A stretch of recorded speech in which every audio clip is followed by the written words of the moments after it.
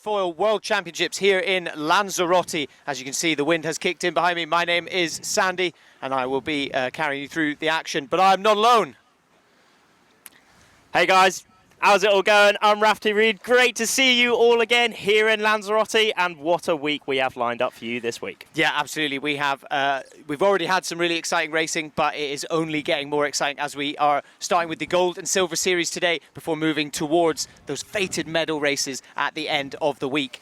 So let's have a little look at the schedule that we've got upcoming for the next 3 days of racing. So day 4, that is today, we are all about the course racing. We saw some incredible course racing yesterday. Bit of a change today, Rafferty, isn't there? They've changed the course ever so slightly. It's going to be a lot more kind of upwind, downwind, so there will be a bit of a change of tactics. Yeah, that's going to be great. Then day 5 is all about the marathon. You know, we've seen some great marathons over the last few events, but this one here in Lanzarote is going to be a huge course. I got to say, that's my favourite race, the marathon. And then finally, day 6 is all about the medal races. So that unique format that we have with the iQFOiL, it's going to be really exciting in the lead up to that. Who are we going to see in those races? Rafferty, talk us through. What are we looking at? Well, conditions? Here on day 4, we did come into today looking at the forecast, and it looked like it was going to be quite fruity, actually. I mean, yeah. I even saw on the old Wingaroo 25 knots at one point. But I mean, we've got out. I mean, got out in the morning, getting ready for these races, and it's not quite that blowy, to be honest. I mean, we're looking out. I'm saying it's probably around 15 knots out here. I mean, it's really cruising, but I mean, the sun is shining, the heat is pumping, and it's just absolutely dreamy. Thursday, what we're having at the minute, 14 to 18 knots. That's probably about right what we're going to see out here on the course here in the bay. Here in Playa Blanca, Lanzarote. Wind direction is from that sideways, so it's coming basically down the course at the minute, down past Playa Blanca, and it's coming out from that big ocean. And as it's coming from that big ocean, and we had a lot of wind yesterday, it's quite fruity swell, actually. I mean, it's certainly a few little bumps out here throughout the week. It's been fairly light at the start. I mean, at that first day, we actually didn't have any racing at all, just because it was so light, and that meant it was quite flat for the next days. However, welcome to day 3 of the iQFOiL World Championships here in Lanzarote. The wind is filling in, the riders are getting ready, let's go.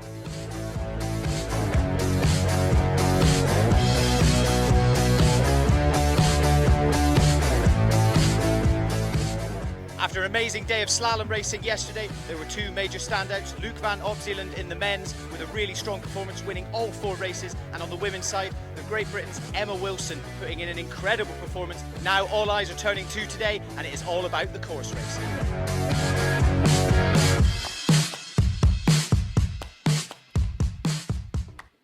Good, it's windy, let's go. Good, ready for another day.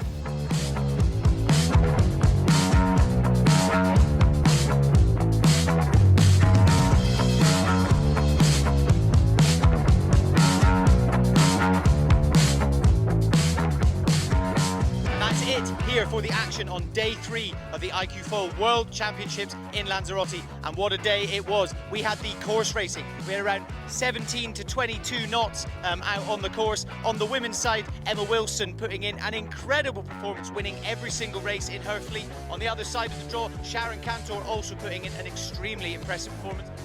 Yeah, it was pretty cool. I won every race, which I never done, so yeah, I'm really happy, and yeah, I was just enjoying it. It was really nice conditions.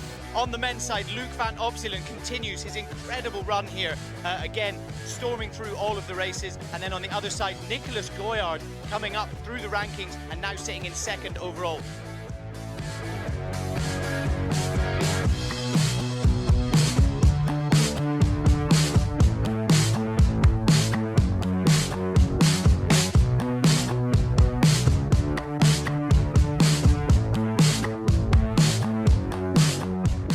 there we are. Did we see the highlights from yesterday? I mean, this week is looking absolutely beautiful. I mean, we're looking out here on the water now, on the sea, here in Playa Blanca. We've got the beautiful mountain in the background. I mean, the island of Lanzarote is a bit of a sick one, actually. It's so cool. I mean, coming from the airport down to the venue, it's really cool. It's literally just like a barren landscape. It's a little bit like Mars, isn't it? And then you come to the water, and it's just beautiful. Like the wind is pumping, the water is crystal clear, and it's just lovely, isn't it, Sandy? Yeah, absolutely. It's such a great location. It's one of the reasons why so many of the athletes choose to call this place home, especially during the winter months. You know, they do a lot of kind of training out here. All the coaches, everything, bring them out. They spend a lot of time here training, so it's pretty cool to have an event here, and it generally tends to mean that a lot of them kind of call this place home and they feel really comfortable, and that's why we see such kind of high performance sailing while we're out here. Let's talk a little bit about, you mentioned it earlier, Rafferty, the kind of wind speeds that they really need. It's quite amazing how little wind they actually need, but also on the other side of the draw, they can still hold this equipment down even when it is super windy. Days like yesterday where we probably broke over 20 knots in some of the gusts. Today probably sitting a little bit lower, that 14 to 18 knot range. But these guys are on 9-meter sails, huge boards, big foils. How does that, from a technical sense, how does that affect their sailing? Well, yeah, exactly. As you said, the guys are on the 9-meter sails and the women are on the 8-meter sails. But if you think about it, anyone who has any kind of experience with windsurfing will realise that those sizes are utterly huge. They're really, really big sizes, and it just really highlights the athleticism and how high the skills of these athletes really are. As you said, they can fly in super, super light winds, and then down on that extreme end, we're saying, well, yesterday we did see over 20 knots.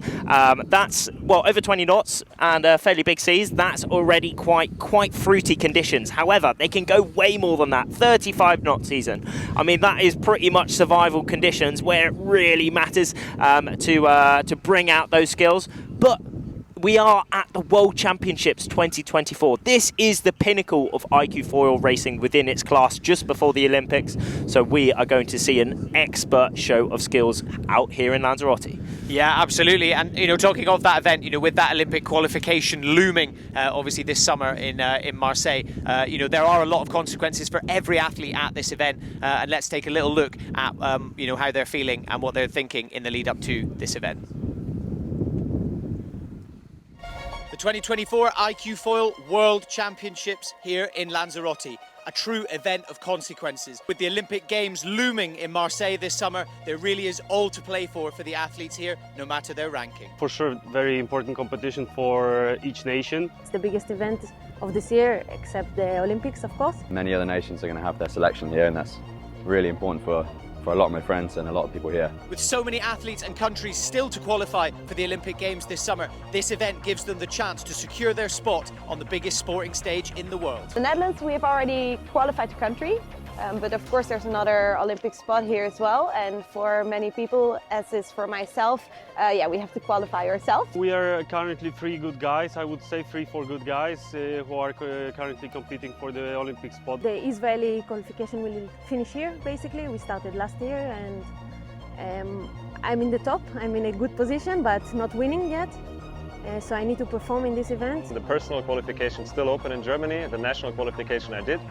But I'm really positive about it and looking forward to going to Marseille. I was already selected back in September. I mean, it means a lot because there's not many opportunities to practice being under pressure before the Olympics. For the Spanish team, this event is really important as it's one of the 2 qualification or observation regattas. So yeah, it's an important one. It's also true that we have some kind of technical criteria, so also everything that we have done before counts. So yeah, it's an important regatta. It's the World Championship, but also we have that. Yeah, my ambition is going to the Olympics. And also, with the 2024 Olympic Games being the debut of the iQFOiL, it's going to be really interesting to see a bit of a changing of the guard from some of the athletes competing in the RSX before, having to adjust to a new way of sailing, and then of course some newer riders coming up who are already very comfortable getting up on the foil. The biggest difference between the RSX and the current IQ is that the RSX is a normal windsurfing board, it floats in the water, and the IQ is a foil board, and we have a foil underneath which pretty much generates enough lift. It's a wing system, generates lift for us to hover above the water. We're reaching a lot more speeds. It's looking a lot more spectacular, and it's a more dynamic class. The previous games, I had the time of my life. I had a really good event, and I managed to win a gold medal, which I'm pretty stoked about. We've secured our spot, but now it's going to be decided who's going to go to the games. It's a tough one because we have a lot of good guys. Luke's the current world champion, so he's on fire. He wants to close it off probably. And me and Howie are chasing, and we're trying to do our best and do everything to knock him off the throne. But it will be an intense week, and hopefully, yeah, we can prolong the battle till Palma, which is our final event, and there we'll decide who's going to go to the games for us.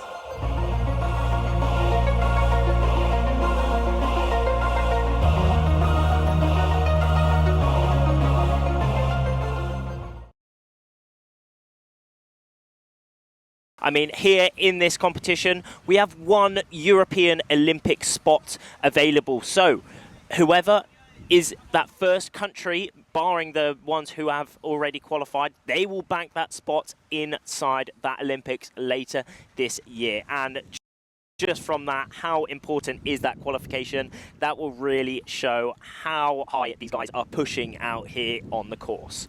Yeah, absolutely. And on the screens, you can see all of the riders. This is the men's gold fleet. So going through a bit more detail of the plan for today, we will be doing 5 course races for each fleet. So we've now split the fleets into the gold and silver. And then, yeah, let's take a little look at a bit more detail of how the courses are going to work today for the racing. As I said, so we're going to be starting off today with the men's gold fleet.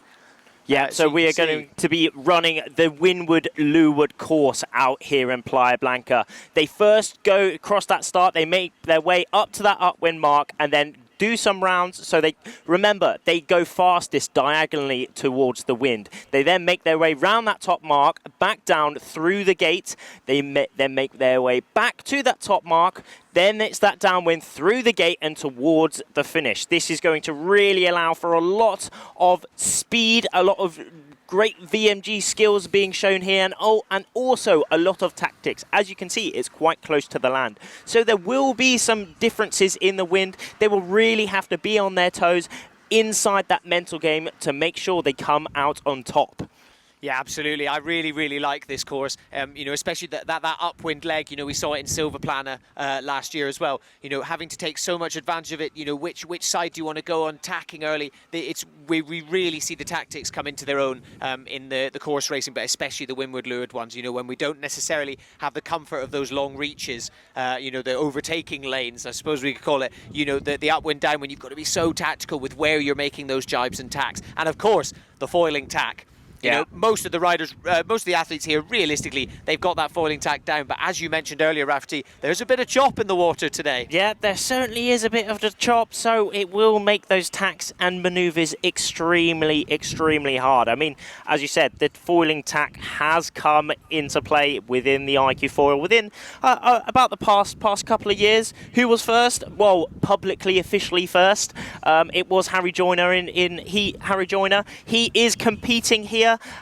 From Australia. What a lad. He will be hopefully be having a good day today. Hasn't quite had the competition he's hoping for this week so far. However, he is extremely young. He is still a youth. So, I mean, that's a bright future for him for sure. But yeah, as you said, these maneuvers will be extremely tricky, along with all these tactical decisions. I mean, everyone is pushing so extremely hard. I was talking to a lot of the riders, and they were all kind of saying if everyone was in a tuning run, all very equal, a lot of them would stay. I mean, the speeds are extremely, extremely close. The only things that pull these riders apart is these starts, is these tactical maneuvers as we're going into the first start here on day 4 for the iQFOiL World Championships. Under 20 seconds to go now, and we're seeing a lot of them lining up to this start. A lot of them starting to get up onto that foil towards this last 10 seconds. Yeah, absolutely. You can see a couple of the riders opting to head in the other direction. This is where we're really going to start seeing those tactics as we count down. Couple of riders choosing to go the other way, and there we go. There is the start. Like you can see, all of them pumping the sails. A hugely athletic sport. This, as I said, you know, representing 9-meter sails there. pumping up, getting up onto the foil, maximum speed as they are going to start making their way upwind towards that upwind mark before heading round that and making their way back down again. So yeah, we're seeing a few others kind of splitting off into the pack, heading off on that port tack direction. Like you said, Rafferty, you know, towards the land, there will be potentially a few more shifts. You can see just to the top right-hand corner of your screen, there is a bit of a larger headland there that will affect the wind as you get closer to the land. So potentially maybe wanting to head out a little bit more to sea in order to get a bit of clean wind. Possibly so, but we are seeing that boat razz across all the riders. What does that mean? That does mean, in fact, it's a general recall. So a lot of people were over that start line. The committee have decided to abandon that start. They then look at their recording of the start, pick out the riders who were over that start line, and unfortunately they will be binned out of this first start of the day. This is the men's gold fleet. Today we are concentrating on both the men's and women's gold fleets here in the Day 4 of the World Championships, and there is that replay of this start. Look how close they all are, really lining up on that start line. We can see in down this top end, there's a bit of a line sag down towards that bottom end. So for sure, a lot of these riders who were over that start will be near this top end. But look how close that is. They're all cranking up. There's Poland 7-7, Stas right down that bottom end, really pumping. It looks maybe he could be alright. Netherlands 3-5-2. That is indeed Hidder, I'm pretty sure. Could he have been over the start? I guess we are going to find out. But look at the colours out here in Lanzarote, Sandy. Isn't it just lovely? Yeah, it's got to be a frustrating start. You know, you get out here Day 4, you've got into that gold series, gold fleet. You know, you're getting ready to really get to the business end of this event, and then suddenly you go over the line. You're like, right, that's it. The iQFOiL, you know, it is ruthless. It's brutal. You know, you can't afford to be making any mistakes. Like we've said, this is the very top of the sport. We're looking at Olympic qualifications. We're looking at World Championships on the line. You cannot be going over the line early. You know, yesterday after a big day of course racing, we saw quite a few protests at the end of the day. You know, there was an awful lot for the race crew to be dealing with, and fair play. You know, like I said, this is Olympic qualification on the line for so many of these athletes. They've got to take it really seriously, but they've also got to play by the rules, and that's why the race crew, they can't afford to let anything slip past them, especially when it comes to these start lines and things. So, you know, even though it may be time consuming, it may be frustrating, we all want to see the racing, but it is the nature of the sport. We can't have people going over the line. Yeah. So as you can see, all of them getting back into a bit of a pack there by the start line. They will have a bit of a chat. The riders will be notified whether they will be disqualified. And then we will look to restart the first race of the gold fleet for the men's here on Day 4. Yeah, no, it is really tricky out here. I mean, arguably this competition is the pinnacle of the iQFOiL class. Obviously, the Olympic Games is that #1 sport. However, that is slightly different. I mean, all these guys will be pushing for that Olympic Games. However, the Olympic Games is only 24 people. So this is the biggest competition. This is the pinnacle of the iQFOiL class. Lots of countries from all around the world here. We have lots and lots of entries. We can just see how many are on the course at the minute. If I'm right, there is 118 men entered in this competition. And so many. I mean, as you said, this is the most important. They are pushing extremely hard, and the thing is they're all saying, if you don't have a good start and you get rolled, you are done. You know, you're done, because you get rolled by one person, you suddenly get in their dirty air, and then suddenly, you drop back maybe a couple meters, and suddenly you're rolled by 2 more. Then it goes to 4 more, then it goes to 5, and not before long you find yourself at the back of the fleet, which makes it extremely hard to come back from. So they are just finding every little gap they can, pushing themselves to the absolute max to really work themselves inside this race and hopefully come out victorious. But yeah, we are now getting ready for this rerun of the start, as we did have a general recall in this first start here on Day 4 for the iQFOiL men, the gold fleet here on the course of Lanzarote. Yeah, exactly. It's got to be a difficult one. Something really interesting to note as well is something I've seen, you know, from doing a bit of a pit walk earlier and, you know, chatting to a few of the riders. There's quite a lot of the youths here as well. Quite a lot of the younger guys who potentially, they're probably not necessarily here looking for that Olympic qualification. You know, they may be older, more experienced athletes that are from their home nation, you know. So they're like, this isn't potentially isn't my turn. They'll perhaps make a bid for LA in 2028, but they're kind of just here to get the experience, soak it up. And it's really cool to see you've kind of got two ends of the spectrum. You've got these younger athletes coming up through the iQFOiL. Obviously, this is the debut of the iQFOiL at the Olympics as well. And then you've also got other, already Olympic medal winning athletes, like Kieran Badlow, things like that have come from the RSX and are now trying to make a statement within this new discipline of windsurfing. So it's going to be really interesting to see how the tactics differ for the kind of older athletes who are used to windsurfing on a fin, and they've had to get used to this, compared to some of the younger guys. You said like Stanislaw as well, one of the younger athletes, definitely very much finding his feet in this, potentially not looking to. Of course, everyone wants to qualify for the Olympics, but perhaps he's more here just to get the experience. The more time on the course, more time on the water, the better. You're always going to see the improvements. As we see, we have 54 seconds left until the start of this race. So we will try and get confirmation if we can of who is out of the race. But yeah, there will be a few guys that went over the start line, and they are looking to restart this. But yeah, we are coming into this last minute again. Last minute again for this for the iQFOiL men, the gold fleet out here on the course. They're all starting to get foiling. As we see in the middle there, can you see a slightly different sail? So at this competition, Patrick Windsurfing Patrick International have put in their bid. They have started making the iQFOiL equipment, and I think it looks sick, to be honest. Absolutely wicked. So we're going to be seeing the Patrick sail, the Patrick board, and also the Patrick foils. However, they are all exactly the same, so everything is equal. As we're coming in to the last 5 seconds, no one will be they will be pushing a little bit less, and off we go. Extremely close now. We're seeing some riders again on that port side. A lot of bunching just above that committee boat, all pumping really hard. One of them tacking now. Oh, that was close indeed, but no collisions there. There have been a lot of collisions so far in this World Championships, actually, because everyone's really trying to go for gaps that just don't exist. They're trying to make gaps. Oh, look at that. There we are, extremely close again. One big crash that we had yesterday was, I saw it actually, Max Beeman. He showed me a little crash yesterday, and it was absolutely gnarly, like proper mega holy moly moment.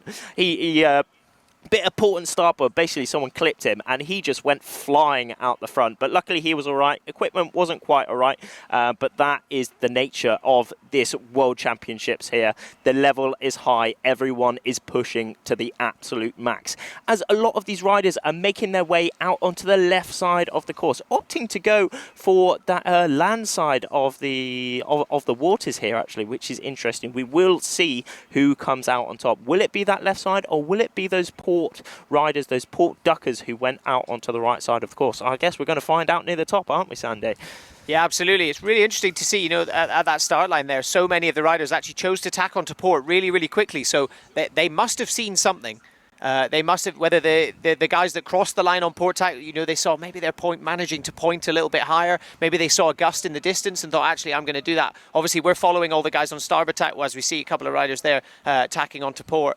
But yeah, it could be, as we said earlier, heading over towards the land, the wind potentially isn't quite as strong. But while we're sticking with the guys on starboard, obviously on starboard you've also got, you have right of way, so you're allowed to jump straight through. So that may be a reason why they go for that as well. And then so many riders tacked straight away to get onto port. They want to cross the line on starboard tack so that they've got right of way, guaranteed that. As soon as they're over, right, now I'm going to turn around. Especially given that we've got the foiling tacks, like we said. Exactly. I mean, we do have those foiling tacks. I mean, it's going to be pretty insane if anyone does a foiling tack out on here. And the thing about foiling tacks, it's tricky because obviously they are super beneficial. However, if one of the riders executes a fully planing tack, which is a lot easier and also is a lot safer. If you do a fully planing tack, you barely lose any speed at all, which we are going to be seeing a lot of these planing tacks out on the course. But a lot of this left side starting to tack, where is that ley line? But I mean, it's interesting because So looking at it, the guys that tacked onto port a lot earlier, they seem to be the ones that are now on starboard, and they're the ones that are pointing the highest. They're the ones that are furthest up the course, as we can see. So potentially, yeah, the ones who tacked straight onto port earlier, or even crossed the line on port, they're the ones that are now seeing that pay off as they make their way up towards the mark at the top. Possibly so. I mean, this is a great shot here, actually, because we can, if this is if this is right of what we can see on the screens in the background, it looks like there's a little less wind, and that is for sure because of those mountains just messing up the wind a little bit, just making it a little bit more gusty, a little bit more consistent. But a lot of these riders are making their way tacking before that little mess around kind of windy spots. Trying to stay in that consistent breeze to really allow the best VMG. As we're looking back to, as we look at the leaderboard currently in this race, Italy 150, Nicolo Renner is currently leading this race, not by much though, only 20 or 30 meters or so. France 629 just behind him. We've got both British riders on our screens at the minute. I'm pretty sure that was Finn and Andy, possibly so, if I saw that correctly. But as we can see, that the fleet has already spaced out quite a lot. This is the wicked stuff about this course racing. They all diagonally make their way up the course, because remember, the riders, they're fastest if they make their way diagonally towards that first mark. And we can see that first mark just at the top of our screens at the minute, just to the right of that leaderboard as we're coming in. It's all extremely close though. It does look like certainly one person up the top just put in that tack. He's leading. Could that be Nicolo Renner? I think it could be, couldn't it? Yeah, absolutely. And just to clarify, if you're wondering, with the chart that we've got up on the left-hand side, the distance, that is the distance from the leader. So as you said, Nicolo Renner, Italy 150 in first place. You can see that those stats on the side, that is the distance. Oh, as we see them going round the mark there, a couple of riders getting super close to kind of pumping just to get over it. But as soon as they get around, they can head downwind straight away. And you can see them really picking up a little bit of speed there. And now it is going to turn into a little bit of a drag race. Once again, as Rafferty said, they will take a bit of a diagonal angle. They're not going to head straight downwind. We are going to see a few jibes as they head back down to go through the gate before making their way back up again. Yeah, that was extreme. That shot of that upwind mark was sick, wasn't it? Chaos. I mean, just on chaos, but also just everyone, you can see how measured they are towards that mark, all slightly within meters kind of thing. So they really need to make sure they have that spatial awareness. As well, these foils, they don't make that much sound. They have a nice like whoa as they go past, but it's not like they're planing. It's kind of silent. So they really need to look around them as we look at this top three. One person just not quite executing that tack perfectly, but in the middle, I'm pretty sure, if I am right, that is Luc van Opselen. He has been leading this competition so far, every day so far. Just to the left of him, if that is correct, I think. Can't quite make out the flag, but I think that that's could France be 152. 152. Okay, that is. Oh, look at this. That is a drag race though between Luke. Luke is an absolute beast though. He's quite large, and he does go fast. He does go fast on this downwind. I mean, look at this here. As he just rolled him, I think he might have indeed. Yeah, he definitely has. I mean, what else do we need to say about him? He's the defending world champion. He's here to make a statement. He's been so dominant over the last few days. I mean, I can't say I'm surprised to see him sat here at the business end of this race. It's not a shock, but I mean that's not to say that he doesn't have people nipping at his heels. As we're looking at the race leader on screen, Italy 150 as well. So Luc van Opselen, he still has work cut out for him. Like we said, no one's going to make this easy for him. With Olympic qualification as well as the World Championship on the line. Yeah, I mean, but we're looking at the leader here, Nicolo Renner, Italy 150. He is a big player as well. He had an absolutely amazing performance last year in the European Championships, actually. If you remember, he came into the medal race in 10th place, and he actually won the whole competition. And that shows how amazing this iQFOiL stuff is. It is, and he's showing how how worthy he is of that at the minute, as he's currently leading this race, the first race in the men's gold group here. And he hasn't got a large lead. I mean, this top 5 though, as we're looking out on the screens here, they have all chosen to make their way out onto the left side of the course, but Nicolo Renner leading the pack at the minute, closely followed by Luke van Opsieland though, isn't it? Yeah, absolutely. You know, they're managing to round the mark really nicely. It does look like there is that little bit of a split, and if you look at the distance as well, you can see it, especially that top 4. They are just that little bit further ahead. They got sort of 40, 50 meters of distance from the rest of the pack. So yeah, they're pretty comfortable. But equally, as we see, it looks like Luke van Opsieland actually having to pump a little bit there on that starboard tack. So perhaps running into a little bit of a lull. Looking out from where we are, it definitely is a little bit less windy than it was yesterday. And especially on that upwind leg, you want as much power as possible. And it's a fine line as well. I'm sure we're going to see, as Rafferty likes to call them, the holy moly moments. We're going to see some catapults and things. With that swell, with the foils. All you need is for the one of the wings of the foil to breach ever so slightly. That board is going to stop pretty quickly, and they're going to go out the front door. So it's that fine line of getting as much power and speed as possible out of the equipment while also maintaining all that control in these choppy conditions. Exactly. That's an interesting thing to touch on as well, because if you think about it, they are foiling. The only thing in the water is the foils. Yep. So the higher they get out of the the higher they are on top of the water, the less drag they have, because the less foil they have under the water. However, that does add a bit more sketchiness, because you have less room to play with, especially in these tricky conditions out here on Lanzarote. It's quite swelly. There's quite a bit of chop here, waves.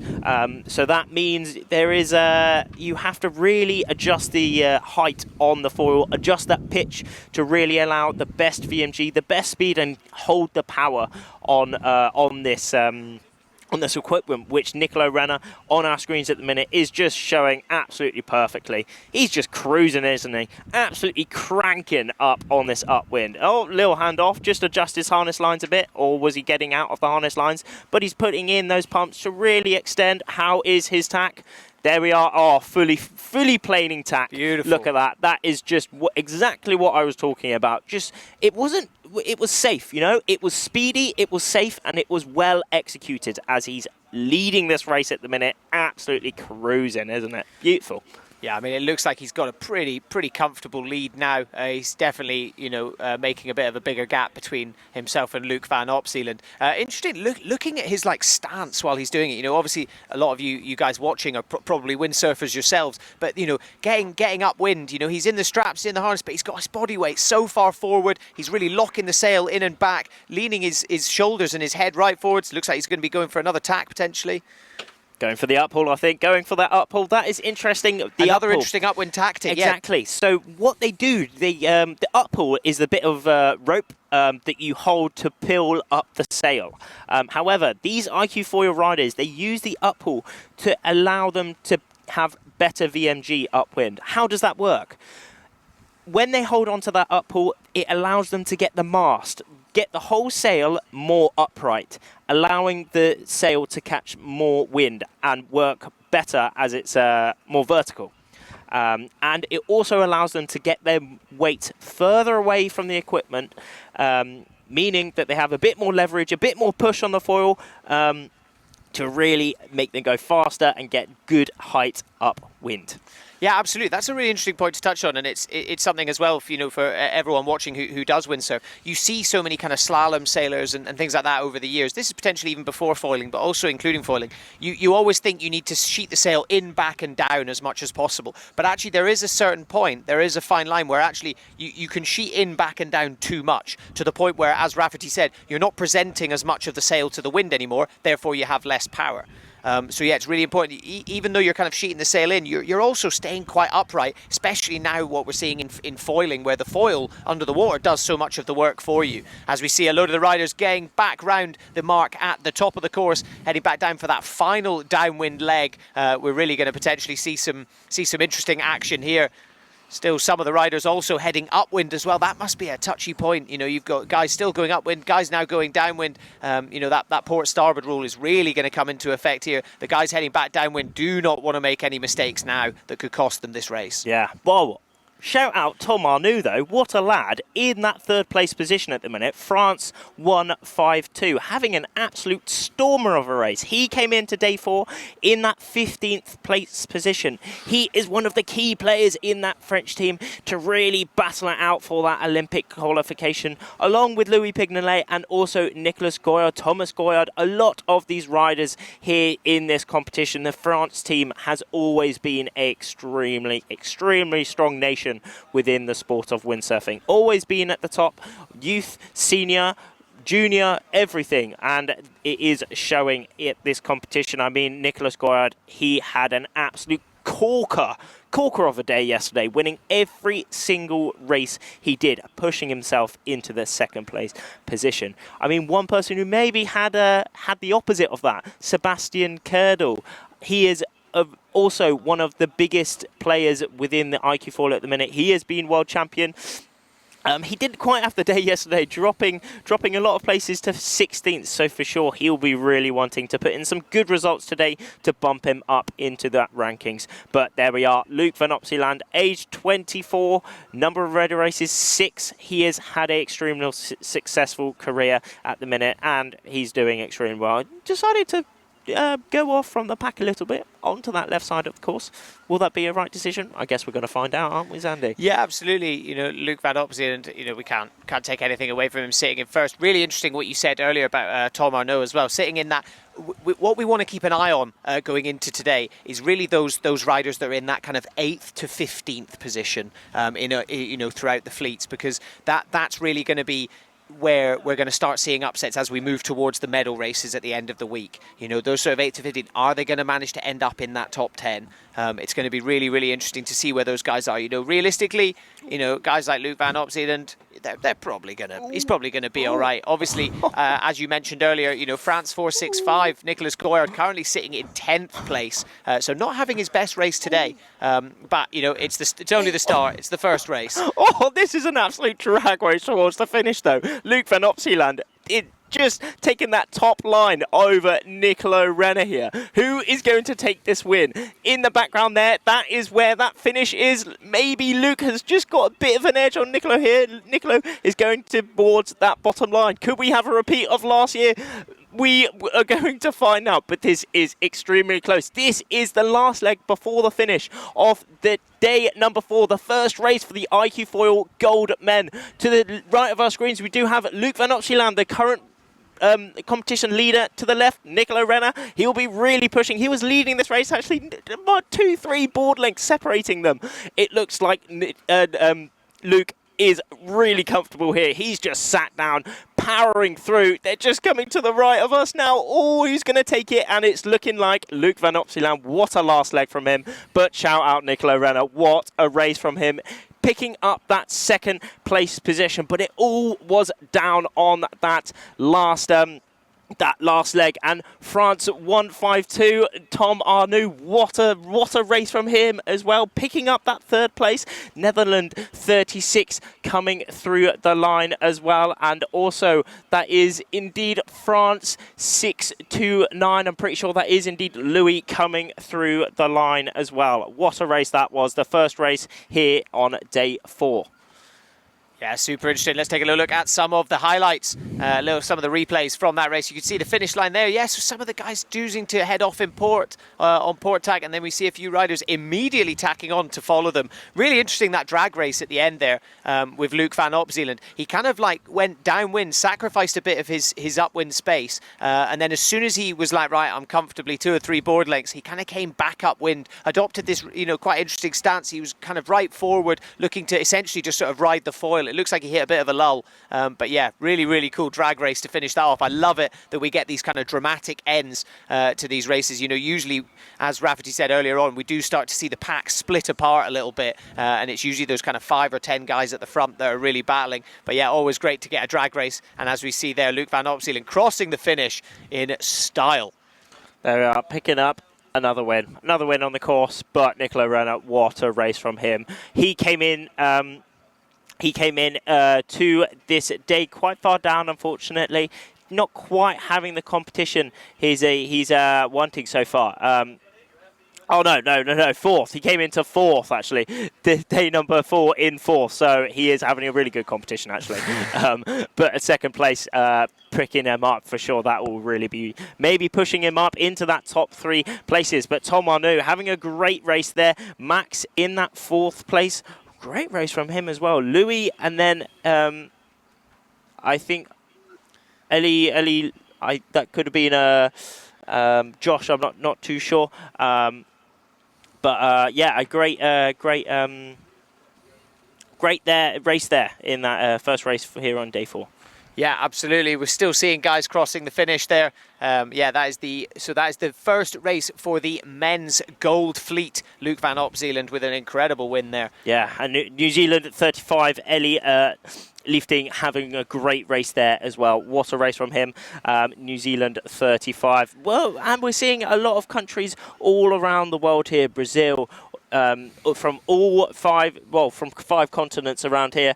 Asia, America, South America, Africa. It's all epic here in Lanzarote. I mean, it's a bit of a coming together, coming together. This is the pinnacle of this iQFOiL class here. Here, the last World Championships before the Olympic Games, and we're now setting up for the women. The women coming through the hanging around the line at the minute.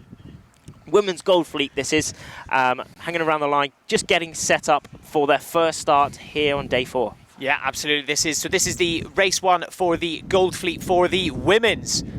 So yeah, this is going to be a really interesting race. Just touching on what you were saying earlier, I actually got a chance to meet and chat with some of the guys from the New Zealand team earlier on my little pit walk, and they were so relaxed. Everyone else was running around, putting their masks in, getting ready. They were just sitting on the wall, chilling out. And I went over and I said, "Boys, are you getting ready? Are you doing that?" They're like, "Yeah, we'll let everyone else do their thing, and then we'll get ready afterwards." And it was, I mean, from the Kiwis I've met over the years, they're all the same. They were so relaxed, so chill. It was really great to see. But taking a look at what we've got going on now is the women's Gold Fleet start. 10 seconds to go. All of them heading off on that starboard tack again. So, a bit of a repeat of what we've seen. It'd be interesting to see if we get some of them going on port. It looks like actually the 2 at the top have tacked round. And here is the start line. Fingers crossed, no general recall. Let's see what they're going to do. Let's see if any of the riders... Oh, what a cool shot there. That's awesome swag. Shot. That's swag as hell, isn't it? Core blimey, just all pumping up on to this first leg of their windward-leeward course. We got one on the right of the screen, just ducking everyone on port, but look how condensed. It's a iQFOiL concentrate, It's a concentrate here in Lanzarote on the waters, and then once you put the squash in, then you put some water in, put it all around, let the race going, and they're all going to space out. But here is they all are just cranking. We see the left on screens, that is the bottom gate where they will be going once they've crossed their upwind mark. Having a great start, Netherlands 33, also China in there, Israel 7. All having great starts, but remember, not much can be determined here. It's all within this first minute, where a lot of these establishments are made throughout the race, as the start is probably one of the most important aspects of the race here in the iQFOiL class.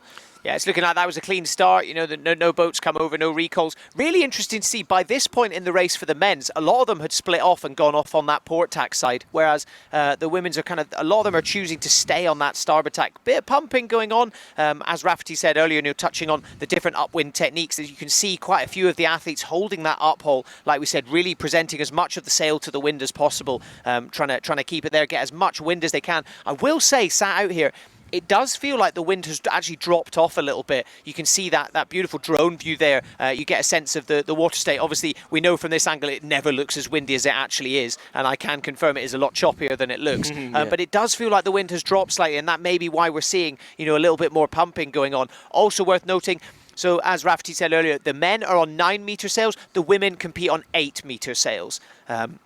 So still a pretty big sail, still a lot to manoeuvre around. But yeah, sick though, isn't it? That is sick. Going on there. We've got 30 knots out on the course now. I mean, it's certainly a lot less than what was forecasted, but look at the wave height. It's quite large, 1.2 meters, but it's still beautiful. It's 18 degrees. It's just absolutely dreamy out here in Lanzarote. And if you can believe it, it's winter. It's heckin' winter. How insane is that? And it's just, well, me and Sandy, we're in t-shirt and shorts, aren't we? Just lounging out with the hat on. As we go to that leaderboard, looks like Zheng, China 37, having a very good start within this race, but closely followed by Sarah, Netherlands 33, just behind her. Peru also coming into play here. Italy 1, I'm pretty sure that is Speciale. Georgia, indeed it is, coming into play. Maybe just snatching the lead there. But, I mean, it's all going to be determined after this first tag as they all going onto that ley line. But what a shot this is. So, here we can see in the background some little specks. Those are the other fleets for the iQFOiL games here in Lanzarote. They are a lot further to the island of Fuerteventura over there, but still in the waters here in Lanzarote. Closer, we're concentrating on the gold fleets today. And then in the background there, we do have the silver fleet also racing. But here we are, back to the women, the gold fleet. Look at that just cranking up on the reach. What a shot that is. Something interesting to note there, I was just keeping an eye on the live stats on the left-hand side, and I'm not going to lie, she's, same country as me, GBR7, Emma Wilson. She's having such a dominant performance at this event so far. She actually had to discard a first place yesterday. That's how dominant she was. She was sitting around the 9th, 10th position there, while we were going up. But now she's currently sitting back up in 3rd. So whatever she just pulled off there, like Rafferty said, and like we've been saying the whole time, the upwind legs especially, you've got to be so tactical. You've got to spot those headers. What do I mean by that? Like looking for a gust that could potentially help you point a little bit higher upwind. And as soon as you see one of those gusts, you go, right, I'm going to attack. I'm going to ride that gust as high as I can, potentially look for another one on the other side. Obviously, still thinking about that port and starboard rule. You are going to be crossing over with the other athletes that are on the course, but really trying to think not just about what the other athletes are doing, but also what the conditions are doing as well. And that's going to really help you. As we see the top of the pack heading up towards that top mark, they're going to head round that, make their way back downwind, and hopefully we're going to see some more drag racing. Here is where a lot of the crosses happen, though. The ley line for this upwind mark. This is where we're going to see who establishes their lead within the race. Oh, look at extremely close. Some great tacks there. It looks like Pilar La Madrid possibly taking the lead in this race. She did win this competition last year. Extremely good innings from her, and she's currently leading this race as well. Yeah. Closely followed by Emma Wilson, though. There we are. That is the shot that we love. Look at all that action. Look at all those crosses. Oh, God blimey. There is a lot of action going on there. And we can see, Pilar and Emma already having a bit of a drag race. Pilar actually sitting in 3rd place overall in this event. So again, she's really up there in contention, and she's going to be wanting to put everything in. But, super impressive from Emma Wilson. She was sat in basically 9th, 10th place for almost that entire upwind leg and has somehow managed to find her way back into 2nd. Again, managed to speak to her this morning and had a bit of a chat and said, is the fact that you've already qualified for the Olympics, has that kind of allowed you to relax a little bit into this, kind of just try and enjoy it? Obviously, still focus on it. And she was very much like, nope, I'm very competitive. I want to win. Yeah. Obviously, it does mean she doesn't need to worry about that. But she was like, it's part of the program. And ultimately, World Championship, qualifying for the Olympics, you still kind of got to do the same process to get to both of them. You just got to win races. So yeah, it was quite interesting to have a little chat to her this morning. And yeah, she just seems super driven, super focused. Yeah. And that's why we're seeing her currently winning. As we see them going for the jibe there. Are the other riders going to follow around that jibe? Again, no, I think that's a no, aren't they? They're not going to follow it, are they? I don't think so. But things like that comes down to kind of individual sailing as well.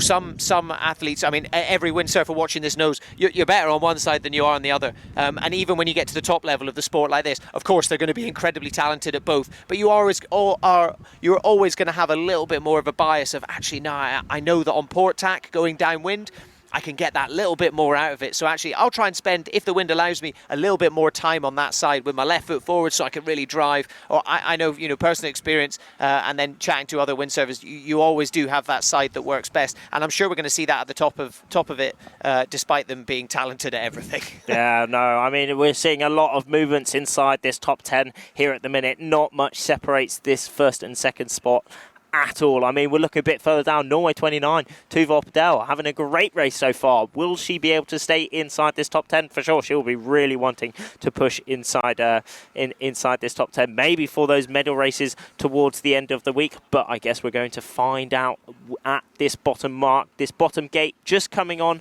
our screen at the minute. Where are these ley lines? Could Emma still be in the lead, or will Pilar come straight back into it? Only 25 metres separates them, not much at all. Tuva's another great example of what we were saying earlier about these kind of younger athletes coming up. Obviously, she's already got a championship to her name. She's incredibly successful, is probably going to find herself in the Olympics, but she's still so young. And for her to be really pushing with all these athletes, currently sitting in 5th, it's a really, really impressive showing. And I think there's going to be a long and very successful career for her. No, for sure. I mean, there's also Maya in that team, along with Mina as well. Mina being the last year's European champion as well. So extremely strong team from the Norwegian girls here. And we are going to see how they do. I mean, Mina did come into today in that 9th place position, Maya in 13th and Tuva in 17th. So all inside that top 20 and doing extremely, extremely well. But there we are, Emma Wilson on the screens at the minute, just cruising up onto this upwind, holding on to that. Only 24 years of age. I feel like she's just been around for so long because she's just had such a successful career, but still so young. 6 medal races, highest event finish 2nd, so she's going into a potential personal best with this event. Yeah, it's been such a tricky one for Emma, actually, at the iQFOiL class. I mean, she was amazing on the RSX. She came 3rd in the Olympic windsurfing for last year's for the last Olympics, and she's come into the iQFOiL class with Storm, doing extremely well, but unfortunately just not managing to clutch the dub in the end. I mean, she's come into so many medal races throughout her competitions all last year in the World Championships and European Championships, but not quite managing to clutch the dub. But she's doing this competition very well. So maybe this might be her competition to clutch the W, clutch that win and be that world champion. I mean, and that's such a important and confidence giver this close to the Olympics. For a lot of these riders, this could be maybe their last competition before the games. I mean, a lot of them will be going to Parma for the next competition, and then Hier's towards even closer to the Olympics. But this is such a pinnacle competition, the first big competition of 2024, the Olympic year, as Emma goes into attack. And what a dreamy attack that was, fully planing, executed absolutely dreamily, and off she goes onto that right side of the course, closely followed by one of the Israeli riders. Israel are doing extremely well, a very strong women's team here as well. Whereas Sarah just in that 10th place position at the minute, just dropping out, but it's all extremely close at the minute. Italy won. Georgia moved back up inside that top 5, but yeah, they are making their way, their 2nd upwind towards this upwind mark. Yeah, I mean, looking at the distance there, it does look like Emma Wilson she's really separated herself from the pack there, holding on to that up pole like we were discussing, flawless tack earlier on. As you said, choosing whether she chose to or not, but dropping down off the foil, but still keeping the board speed up, which is what you want to do. In those transitions, whether it's the tacks, the jibes, it's so important to try and come out with as much speed as possible, because that's when you can really lose places. But yeah, Emma looking extremely comfy. Also interesting what you mentioned about had success in the RSX and has now transitioned into the iQFOiL, obviously this new discipline. We're seeing its Olympic debut this year. And having chatted to a lot of the athletes and things have changed quite a lot. A lot of the athletes have had to put on quite a lot of weight.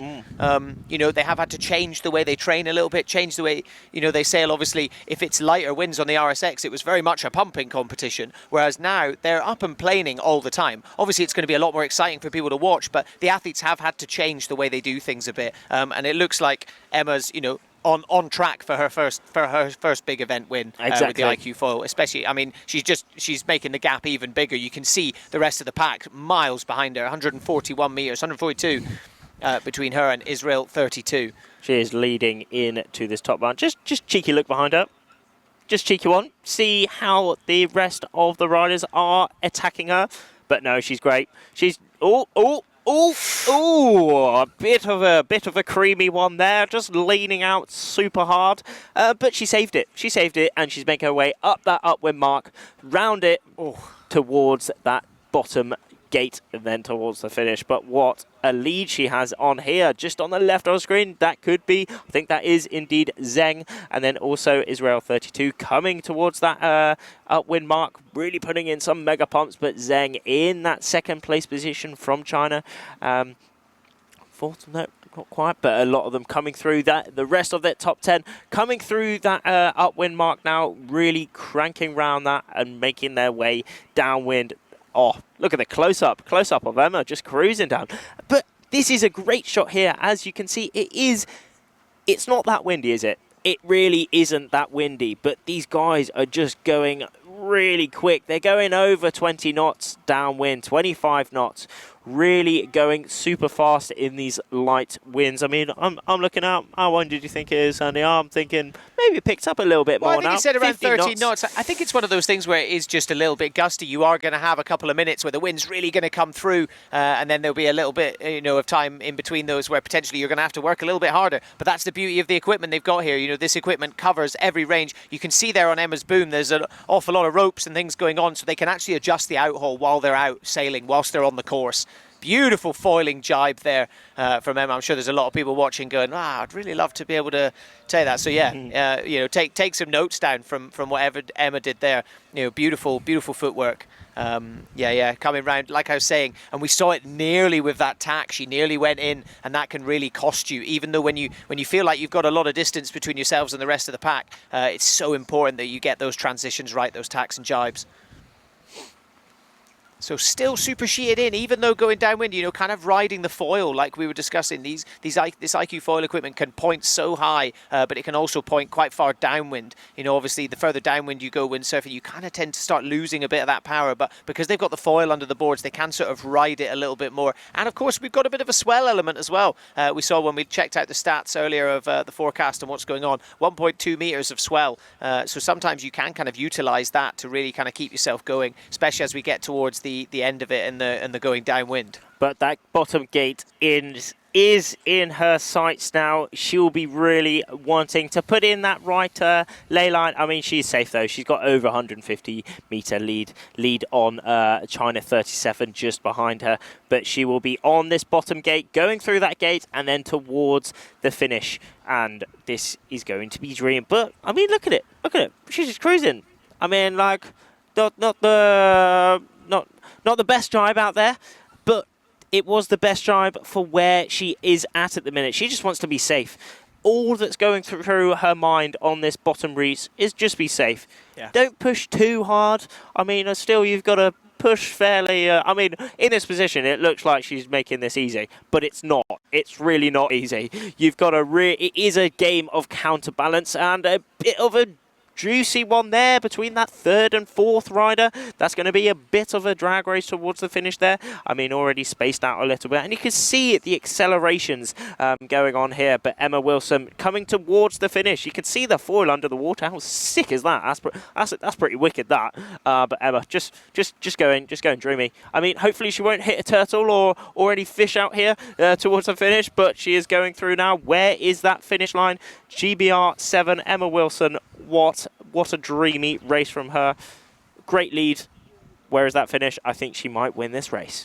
Yeah, absolutely. She's got such a comfortable lead, and whilst this is a stressful position to be in, you know, you almost don't want to look behind you because you're like, what if I look behind me and I catapult or hit a bit of chop or anything? You know, you want to really make sure that you're fully in the moment and focused as we see her heading towards that finish line in the background. I mean, yeah, as you said, the only thing that's going to stop her now is a turtle. Touch wood, that isn't going to happen. Yeah, right, but she has gone through the finish and there line. She is, straight across the finish. What a race from her. Hand off, little bit of a rest, getting through that mental state. All that pressure has just been released as she has just won the first race for the iQFOiL Gold Woman here on day 4. Very close between this second, third, and fourth place position. Zeng is in there. Israel 32, España 12.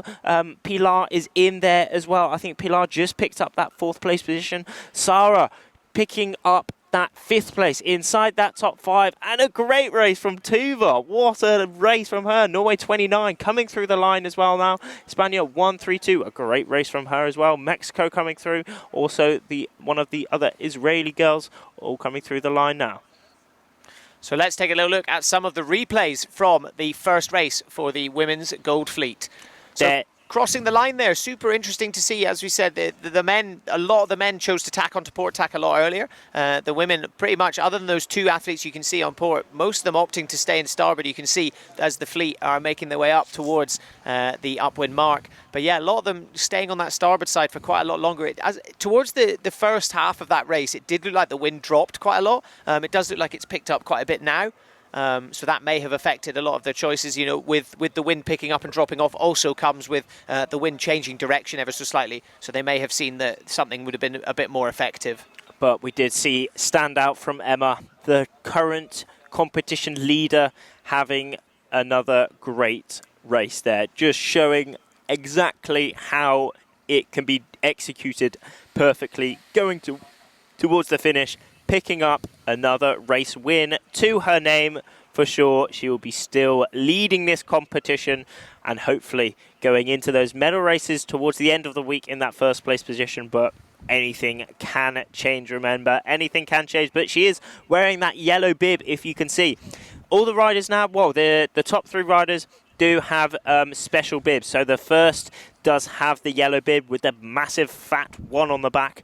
The second does have a blue bib with a fat 2 on the back. And the third place coming in today has a big fat red bib with a big fat 3 on the back. But there we are. So taking a look at the race results here then. So obviously Emma Wilson in first place. Something to touch on, Pilar in 4th as well. So she's actually sitting in 3rd overall. But Sarah Wenika's coming in 5th. She's going to be really pleased with that result. She's kind of sitting, as I said earlier, right in that kind of between position 8 and 14. You're going to want to really start trying to win as many races as possible to guarantee your spot in the medal races on the final day. And with a 5th place to start, it looks like Sarah's starting off with something good. I actually got a chance to speak to her this morning very, very quickly. She was rigging her sail. I went over and said, can we have a quick chat? And she was like, yes, very quick. And she looked, she was very much in a zone. I don't know if you guys see, her posting on Instagram, things like that. She is, all about that kind of mindfulness and staying in and all her training and everything like that. And so, yeah, you could tell she was very much in the zone, and it's clearly paid off today. Certainly has, picking up a top 5 place position there. As we go back into the start sequence for the men's gold now coming up, all getting ready, bunching around that committee boat to get the correct timings. All the riders out here on the waters of Lanzarote in Playa Blanca will be wearing, well, pretty much, well, unless maybe one of them's forgot it or something, will be wearing a race watch. I mean, it's not mandatory, obviously, but you can wear a race watch to get the right starts, the right countdown for the start, so they're allowing to get themselves the best start possible. As we go into the top 20 for the next race of the men, it is still Luke leading the pack. Nicholas Goyard in that 2nd place position. Gray Morris 3rd. He is Gray Morris is in this race as well. Nicola Renner, Pavel, Kieran. Kieran's from so who stands out to you for these? I mean, for me, obviously Luke van Opselen. He's still sitting in 1st. Nicholas Goyard is just so talented, especially on the foil. Kieran Badlow, really interesting, for him. Obviously, he's an Olympic medal winner already. Obviously on the RSX, so he mentioned in some of the videos you may have seen that we put out already. He talks about how he's had to transition into getting used to the iQFOiL. Obviously, Sebastian Kerdel as well didn't have his best day yesterday. Going to be really interesting to see. Sometimes people have a bad day and then the next day they just perform so incredibly. You almost need that bad day. You get it done and then you go, right, how do I come back from this? And I think Sebastian Kerdel is definitely one of those athletes where he really will come back fighting, come back strong. So yes, he's definitely one I'm going to be really interested to watch in this race. Yeah. No, I briefly met him yesterday in the shop. Wasn't the happiest how his day was, but he is one of those riders that will bounce right back. He's been in windsurfing at the height of his career and in the height of windsurfing as an athlete for a very, very long time. He started in the formula discipline many years ago, then going into the PWA, a lot of really good racing there, and now taking the iQFOiL by absolute storm. Another couple riders to note who have had past experiences in maybe PWA. Matthias Isaac, he was an amazing PWA racer in that slalom discipline, and he is in this race as well, from Brazil, repping that flag. He is also qualified for the Olympic Games. As we go into the last 20 seconds for the second start for the gold men here on day 4. There's one of those Patrick Sales, Finn Hawkins. What an absolute legend, what a babe. He is hopefully going to have a great race as well. France 7-7. There's Nicolo Renner in the pack there. Oh, look how close it is though. Manolo Modena in there as well. Dunks in there, Dunkerpunk, what a lad. But a few starting off that bottom end, off on that port. Where will these crosses be? Let's see these crosses. Hopefully there aren't any crashes, but they are going to be absolutely threading the needle. Someone's gone down in the back. Oh yeah, down the back. Oh, it's extremely close here. These riders are threading the needle, and it is a general recall. So you can see the boat driving over with the flag. That is the recall flag. So yeah, people were over the line early. That's the second time that's happened for the men today. So yeah, all the riders will have to go back and they will do a restart. The race crew will analyse who was over the line early, and no second chances. They will be disqualified immediately. I mean, we might be able to see it, a little bit of a repeat here. So you can see as soon as they all start pumping, that is when it's time to get over the line. You can, I don't know, you can't. Yeah, it's hard for us to see the other end of the line, so it's tough to tell. But what we can say is that they were all extremely close. Yeah. Yeah, they're all like pushing it. You've got emotions in the way now. We're into the last few days of the event here. We're past the halfway line. There are Olympic spots. There are world titles on the line for so many of these athletes. They're all looking to qualify for the big one. In France this summer. Everyone's chomping at the bit. They want to get over the line as quickly as possible, but you still got to play by the rules. Exactly. I mean, Emilio on the boat now, he is calling the line. He has had such a tricky time these days. There's been a lot of general recalls actually for this men's fleet, as they are all pushing extremely hard. Emilio with that red jacket on, with the iQFOiL on the back, he will be looking at his screen, just picking out who was over the start line. But it's still extremely hard. You might just see a tip of the sail over the start line, and then you have to follow that sail until you see until you have an angle where you can see the start line. He has got such a tricky job here at the World Championships when there's so many people on the line. We just saw how many people, absolutely tons, and he's got to pick out who was over that start. But we are going to find out, and then we will rerun this gold men's fleet. We are looking at the comments on Facebook, so do send us a message. It's oh, okay. Yeah, so it's great to see all you lads. tuning in for the iQFOiL World Championships. Great to see you all again. And we are having a sick competition so far, really showing how amazing the iQFOiL is. And it's just sick, isn't it? I absolutely love it. Absolutely love it. Don't you, Sandy? Yeah, that's really cool to see there. You can see them all kind of around the boat, waiting, finding out what's happening. Something interesting to touch on as well. We briefly mentioned it earlier when we were talking about Sebastian Kördel, but him and some of the other riders, they've competed in various other racing disciplines within the sport of windsurfing. Whether it's the PWA slalom, so slalom racing on a fin, whether it is the formula racing.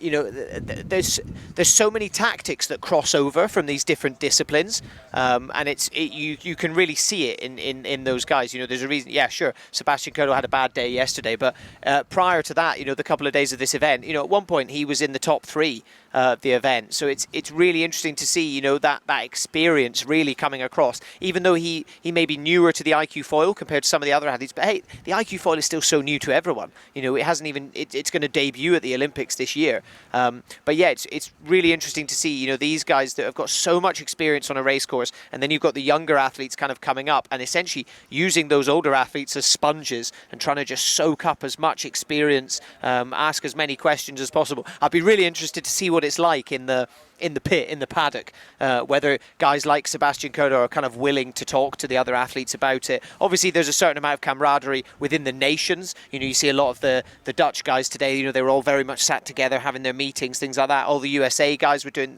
guys and girls were doing the same thing. So yeah, it's really interesting I wonder, I'd like to get behind it and find out whether they kind of give away the secrets or whether they're kind of unwilling to do that. Yeah, I mean, we do see some. There are a lot of different personalities in the surf park, as they say. We've got some people who, for sure, are super outside, let everything go, helping everyone out. Really sense of a team. I mean, everyone's nice. Everyone's nice, but there are some people who really, at this point, are keeping to themselves. This is one of the most important competitions for every single rider out here. This is an Olympic qualifier, one of the biggest competitions before the Olympics.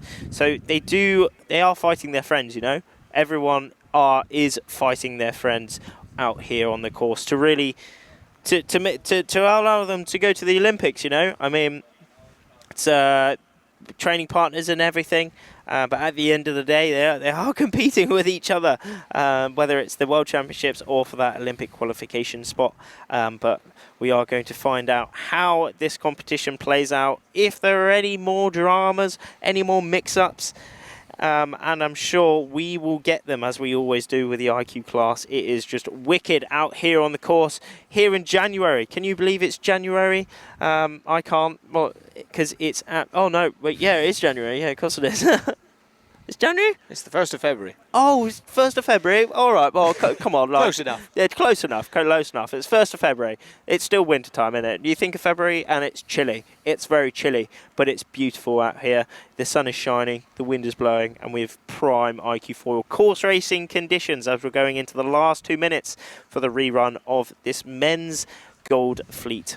Yeah, you can see all the riders kind of spreading themselves out a little bit. They're going to be looking to get themselves into a really good position to get started to cross this finish line. Obviously, we had the recall, so hopefully they're all going to be a little bit more timid this time and try and keep themselves at bay as they're getting towards the line. Get themselves in a good position rather than getting a little bit too excited. It's kind of the aggression that you see. Everyone's pushing, and all you need is a couple of the other athletes to start kind of pushing, and you're like, well, I don't want them getting a better position than me. As we go over the line, and then they start pushing, and before you know it, you've got a load of guys already over the line. So yeah, it's going to be really interesting to see, as Rafti, as you were saying, there's a whole mix of personalities here, and all you need is a couple of people with a bit of a fire. We've seen plenty of fiery tempers on the race course, haven't we? Yeah, I mean, it always happens though, doesn't it, when so much is at stake, and when there are rules, people do have to abide by the rules, but everyone does try and bend them a bit to really make sure they get the best start, they get the best maneuver, they get the best race overall, and this is what we will be seeing Matthias Isaac, Brazil 7, just starting to get forward and getting ready for his start. Matty B in there as well. Another athlete that's already qualified for the Olympics, He certainly Matthias is. Isaac. So yeah, he can, that pressure potentially is slightly off for him here. He can kind of use this as, just training, trying to get as best result as possible, but he doesn't necessarily need to worry as much about that Olympic qualification. Netherlands 9 in there, Kieran Badlow, and then there is Nicolo Renner as well. A very similar spot of where we saw him start before. And clearly he wasn't over the start line, so he is okay as they will all starting to pump up. Oh, it's extremely bunching up there. Oh, France 4 with a great start there, really getting himself ahead of the pack. You can see there up on the top left. That looks like he was very, already well, we're not going to say anything, but that looked extremely close, or a bit a bit of an early start from him there. It looks like he's had a problem with his gear, though. He's kind of stopped and he's adjusting something here. It looked like he kind of went to tack, but actually looks like he may have an issue with his equipment. I wonder what happened there. But as we are live for the race 2 of the men's gold fleet here. There we are. Same as before, a bit of a mixed bag here. A lot of guys have tacked actually already, and they're heading through the pack. Can be a bit of a risky manoeuvre, like we've said here. We've said it in the last few races as well. At the start here, everyone is very much in a bunch together, aren't they? As we start to head up the course, you're going to see a bit more of a split. But right now, it's impossible to tell what was going on. Of who really has a comfortable lead. We're only going to really get a sense of that as we get up towards the upwind mark and we start seeing people get close to that and start making their way around it. Well, yeah, I mean, you say that. However, looking at this angle, you can actually get quite a good idea of who is in the lead. If we draw a bolt line in the middle of the screen, and then that will be whoever is most right, basically, of that screen at the minute, is in the lead, is having a very good race so far. So we did see Espana 339 having a very good start within this race at the minute. Maybe she will become at the top mark doing very well, but I guess we're just going to have to find out, as we are seeing quite a bit of segregation actually from this group going off onto the left side of the course and the right side of the course. In previous races, we did actually see a lot of the riders going off onto that left side of the course. Did it help? I think it did indeed. I mean, we saw Emma Wilson winning the previous race, and she did opt to go off onto the left side of the course, as a lot of the riders are now putting in their tacks. Oh, they're all really good tacks though, aren't they? All within a lot of close proximity as well, so they do need to be extremely careful. But that's just a sick shot, isn't it? Absolutely wicked. Yeah, really interesting to see so many of them, splitting off essentially almost into like two fleets. And there's a beautiful drudge up the crossover there. Look what we're seeing here. So yeah, as we said, you've got that port starboard starts coming to play. Oh, they're getting a bit close to each other. Oh, you've really got to hold your nerve, especially when you're on that port tack, because if they come past, you have to get out their way. You have to go downwind of them. Yes, certainly do. Ultimately, you have to avoid any collisions. But there is going to be that moment there in your head of like, oh, maybe I can just sneak up past them. But it's a big risk, and it's one you probably don't really want to be taking. But as we've said continuously, qualifications are on the line here for the Olympics. Every single athlete is like, nah, I'm out. I'm here for myself. Nah, mate. You can go away. I am all get out for my way. it. Yeah, move, get out the way. Yeah, you know what I mean. Yeah, right. But they are really cranking up on this upwind now. I mean, again, we're looking out. It's looking around 15, maybe a little bit less wind, but they are going extremely fast upwind. 17, 18 knots upwind. Really pushing. A lot of them, as you can see, they're all looking extremely similar on the screens at the minute with their shapes and their speeds. That just shows how high skill everyone is really at the minute. The things that really make the difference are the manoeuvres, are the tactical decisions, as we see Israel 60 and GBR 60, Sam in there, Italy 24, making some great decisions early on, pushing themselves into those top 3 positions so far within this race. Yeah, interesting, really interesting. We're not seeing the usual suspects up there at the top at the moment, really. We're not seeing the guys kind of really leading the competition at the moment. They're not quite out there. Obviously, as we said, we're still quite early on in the race. We still haven't crossed the first upwind leg, so it's kind of impossible to tell at this point. Taking what we saw from the last race at this point, Emma Wilson was in 10th. So, it's very difficult to tell. I think realistically, once they're around that top mark, that's when we're really going to start to see who is going to be a contender for the winner of the race. And the top mark, here we come. Here is where some of these crosses are going to be made. A great tack from that leader at the minute. France 629, if I am right. That is Louis indeed. 629. That is Louis leading this race at the minute. A great race so far. Maybe a bit of a tasty lead on there. Nicolo Renner just behind him. France 16 also there as well, having some really, really good races so far as they make their way downwind towards that bottom gate. But in the lead, France 629, Louis Pignolet on that Patrick board. A bit of a different board. It's grey. It's got the Patrick logo on both sides. Still on that Severn sail, but that's cool to see, isn't it? Really cool to see. A bit of a mix-up of equipment. Most riders are still on those starboard boards, but the Patrick equipment coming into play now as well. Maybe it's all exactly the same, but Louis doing a good job of making it look fast now, isn't he? He is in the lead. France 629, Louis Pignolet, only 22 years old, but he has got a pretty nice lead towards the rest of the pack here. Absolutely, and interesting to note, he's on a Patrick board. Yeah, super interesting. And yeah, you saw there, his best event finish is 8th so far. So yeah, if he can, pull this off, that's going to really put him, give him a little bit of confidence as he moves towards the business end of this event. Yeah, but maybe, we're looking at the rankings, at the leaderboard at the minute in this race. Maybe there has been a fat shift.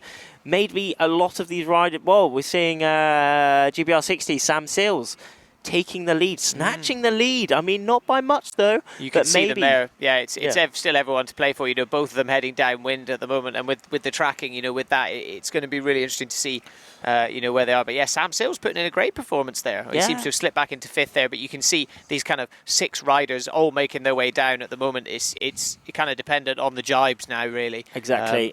Can they manage to carry the speed through their turns? Yeah.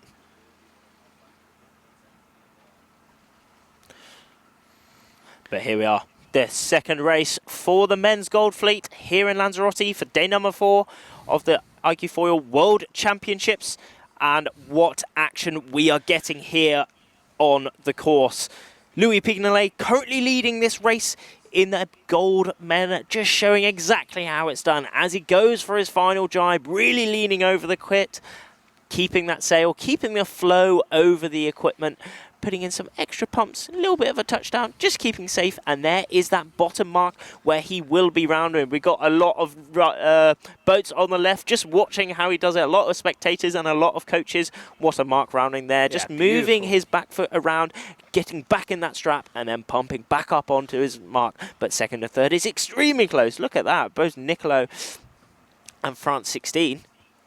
Yeah, super close there. Really nice mark rounding there from Louis Pignolet. You can really get a sense of how far down and upwind this gear can point. And also interesting there, he took his back foot out. I don't know whether that means he can kind of push on the foil a bit more or get ready to get his body a little bit further forward so that he can really get upwind as much as he can as soon as he goes round that mark. But yeah, really interesting kind of techniques. And, some of the other guys, it looked like they stayed in the foot straps as well. So again, it kind of comes into it of what works best for the rider as well. Obviously, there are best practices, but certain things will work for different athletes. But yeah, no. Chaos at the mark just behind. It certainly is. We're seeing here is where some of the riders split off onto this left side of the course. We do have some of the top players. Also Yun in the mix there as well. Having a great race so far. Currently in that 3rd place position. Will he be able to hold it all the way towards the finish? Hopefully so. He came into today in that 21st position. And if he keeps his top 3 position, he will really be moving up the results maybe a little bit. He is working extremely hard. I think that is him on the right side of our screens at the minute.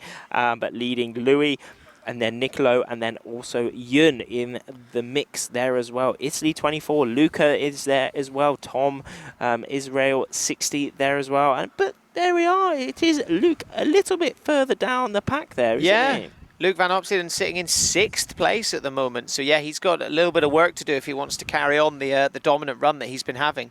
But yeah, I mean, you know, Louis Pignolet just having an amazing run. But again, looking at that distance, there is not much room between it. No. Not much room at all. There really isn't, is there? But it looks like the riders on the right side of our screens at the minute have had a much better mark rounding, actually. Yeah. Or maybe they're just going for a high mode, because in the iQFOiL class, the riders can have 2 modes of sailing upwind, basically.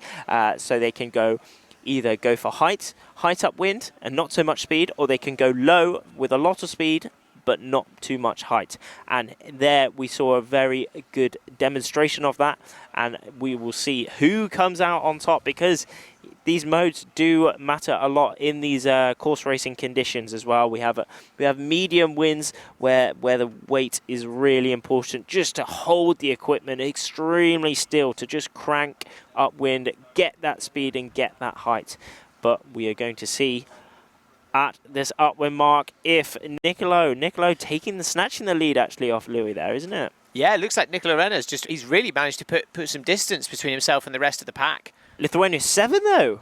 Cool, blimey. Ritus, go on, lad, having a very good drop it down a little bit. But, it's changing so much at the moment. Really it's crazy. changing. I think, yeah, it's as the guys make their way back upwind, you know, we've said it plenty of times, as they start to, you know, they're all sort of tacking, making their way up to that top mark. Things do change so quickly. You know, like we said, everyone's doing the foiling tacks. Everyone's got those nailed down. But yeah, things are changing so fast at the moment. We can see the top mark up there in the distance. You see the boats gathered round it. Beautiful shot there. Yeah, we can see everyone making their way up. Few guys on the other tack. But yeah, it looks like a couple of guys have got a real clear lead there. France 629 and Italy 150. Louis Pignolet and Nicolo Renna. It's looking dreamy though, isn't it? Absolutely dreamy. I mean, just looking at that just makes me want to get out there, to be honest. It's just absolutely lovely. I mean, for sure, all these riders, in their heads, they'll be like fully in the zone, in the game, as they are mid-race in such important championships. But it also looks like so much fun. Just really breezing, going super fast, almost doing a little adventure. I mean, how many kilometers do you think this race is? I mean, it's around 20 minutes. And if they're going, what, say an average of 20 knots all around the course, that is certainly a long way, isn't it? They cover a lot of distance in this race as the current race leader. 629, that is indeed Louis, rounding that top mark in first place. Yun is in there as well, having a great race, battling it out on that second place to Nicolo, as the rest of these riders, the top 10 coming through the line now. France 152 in there as well. Yeah, all of them getting around the mark. It's interesting what you said there. You know, it's something that potentially we don't touch on as well, and that is like the fitness required for this. You know, it is like equivalent of like a marathon. You know, they are doing so much all at the same time, and it's a full body workout. You know, holding that sail up, having to push and pull against it. You know, striving and steering the board with your legs as well, you know, and having to do it for such extended periods of time, you know, it is exhausting. There's so much at stake as well. So you've got the emotional side of it of, you know, I really want to qualify for the Olympics. I really want to try and put on as best show as I can. But then you've got the physical side as well, where they've really got to give it absolutely everything. As we see them coming down the course there, you can see the wind does, I mean, obviously the sun's on it now, but it does look like the wind has picked up a bit as we see going around for the jibe. Look at that. Beautiful that's jibe such a there. sick shot. There's so many people out here on the course. I mean, this is only the gold fleet, but they is so sick. There's so many battles, so many short battles within this race. Whether you're at the front of the pack, middle of the pack, or right at the back of the pack, there is always battles and so much tactical decisions and athletic decisions being made here. We see Louis Pignolet doing the best job of it, isn't he? He's doing the best job of it so far in this race, leading this race. He's been leading this for a very long time, actually. Nicolo Renna also in the pack there, but shout out Yun. Ewan having a really good race so far, still holding on to that 3rd place position. I really hope he can hold it towards the end, but remember, anything can happen towards the finish. But Louis, on a squeeze at the minute, just showing exactly how you want to do a downwind leg on an iQFOiL equipment. Yeah, absolutely. Good race for the French. You know, first, 3rd and 6th. You know, really impressive showing from the French team. As you said earlier, you know, they've always been quite successful with the windsurfing, you know, in the Olympics, and now we're seeing it in the iQFOiL as well. You know, they've got a lot of talented athletes, quite a big team. You know, it's quite cool seeing them all in the paddock earlier on. Yeah. Bringing the stats up again for Louis Pignolet, only 22 years old, competed in 2 medal races, and I mean, if he carries this on, I'm sure we're going to see him in a 3rd. Ooh, a little fighting manoeuvre there from Nicola Renner. Oh. Has he indeed snatched the lead off of Louis there? I think he might have indeed, but Louis does look as if he's having a little bit more speed. Just Nicola Renner really closing off that gap to Louis there. Louis deciding to take that lower line. He is now in that dirty wind of Nicola Renner, though. Yeah. But we have seen in previous competitions, Greece, last year's Europeans, to know exactly, Nicola Renner is a mega sender. He really is fast on that reach, and look how still he is. He is just cranking locked on this. Yeah, he's locked, isn't he? There is no messing around with him. But we do still have to think about Louis to the left of him. Louis will be pushing extremely hard. He is leading this race so far throughout this race, but Nicola Renner just snatching the lead off him there. Will he be able to carry it towards the finish? We're going to find out. Yeah, Nicola Renner there looks like he's got a pretty commanding lead there. It actually looks like Louis, he kind of kept dropping in it. He kept catching the board on the chop a bit, or maybe dropping off the foil a little bit. You know, maybe just not quite as powered up. I mean, yeah, I'm not sure. He looked like he had a super loose outhole as he came round the mark there, as Nicola Renner overtook him. But I'm going to say they're super close to the finish line. It looks like Nicola Renner, this is his to lose, as I said, unless he hits a turtle. And that is it. He will cross the finish line. He will take the victory. Stolen the victory there at the last reach from Louis Pignolet. But still, incredible work there. 2nd place, can't be grumbled at. And Ewan taking that 3rd place position. What a race from him. Italy 24 in them. Also having a great race there. Israel 60. All right, and we are back in for the Gold Fleet Series of racing here in Lanzarote for the iQFOiL World Championships. And as you can see, we have just over 20 seconds left until the start of Women's Race 2. So far today, we have completed 2 men's Gold Fleet races and 1 women's Gold Fleet race. Emma Wilson with an incredible performance in the last women's race. Let's see if she can repeat that on this one. As we jump straight into this next start, under 5 seconds to go, around 5 seconds, and we are popping off towards the line. A couple riders down that port end, but a lot of the majority of these riders starting on that starboard side, making their way out onto the left side of the course, and it is extremely close. All really bunched up in the middle of the line there, and close towards that committee boat. Who will have had the best start here? Maybe down that port end, actually. Oh, actually, I think it looks as if maybe one of them just hit a bit of a knock, a bit of a gust, pushing them down a little bit, allowing that middle group really to punch out in front of them. Yeah. But it is extremely close, actually, at the minute. Look at them leading out, all really having a great position on this equipment at them. Oh, that just looks sick, isn't it? Having the boards heeled over, really pushing on that foil, pushing on that board, and holding the wind, harnessing the wind from those Severn sails and Patrick sails, if you see one of them in there at the minute, but all red, all looking very similar, just with their country flags at the top of their sails. And then if you can see at the top of their sails, there will be a circular white sticker. That does mean we are on the women's, and here we are, Women Gold Race number 2 for today, day number 4 of the World Championships here in Lanzarote. Yeah, you can see, you know, as we've already said, the pack is still quite together. There's a few athletes heading out on port tack, but largely they're all staying on that starboard side, heading towards the land. like you said, it looked like they got a bit of a header. They managed to get themselves upwind a bit. Yeah, tacking round onto port. We see a couple of riders now, but we're going to start seeing the pack split now as they make their way up to the top mark. So far, again, it's so difficult to tell with the distance because everyone's still so together. But France 31 looking like they are the furthest upwind at the moment. But again, things are going to change so quickly. You know, realistically, this first run, it's once you get to that top mark the first time round, that's when you really start getting a sense of who's going to be in the kind of top 5 or top 1, obviously, in contention for the winning of this race.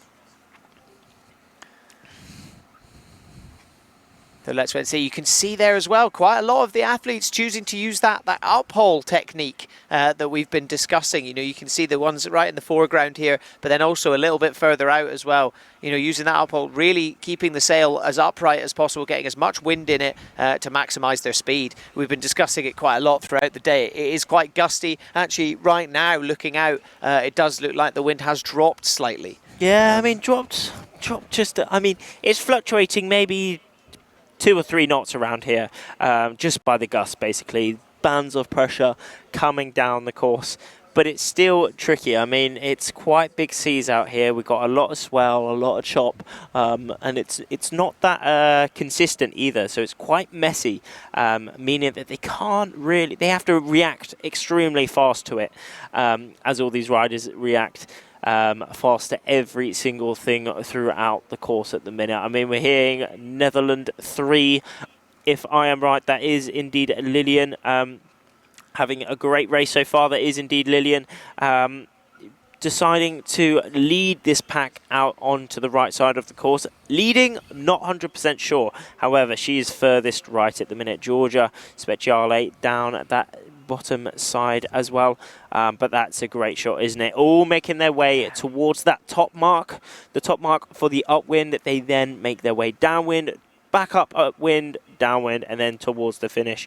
Here on day 4, we are doing windward leeward courses, so it is an upwind start, as we saw earlier there. A lot of riders really banging it out up onto the course. And then we have one final reach towards the finish. As we can see, a lot of drama can happen on that reach.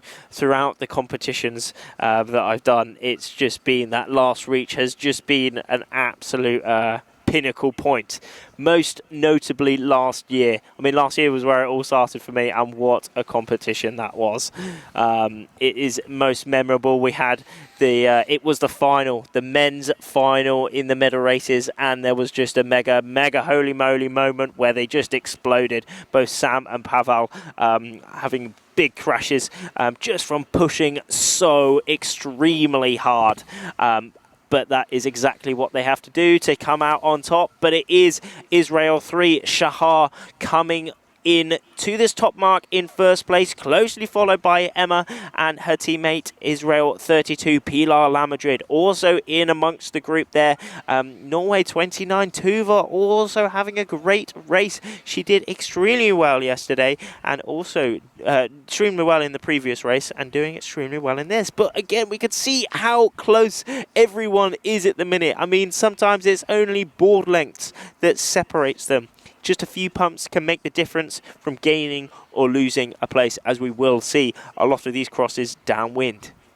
Yeah, looking like Emma Wilson has got herself back up into first position. So yeah, hopefully looking for a repeat of her just extremely dominant performance so far in this event. And yeah, as I said, we're still seeing things change so much. That's Emma on screen there, GBR7. But yeah, closely followed by the 2 Israeli riders, Israel 32 and Israel 3, Shahar Tibi, who's also a hugely impressive athlete as well. So it's going to be interesting to see her nipping at Emma's heels as they make their way back down the course. We're seeing a lot of athletes jibing there, making their way down. Let's talk a little bit about the course then, Rafferty, because obviously yesterday in the course racing, there were a lot more reaches in it as well. It was more of a trapezoid, what we call it, whereas today is much more just about the upwind, downwind. You said, you know, the reaches at the end, especially that last reach towards the finish, is always so exciting. There's always the drag race. What are the advantages or disadvantages of taking those reaches away in the middle of the course as well? Well, I wouldn't say there's any disadvantages or advantages. I'd just say it's a different type of course. I mean, obviously, these riders will have strengths. Maybe their strengths is just sending it on a reach and having full speed, or maybe their strengths is tactical decisions up and down the course. But with these courses, we have everything involved, you know. In the trapezoid, as you said, we have all points of sail, like almost quite an even spread, as we have that top reach, that long top reach, upwinds and downwinds, whereas here we just have the upwind, downwind, and then we have that reach towards the finish. So it all depends really on what the riders prefer. However, these riders have to be on it on every single point of sail. The differences are so minute as the level is so high at this competition, the pinnacle of the iQFOiL class, the World Championships before the Olympic Games. So these riders will have been training so long. I mean, a lot of them have been training all their life for this moment. You know, this is their moment where they can qualify for the Olympics. This end goal from a lot of these riders from a kid, you know, from a baby. But Emma Wilson, this will be a goal for her, but it's a goal that she has experienced before, as she has done a Olympics already. She came third in the previous Olympics, so a very well-established rider at the top of a game and at the top of the world, as she's currently leading this race again. But also interesting to note that, you know, that when she did win the bronze, that was obviously on the RSX. So, you know, she's clearly managed to translate those skills really well across here. You mentioned has very much always been the bridesmaid so far. You know, her best event finish so far with an iQFOiL event has been second. But she's probably looking to make a change for that with this event here. You know, had to discard a first place yesterday, you know, because she had too many. So yeah, you can see her it's kind of her. It's hers to lose at the moment, if I'm being honest. And you know, but that's where the other girls are going to come into play. So you can see once again, you know, we are very much following a pattern with these races. We do start to see kind of 4 or 5 athletes really separating themselves from the pack and getting ahead of everyone else, and it kind of just becomes a battle for that top 5. You know, yes, we've got Emma Wilson, Shahar Tibi currently in second place as well. You know, she's also had a hugely impressive career. You know, was sitting pretty high up the rankings. And then, looking a little bit further down, we've got, you can see it's just consistently changing at the moment, as you see in the bottom right-hand side of the screen. You know, they're all kind of chopping and changing. People are overtaking each other as they make their way back up towards the mark at the top of the course. Yeah. I mean, shout out Maya. Shout out Maya. Poland 7. She's doing extremely well in this race at the minute. I mean, she is in that kind of tricky spot coming into day 4. She came into day 4 in 11th. And the thing about now the fleets have been split. Now they are gold and silver. In the back of all these riders' minds, the gold fleets, is that medal race at the end of the week. Only the medal races are sailed on that last day, and there we establish who becomes the world champion. But it's only the top 10. But anyone inside that top 10 does have a chance of getting that world championship title. So Maya, now in second place, having an extremely good race so far, maybe even leading now. Having a great race so far. She'll really be wanting to hold this to maybe punch inside that top 10 towards the end of the week. But it's extremely close from Emma here. Emma and I think that could be... Shahar. Is it Israel? Yeah. Right, yeah. Emma and Shahar, first and second at the minute.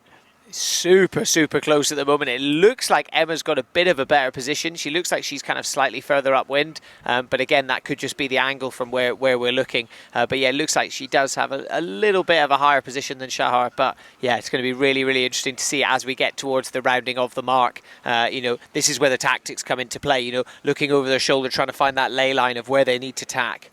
Exactly. But Emma does have dominance here. Yeah. She is in a very good defending place here. Shahar in her dirty wind. Dirty wind, what is dirty wind? Probably not what you're thinking of, but it's where the sail uses the wind. So off the back of Emma's sail will be some inconsistent wind, some dirty air, as we say, making Shahar maybe not having the best wind because it's switching around, it's not consistent. So maybe you're losing a little bit in VMG there. But Emma will be trying really hard to stay in that position, really defending her leading position within this race at the minute.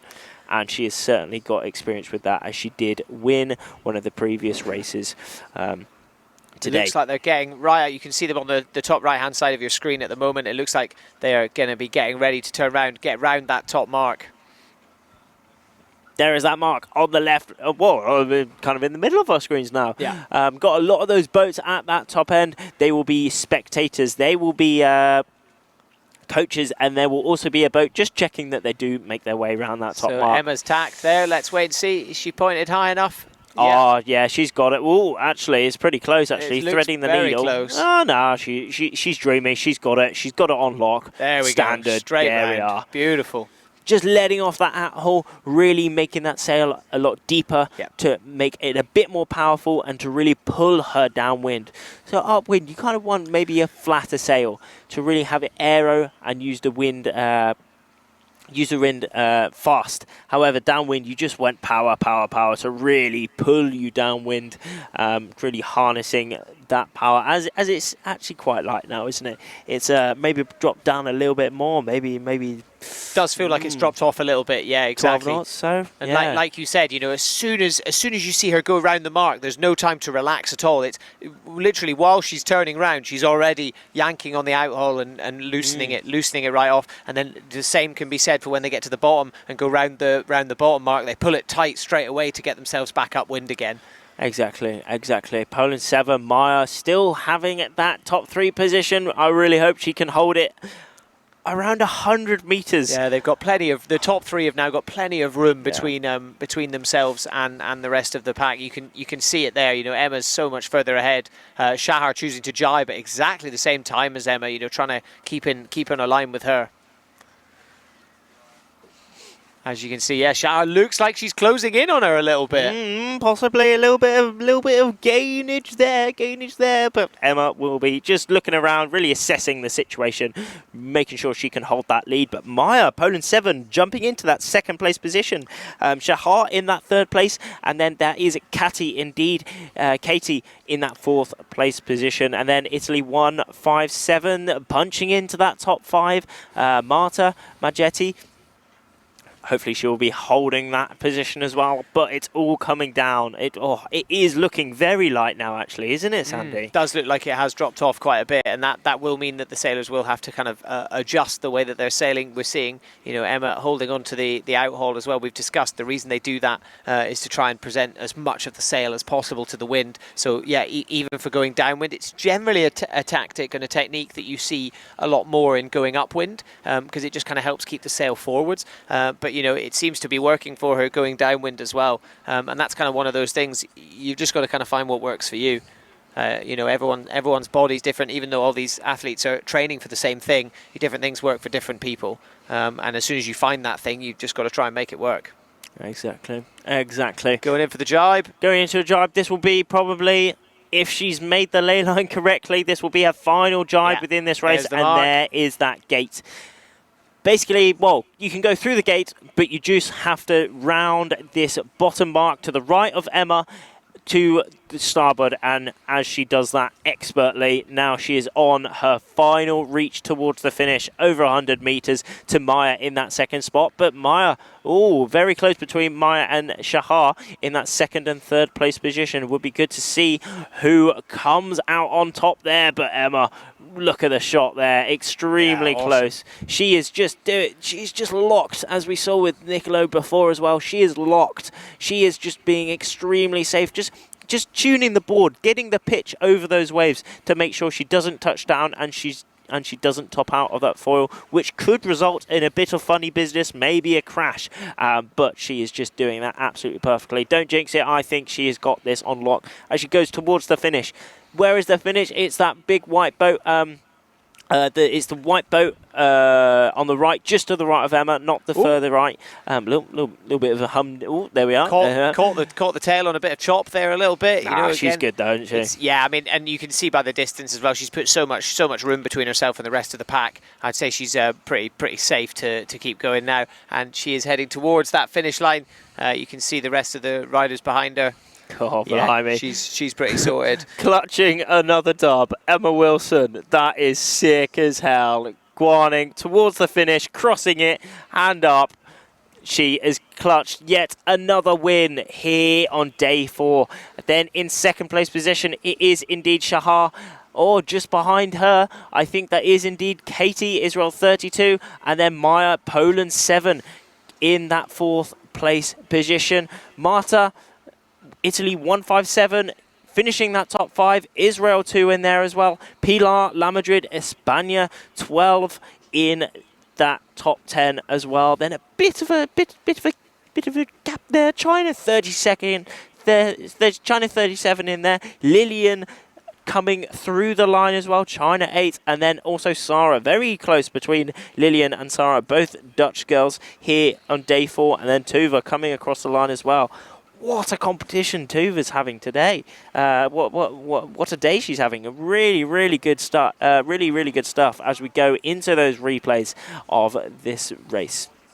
Yeah, so taking a look at the replays there, you can see everyone making their way up.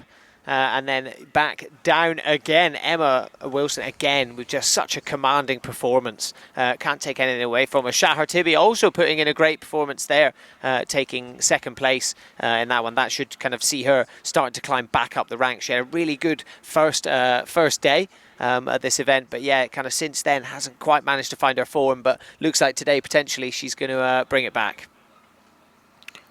She certainly is. Certainly is. You see that boat there? We're all on that boat. We got this out here. It's great to be on the water with all the riders, seeing it all firsthand. There's Emma just getting ready for her next race.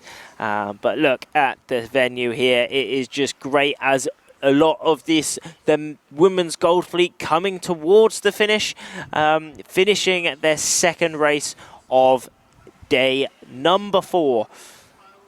There's Palma coming through the line as well. Natasha coming through the line as well. Estonia 197.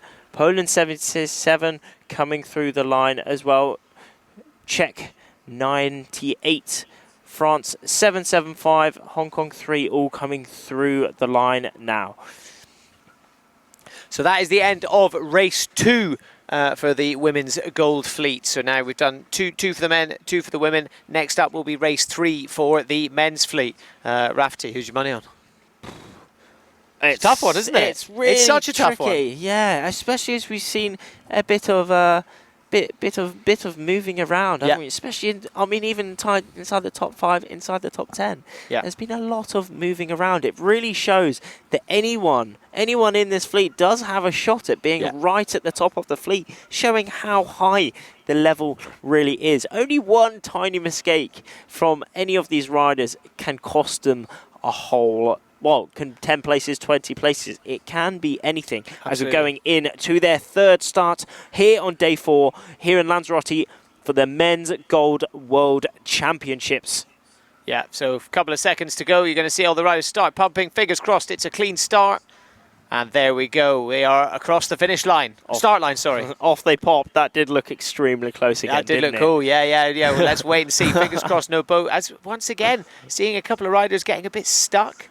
Ooh, just tacking out. Heading off on port tack as well. Most athletes choosing to go off on starboard tack. But there is that thing. They're just tacking out to make sure they don't get covered. Exactly. Because maybe they've misjudged the start line by 1-2 meters, and that has just meant that their second row, their third row, meaning that they do not have clean wind. Yeah. And clean wind is the game of today, especially as it's dropped quite a bit. You really need some clean lanes. You want to do exactly what you want to do.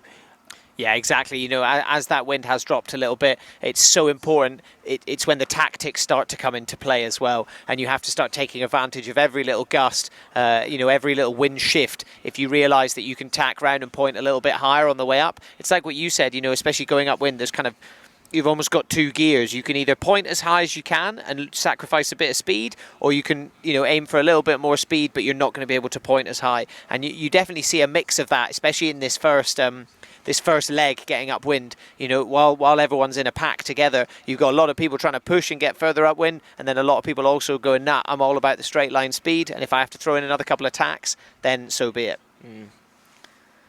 And it makes a big difference as well with certain athletes are going to be a lot more comfortable with the tacks than others.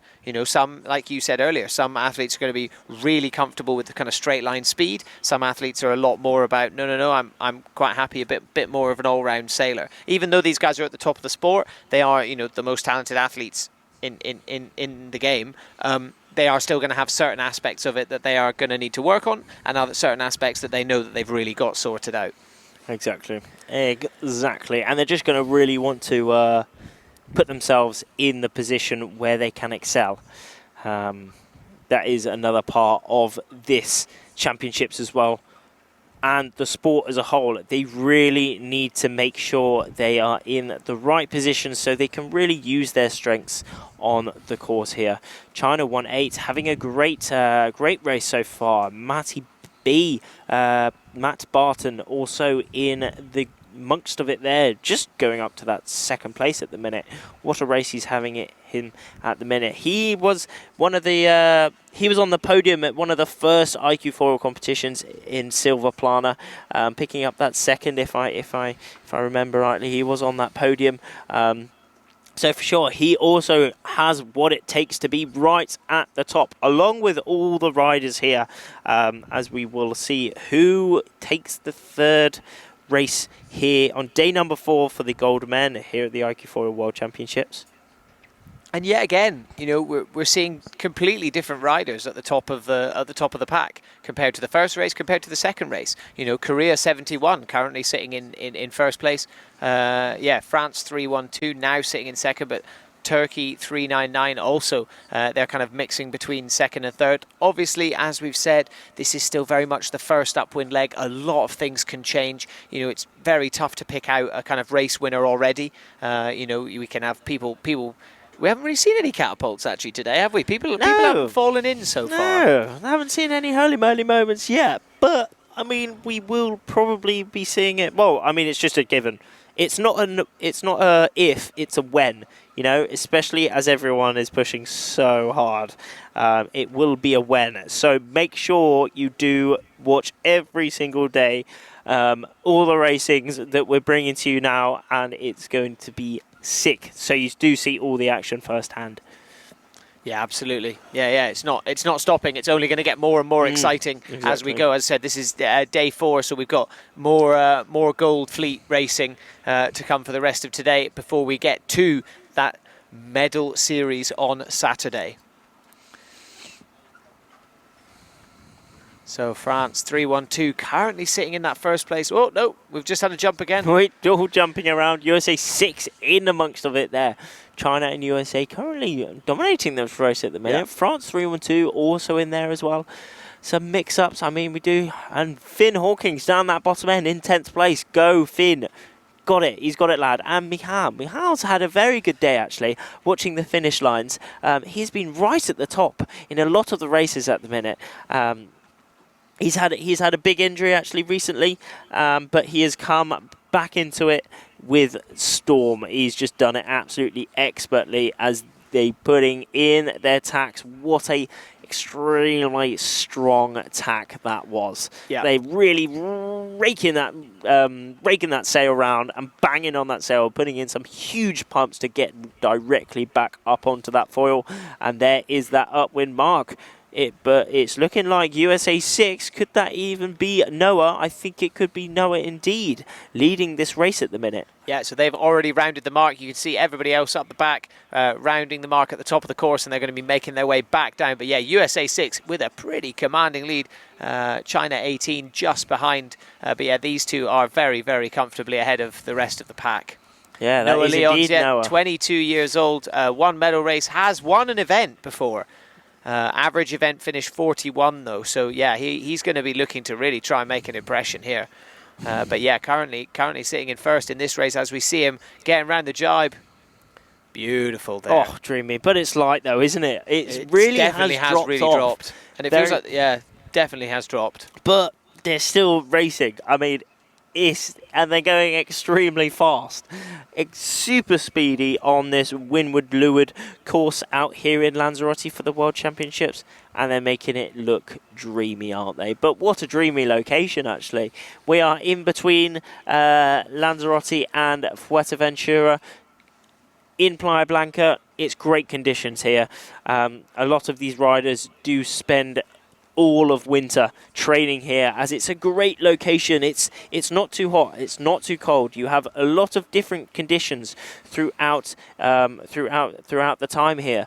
It's all changing, so you have a great place to train for different types of conditions. It's very easy to get in and out of the location, which makes it accessible and also very easy to travel to, which is why a lot of these riders do choose this location, and we can see why on the screens at the minute. It just looks epic as Noah is showing exactly how it can be done, going in for that final jibe before making his way towards the gate. Still pumping though. We saw there he decided to jibe on a bit of on a big bit of swell here, just to allow him to keep the flow, keep the speed and power throughout the jibe, and he's done it perfectly. Yeah, you can get a really good sense there from this angle of the kind of water conditions of the water state out there. There is quite a bit of chop, quite a bit of swell out there. So it's that fine balance between keeping the speed, keeping the power, but also maintaining as much control as you can, especially with that foil under the board. They want to make sure that that's not going to breach at all. Obviously, with the wind dropping slightly as well, they are going to have to try and use the foil just as much as they're using the sail. As we see him, he didn't quite manage to get in that last jibe, so I think he'll probably have to do another couple. A lot of them opting to come out on starboard tack, going around to make their way back up again. So exactly the same as what they were doing when they crossed the start line. But that is one of these these gate things. there. Yeah, that's one of these things about these changing conditions. The angles change and the speeds change. So they really need to adapt and keep this in mind throughout the course. But Noah in the lead still, but closely behind. Nicolo has come right back into it. On our screens at the minute, Noah and Nicolo. Noah having the better mark rounding, but Nicolo going for that speed. Maybe he will underroll, but Noah is working hard. Nicolo is certainly one to watch. He is very, very good in the iQFOiL class, getting a lot of great results. Most notably, last year he was European champion, and also he was on the podium in the World Championships as well, picking up that third place position. But Noah just showing him who's boss, really, showing him who's boss. Noah in that really great position, really dominating over Nicolo on the screens at the minute. Yeah, really impressive there. He just feel like he kind of just came out of nowhere in this race. Noah looked like he had such a commanding lead over everyone, and then suddenly he just was just downwind of him, overtook him. Looks like Luke van Opzelen bringing himself up the pack as well, currently sitting in fourth, according to the live stats. So yeah, he'll be looking to get a little bit further up as well. He's not going to be happy with a fourth, especially after the last race where he probably didn't get the result he wanted as well. He'll be alright. He's already got a lot of first, so he can chill. I think he can get rid of it. Yeah, but hopefully. Yeah, I think it's also good because if you win every single one, obviously you'll come into that medal race in that first place position. But maybe you want a bit of experience. Maybe you want to race one of the quarters or semis, so you have a bit of experience on that course. Yeah. That's an interesting point. Most likely not. Well, yeah, of course. Ultimately, you want to win races. Yeah, but that is a good point. To talk about. With the medal races, if you are in that kind of first position, like you can kind of just sit there and relax, can't you? But equally, so I guess some athletes will prefer that. Some athletes will prefer, no, I like to kind of almost warm up a little bit and get a sense of the course and the conditions.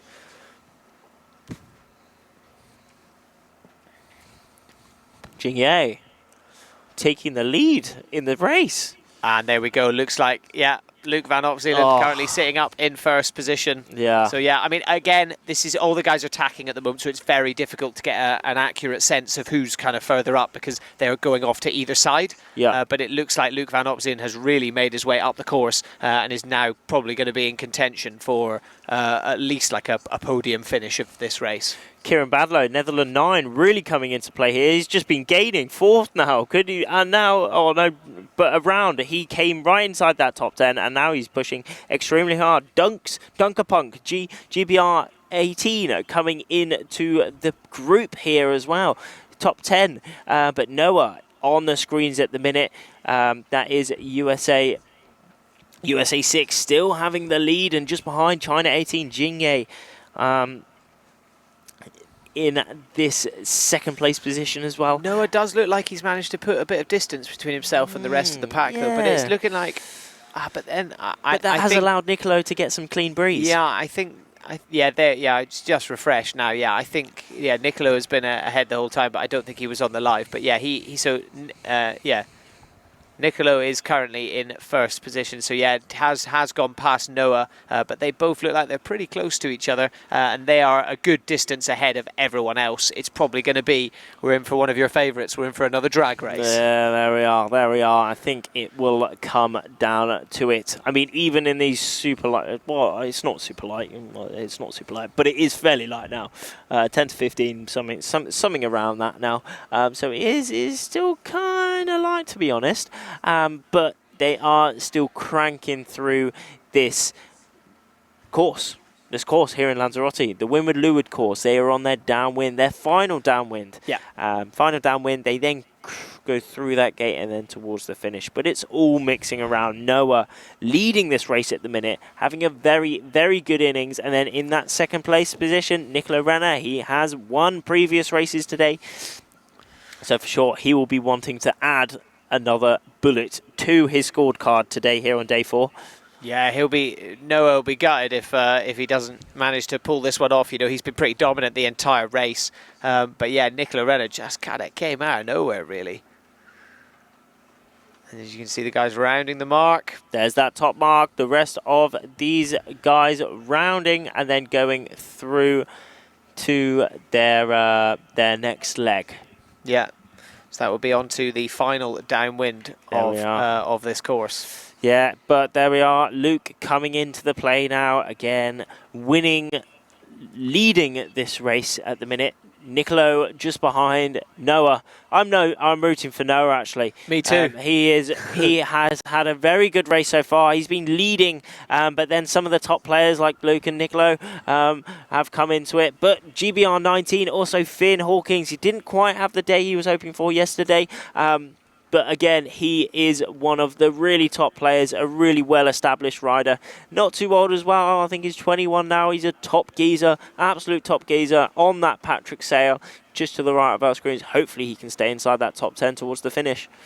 Yeah, it looks like Nicolo now with the lead, but I mean, I think that might just be because of the angle.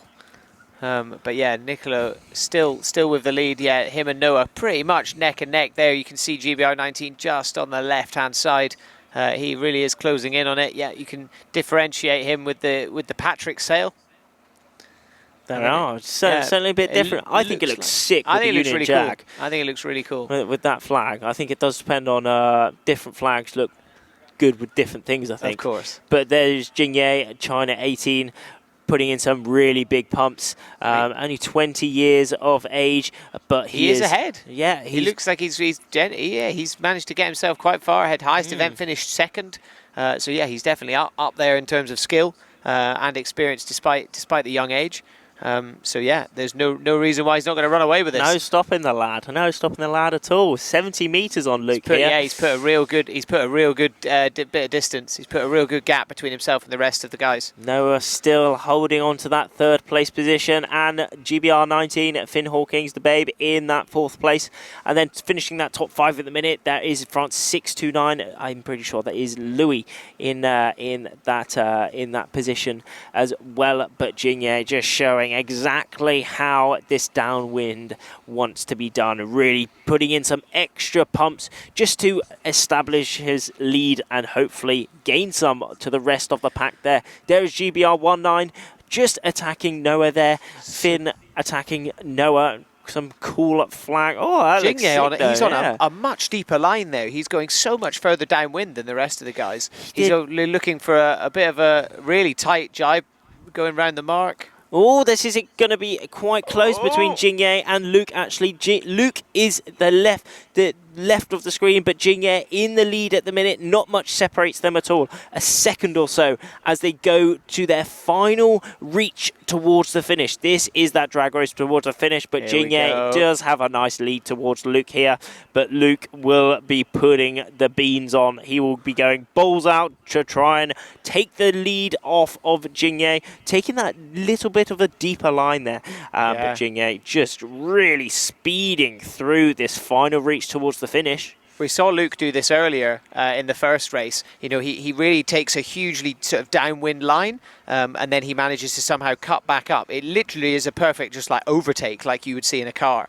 You know, he tends to go downwind, sacrificing a bit of that clean wind, like you've been discussing, but just gets a little bit more board speed and manages to do it. But it doesn't look like he's going to be able to do it to Jingye in this one.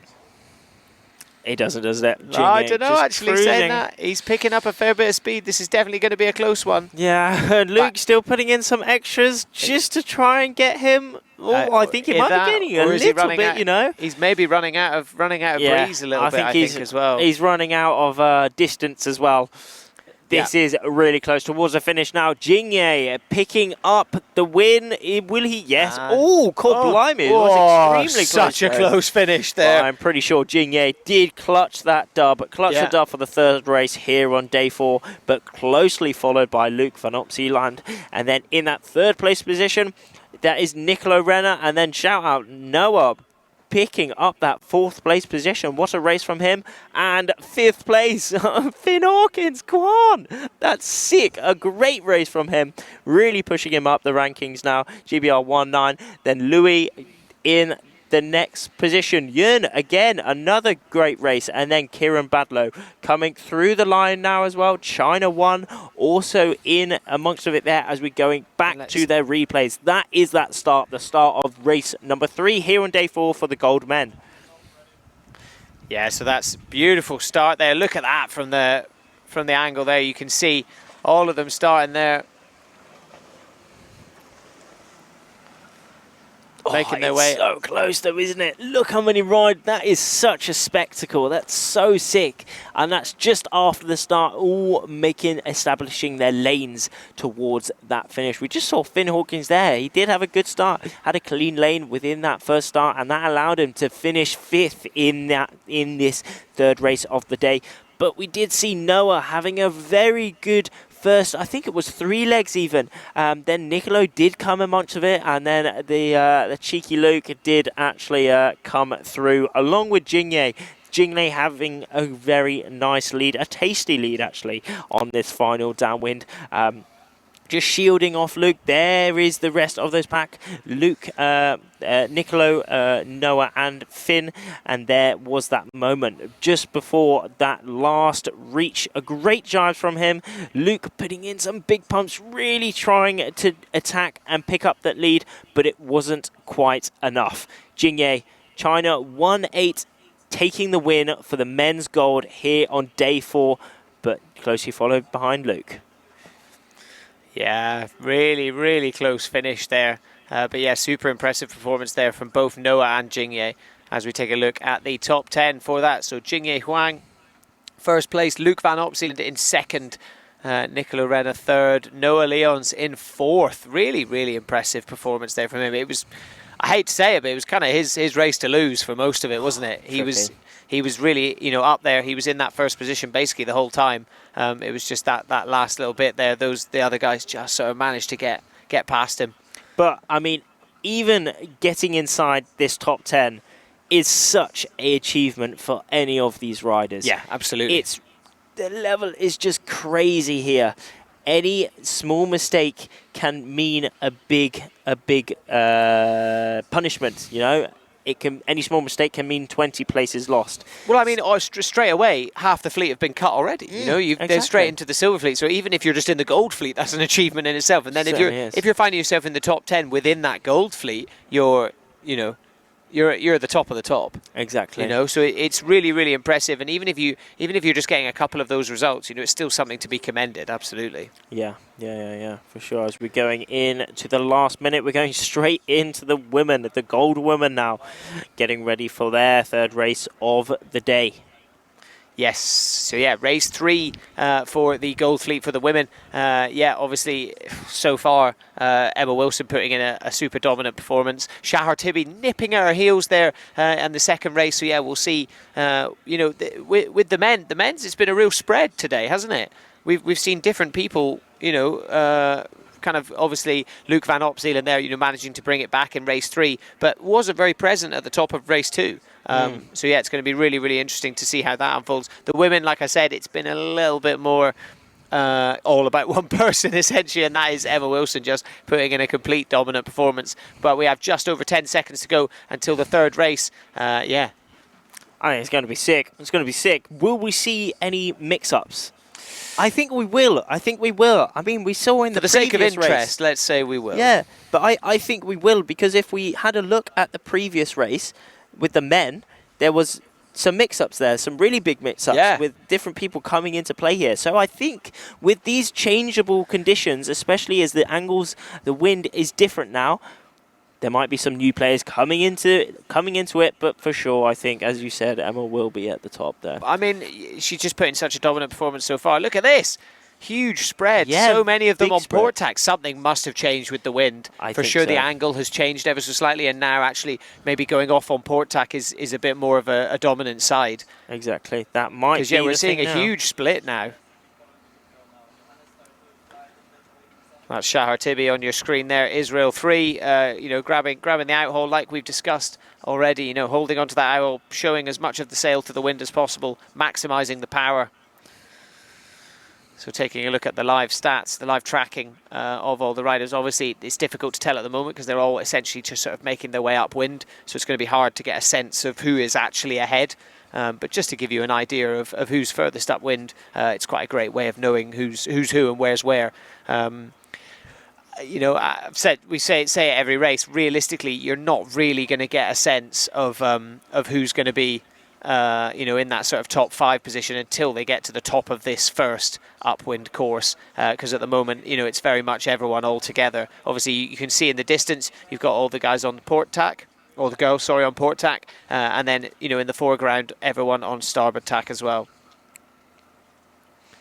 It is quite light now, though. It is quite light, but still well enough to keep this course racing going. These iQFOiLs can go in almost no wind. I mean, they are really leaning out of the equipment, really pushing on those foils and keeping that sail upright to present the most wind possible as we're going to those live conditions. And indeed, it has dropped a little bit. We're going around 10 knots now. So on that lower end of the course racing conditions, but it is still enough as all these riders are showing it expertly, as one of these older women taken in for that tack. Maybe she's seen a bit of a gust, and here is where in these light conditions you really want to keep on top of these decisions, going off onto the right side of the course, going to where the wind is and going to where those gusts are. Yeah, absolutely.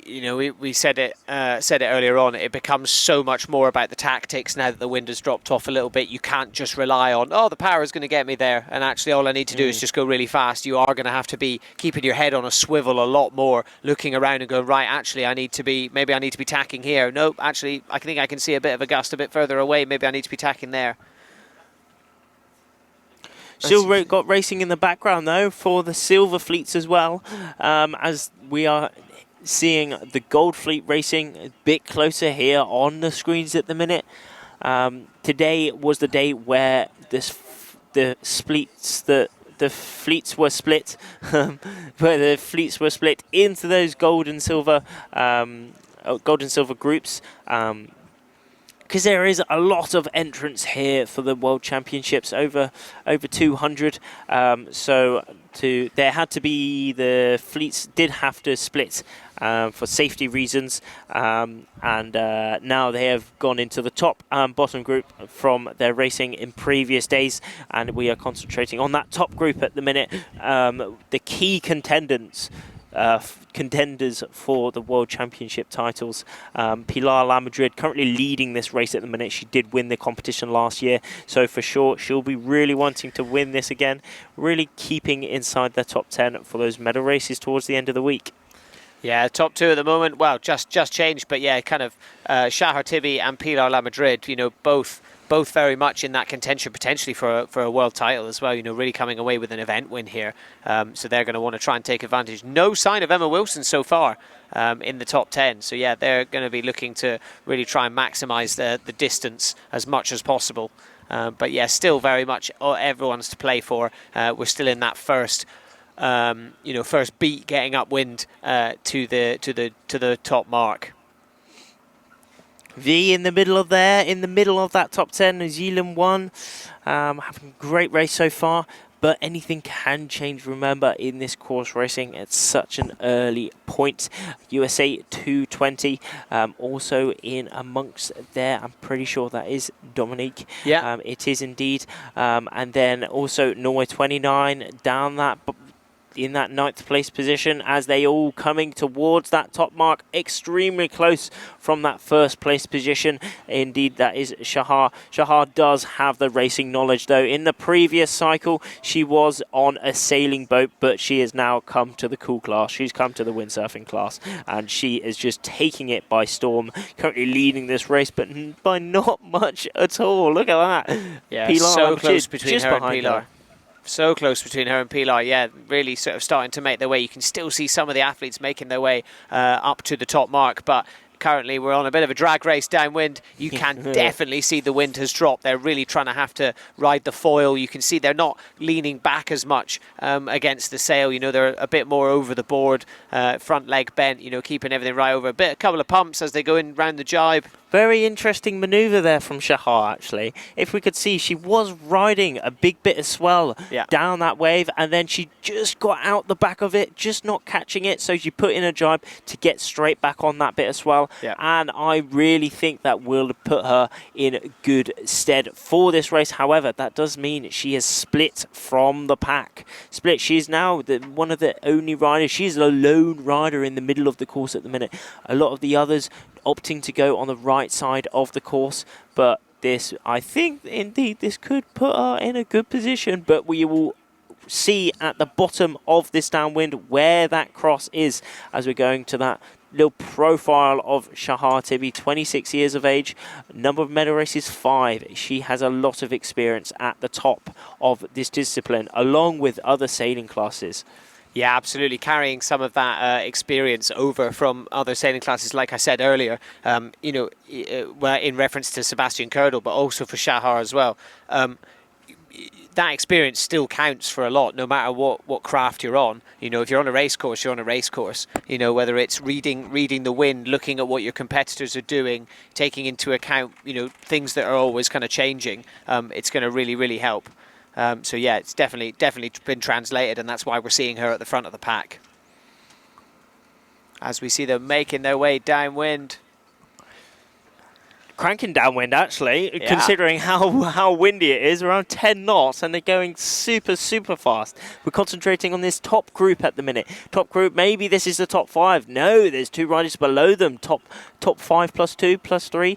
Oh no, I think that looks like Pilar that's just crossed over, I think, on starboard tack. Or maybe those might be, I'm not sure, but it's all extremely close, either way, isn't it? And Shahar Tibi, yeah, really still leading her own thing, yeah, still this leading. Race. Is she? Yes, indeed. But just behind her, Italy 157. Marta now in that 2nd place position. Maybe Pilar has just dropped a little bit.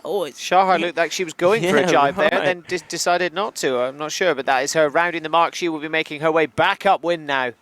Putting in some really big pumps to really establish her dominance within this race, but Marta just behind her, also putting in some pumps, really trying to attack Shahar in that first place position. But we will see where these crosses happen, as we did see a lot of splitting really. In previous races we saw a lot of the fleet go the same way at that bottom gate. However, we do have a big mix at this bottom gate now. Could that be because it's dropped off a bit of light winds? Could that be now the course is very, very even? We are going to find out. Yeah, absolutely. Shahar still with a dominant lead kind of over everyone. Italy 157 kind of closing in, but everyone else looking like they're pretty far away now. Interesting. I wonder what's happened to Emma Wilson. We're not even seeing her in the top 10. Something must have just had a bit of a shocker. Very out of character. Yeah, very out of character. I don't know, maybe a gear malfunction or maybe a crash. But yeah, to not see her in the top 10 is quite a rare thing. Rare thing. God, that's a nice problem, isn't it?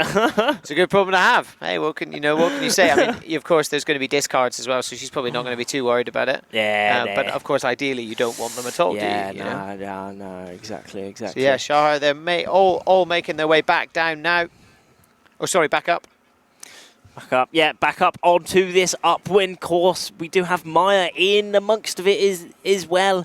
Germany 799. If I'm correct, that is indeed Theresa having a great race so far. That is indeed Theresa Steinlein having a great race in here inside that top 12. Dominique inside that top 5 as well now. Dominique is one of the few riders already selected for the Olympics. A lot of countries have already been selected for the Olympics. However, only a few individuals have been selected by their countries, and Dominique being one of them. So this will probably be just almost a training regatta for her. A preparation regatta, seeing how she can prepare best for those games towards the end of the, in a few months in summer this year. Yeah, it's like what we said, about Emma and about all the other athletes that have already qualified. They can almost kind of sit back and relax a little bit, because for so many of the athletes, the goal of this event is to get that qualification for the Olympics. Of course, you've got the World Championship on the line. You can't take anything away from that, but there's definitely that Olympic qualification to really be considering. And the fact that some of them have already qualified, they can kind of sit back and relax and just take this event for what it is and fully just focus on that. I said earlier, if you just tuned in, I chatted to Emma this morning. She kind of pushed back a bit against that and was like, no, I'm still just as competitive as ever, and I want to win.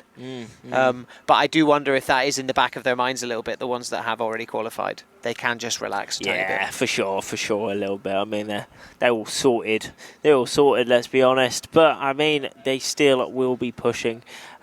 Being the pinnacle competition of the IQ class here in Lanzarote, the World Championships, where we will be crowning our World Champions for this year. It's quite an early World Championships in the year compared to previous years. We are at the end of January, now the start of February.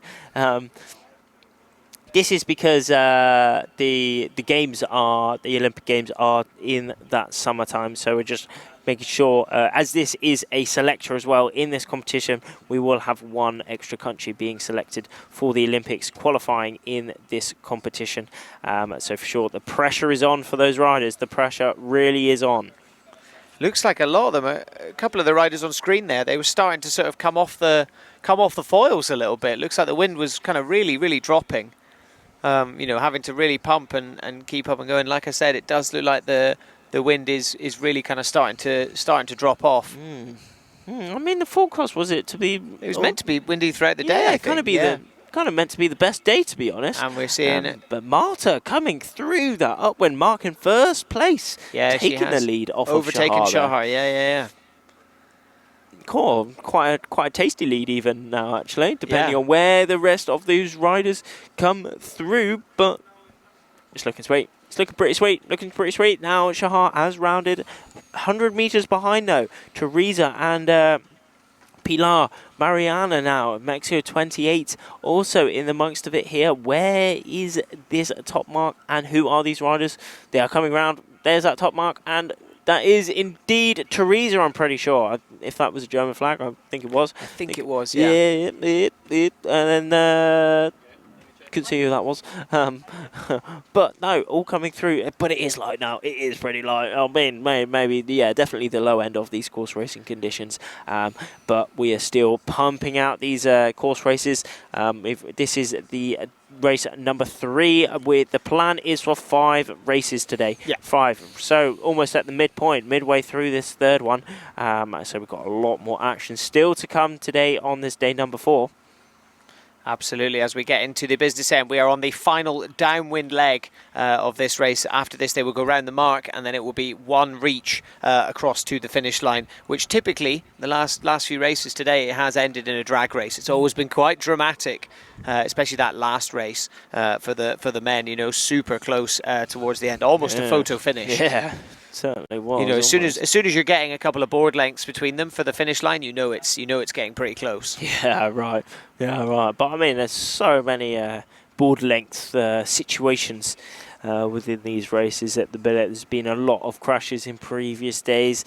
There's been a lot of rules being enforced. I mean, yesterday there was.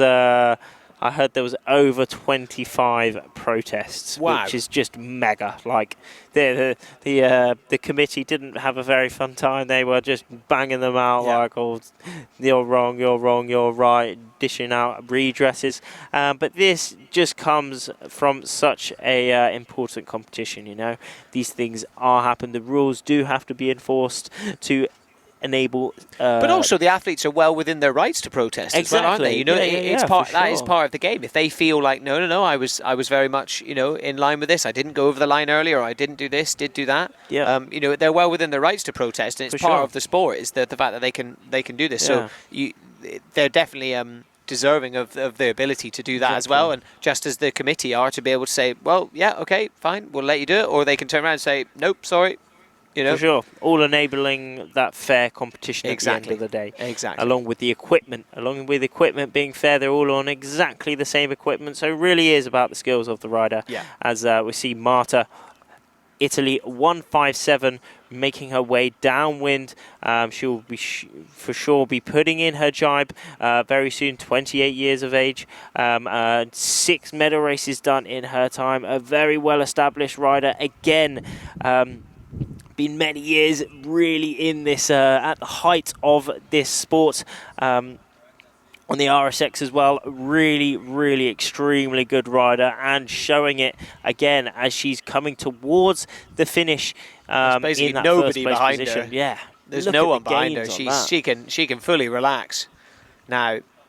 I mean, Shahar is the next one behind her, but look at the distance, and you can see her in the background. She's only just gone through the bottom gate. Exactly. Yeah. I mean, she's not relaxing though. She's still pushing. Nah. Look how far she's leaning out from the equipment. Yeah. Still cranking along in this 10 knots of breeze. Going extremely fast. Really pulling out her weight from the equipment and getting that sail extremely upright to catch as much wind as possible. For sure, she will be towards the finish now. Not long to go towards the finish, but it is all coming down to this. I mean, she does have a very strong lead, but you know, she still can't be safe. Yeah, you never know. You don't ever want to take your foot off the gas, do you? Certainly. Irregardless of how safe you feel, you want to be, you know, straight in.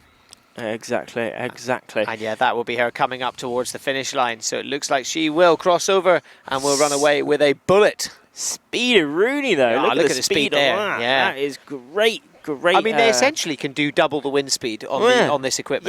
Yeah, exactly. Literally, in this 10 knots of breeze, they can well go 20 knots. It is great speeds out here in Lanzarote, as Marta just expertly showed, leading that race and winning it in the end. And now the second place coming towards the line now, really showing how much of a lead Marta did have there. But second place, Shahar, Israel 3 getting that second place. What a race from her. And then the third and fourth coming towards the line now. Yeah, really impressive, really consistent as well from Shahar as well. She had a great race in race number 2 as well. Teresa coming towards the line, handoff. She's happy. She is very happy indeed. Mariana, Mexico, coming through the line now as well, getting a great.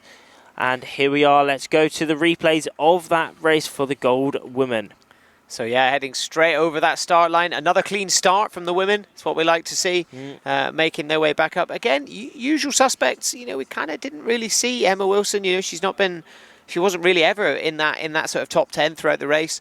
But yeah, you can see them heading up there. There's our kind of three athletes that made their way towards the finish at the end. That's a sick shot though, isn't it? Yeah, such a sick shot. Shahar Tibi right down there in the bottom left of the screen. You can see really separate. She was very separate from the pack for basically the whole race. Really kind of forging their own path. And I think that's also an important point to touch on. Sometimes it's very easy to go, well, all the other guys are doing that, so all the other athletes are doing that, so maybe I should follow and do that as well. And that's obviously where the wind is. There was that move where she really split from the pack, actually, deciding to jibe a lot earlier from Pilar just to the left of her.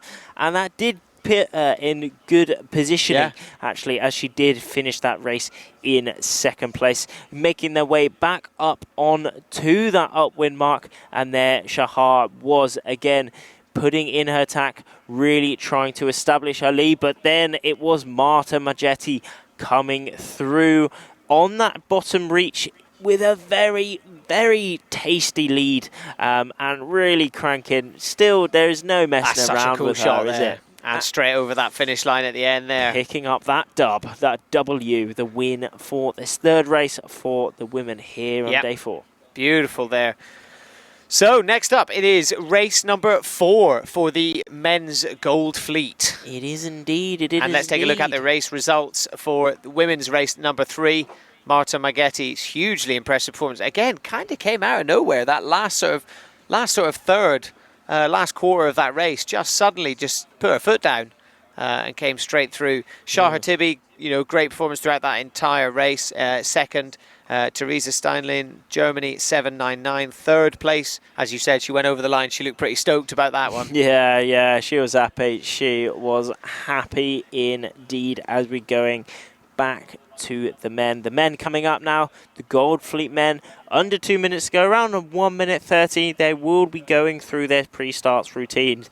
And if we have a look here, that is the pin end with that blue boat on. And here is some of the riders who are in this gold fleet for race 4 here in Lanzarote.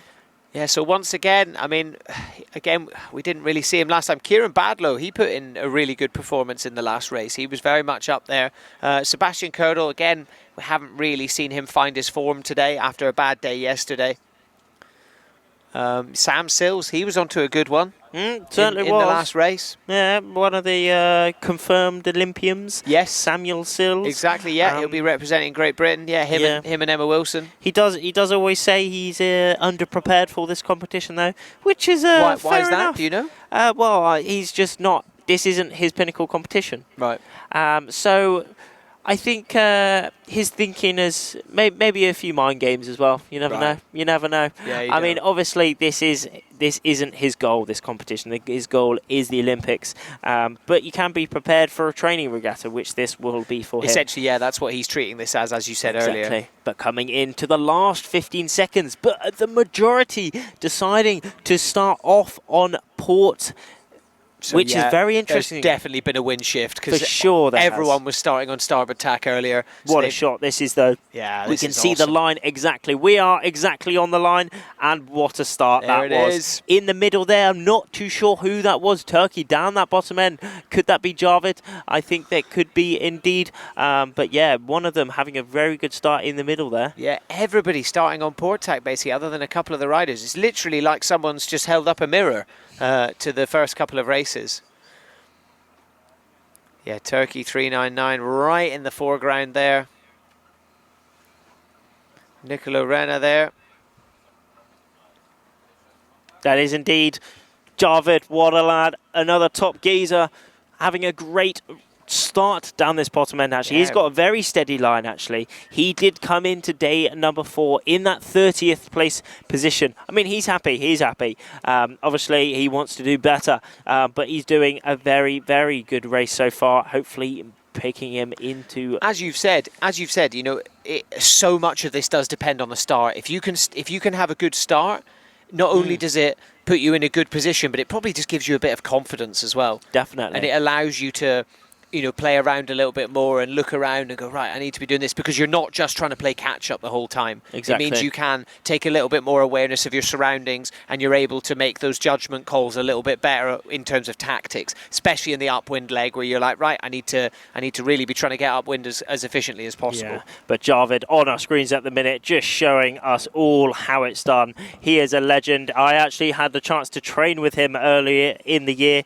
on a wing foil actually, and he's certainly fast on that as well, but he is a big lad. He did come from RSX as well. Before, he was actually super thin. He was thin but absolutely ripped, and now if you look at him, he is an absolute unit. Right. He has been one of the guys which really does he has really taken on the iQFOiL. Yeah. Like, he's gone at full power. He's put on the weight. He's changed his body to really allow him to be the fastest possible, and it's showing really good. He is coming in today in that 30th place position. A very, very good riders, hopefully competing in the Olympics once again. He did compete in the previous Olympics and Olympics before that, so he has got a lot of experience, and there he is, just extending his lead on behind him. I think that is indeed Manolo Modena just behind him. But look at that. I hope he does well. My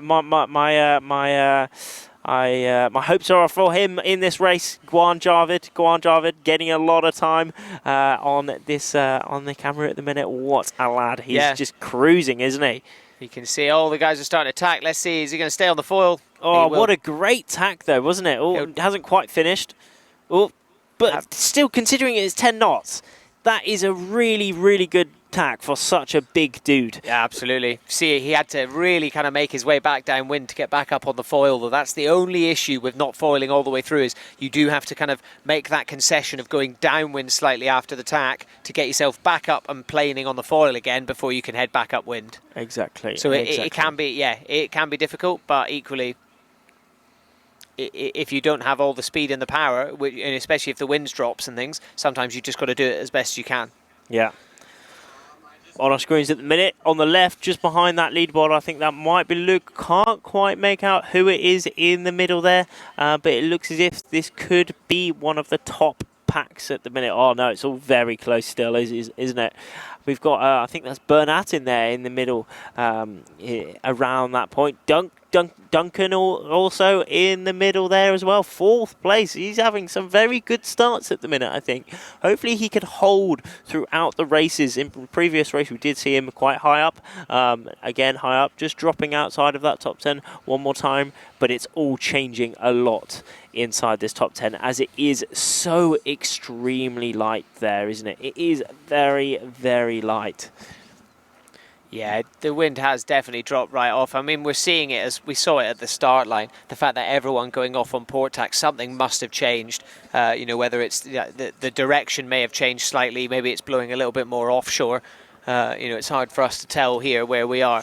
There is that top definitely seeing there. something different, yeah. As we see Nicola Renner again. Leading this race again one more time. Just behind him, France 3 having a good race as well, as the first place rounds that top mark. Just behind him, Thomas Goyard having a great race so far. He is brothers with Nicolas Goyard. Those two brothers are great. Really, really good riders. I mean, we see Nicolas Goyard did jump up the rankings yesterday, and now Thomas Goyard having a really good race as well. He was another one who went to the Olympics. He is a silver medalist. Silver medalist for the Olympics in windsurfing. So again, a very, very well-established high-tier rider in this World Championships. Nicola Renner coming through, putting in his jibe though, making his way downwind. Again, deciding to jibe a lot earlier than the rest of the pack there. Maybe he saw Shahar do that in the previous races. Oh yeah, that's a good idea, and he's doing it himself. But we will see with the crosses at the bottom mark if that was the correct decision. Yeah, Nicola Renna, yeah, 22 years of age. He's won an event before, average event finish 9th. So, I mean, he's won an event. So he's already clearly very talented and has got the skills to do that. Certainly is. And taking in the live updates of where he's currently sitting, he's actually now, after the races today, is moved up into 2nd overall for this event. So yeah, definitely, especially if he can take the win for this race as well, he's going to be looking in a really, really good position heading into tomorrow's racing. No, certainly is. And remember, we are on the penultimate day before the medal races, so the pressure is on for all of them now. Yes, but tomorrow we've got the marathon, and then the day after that is all about the medal races. Exactly, so, yeah. exactly. But Thomas Goyard moving into that first place position at the minute. What a race he's having at the minute. Great downwind from here. Maybe 50 meters on China 18 now. Third, dropping to third is Nicolo Renna on the screen at the minute. Just taking up his uphill again, really leaning out from that equipment, but Thomas Goyard in the lead at the minute. I really hope Thomas does have a great race at the minute. Hopefully he can hold on to that first place position, but remember, we're only about halfway through this fourth race of today, so anything can change still. Exactly. This upwind leg, it's almost impossible to tell. You need to be so much further along before you can really get a sense of where people are going to sit. As I've said, and I don't feel like I'm repeating myself, but you really do get to a point where suddenly sort of 4 or 5 riders do separate themselves from the pack, and they do find themselves a little bit further along the course. And I feel like we're sort of starting to get that now, especially with that top 3. Oh, it's light now though, maybe. Yeah. The top 2 riders deciding to split. Whoa. Thomas Goyard on the middle of our screens at the minute, going off onto that right side, but Nicolo Renna going off onto the left side, but Thomas Goyard showing what technique that is. Look at the lines on that. Extremely high vertical mast on that sail, really catching every single bit of wind and really using the power, transferring it through his body into the board, into the foil, to get him speed, to get him height, and hopefully get him in the lead. Yeah, absolutely. Nicola Renna, so it looks like he's actually taken the lead again. But yeah, it's Cheeky kind of all just sort of bouncing back and forth a little bit at the moment. And it also makes a difference. You were saying about athletes putting a load of weight on and things, and it is that kind of fine line because they're competing in such a big range of conditions. It's that fine line of like, well, I need to be strong and powerful and able to hold the sail down when it's 35 knots, but I also need to be light enough to be able to get up and going when it's 8 to 10 knots. Yeah, literally, as we're having here, it is probably 8 to 10 knots now. It's still and yesterday was a bit more like, floating around sort of maybe 20 knots, 17 to 20 knots. Yeah. So you need to be comfortable and able to perform no matter what the conditions are doing. Exactly. Because you can't change down size sail. No, you can't. Although you can adjust the sail to make it feel very different. You can put a lot more downhaul to make the sail breathe more, basically. Yeah. Make it have less power. And then also with the outhaul, the same thing. You can make it more aero. You can have it more power, less power. Move the center of effort around the sail to really tune the best sail for the perfect conditions, as all these riders will be right on that type of funny business. All the tuning is exactly to the millimeter, to the degree, 0.01 of the degrees, which you can all change within the equipment to make it how you like. But we are going back to that leaderboard. That is Nicolo Renna still in the lead here, China 18 in that 2nd place position. Yeah, absolutely. And then Oz 81 has jumped right up. Who is it? It is Gray Morris. You're all saying it at home. Do you know who it is? It's Go Gray Morris. Go Gray Morris is right back into that 3rd place positions. Great to see him right back at the top. He did come into today in that 3rd place position. Super young dude. He's a proper lad. He's looking like a mega man. He's huge. He's under 23 and he is a legend. So go Gray Morris. Hopefully he can still get inside this top 3 in the race. It's looking like he's just dropped back down again, but hopefully we will see him back at the top, and I'm sure we will. Luke van Opzeelen seems to have come out of nowhere as well and is suddenly sitting in first place as well. He does just seem to come, you know, he's quite chilled. He just sort of does the first upwind leg, gets himself going back downwind, and then suddenly he just is there. He's just straight in that top 5. Yeah, yeah. It's literally like he just puts his foot down. He's like, right, now I'm ready to go. Yeah, right. It's crazy. Nah. But we'll see if he does manage to get it. But it is looking like it's looking very different conditions to Nicolo what we had Renner's before. slipped right back down. Looks like he's gaining a bit now. Maybe there was a big shift on the course. Maybe one side had no wind, maybe the other side had a lot of wind. Yes.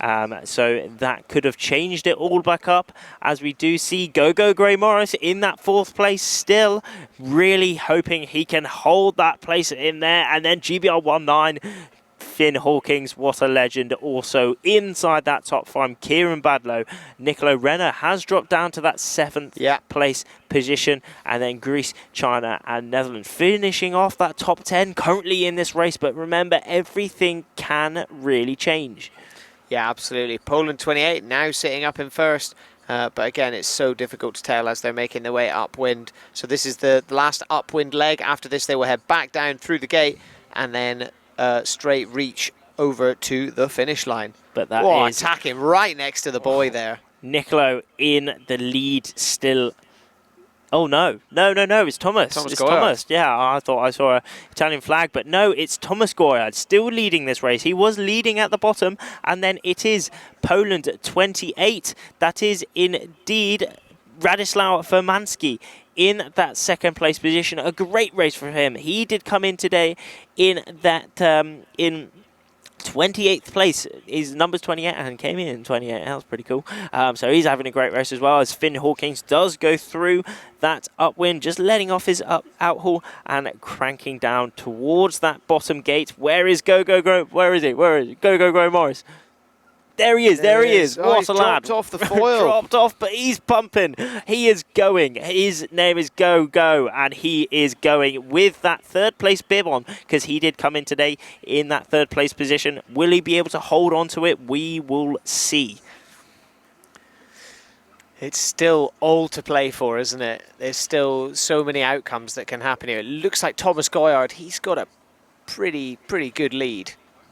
But yeah, as we see him going for the jibe there. Beautiful jibe, so chill. Thomas Goyard, 32 years of age, so slightly older, you know, but with age comes experience. Yeah, been to 3 medal races, highest event finish 8th. So yeah, he'll be looking to make a real statement, especially if he can come away with a bullet in this after this race. Well, hopefully he can. That will really bring him up the rankings, and hopefully maybe inside that top 10. I am rooting for Thomas. He is a really legend. He's a great dude. So hopefully he can hold this lead towards the finish. But Radisław taking a really good race at the minute. He's just behind there with that Polish flag, Poland 28. He's in that 2nd place position.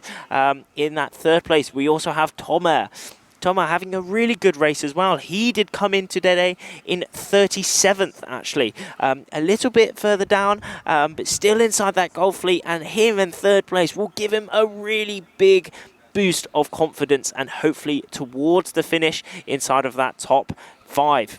Yeah, absolutely. If you're in that top 3, top 5, you're... Yeah, I don't want to use the word safe, but, you know, especially as we move towards those medal series, if you can consistently stay up there, you're going to find yourself in the last races of the event, really. Hopefully anyway. But it also does show how high the level is here, because anyone, I mean, Tomer here. We're seeing it today. Yeah, he came in 37th and now he's in 3rd. Yeah. What a race he's having at the minute. Really impressive. That will really bump up the rankings and hopefully push him to really keep pushing in this competition towards the end. But it is Thomas Goyard still in the lead in this race. And maybe, I think he has indeed extended his lead so far. Yeah. Thomas Goyard, France 3, really cranking on his last reach towards the finish. Yeah, it looks like he's, now, like we said, now it's just simply a matter of just holding your nerve, holding your line, and getting yourself towards the finish. That's it. I mean, we can see a big difference between these top 3 riders, actually. It's 100 metres each almost. And it might be looking like towards the finish of the line, but we are going to find out. Oh, something just happened. Oh. Cool, blimey. That was nearly again. Looks like he's caught something on his Thomas. foil. Oh, Something's happened to his gear. I think he's caught something on his foil. No! Thomas. Oh, that's such... Oh, no. What's he doing? He's looking off his foil. Heartbreaking. How's he got? What's he got? Maybe a plastic bag or something. Oh, God. I think he definitely hit something. What an Oh, absolute no. Poland 28 dilemma. will take past it. It looks like... Oh, that's such a shame. Right on the last finish towards. It looks like Tomer line. and Kieran Badlow will go past him as well. Yeah. Oh, heartbreaking. Absolute. Oh, no. God blimey, but that has allowed Radislau to take the win in this race. What a race from him. Poland 28 winning this race. What a race. A great finish from him there, Incredible followed by there. Tomer in that second place position. And then Kieran Badlow. Yeah, there we are, but what? Kieran Badlow taking third. But France, Thomas is back up onto the foil, battling it out with Finn for that 6th and 7th. So unlucky. God, that's such a shame, isn't it? Such a shame. Nicola Renner will cross the line in 4th place. Indeed, and then that is Thomas Goyard, and really close between Finn. Oh, what a photo finish that was, actually. I couldn't Not tell too you. sure who took that. No, I It couldn't looked tell like you Finn either. accelerated past him just towards the end there. There we are, but what a shame it was from... crossing the line as well. Go, Grey Boris, picking up a great top 10 result there. Oh, that's so frustrating for Thomas Goyard. Such a shame. God, he will just be beside in himself. pieces. Yeah, that's just such a shame. I wonder what happened. Yeah. I think he must have hit a plastic bag or I don't know. Yeah. I haven't really seen any like seaweed in the water here. I haven't really seen any rubbish in the water either, to be honest. It all looks very well looked after, but...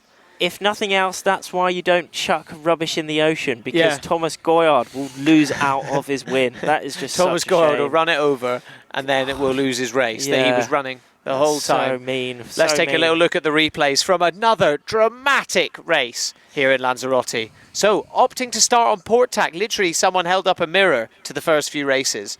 Super interesting to see that. As like we said, the wind angle must have changed ever so slightly, because everybody was on starboard tack earlier, and now everyone's on port at the starts. Exactly.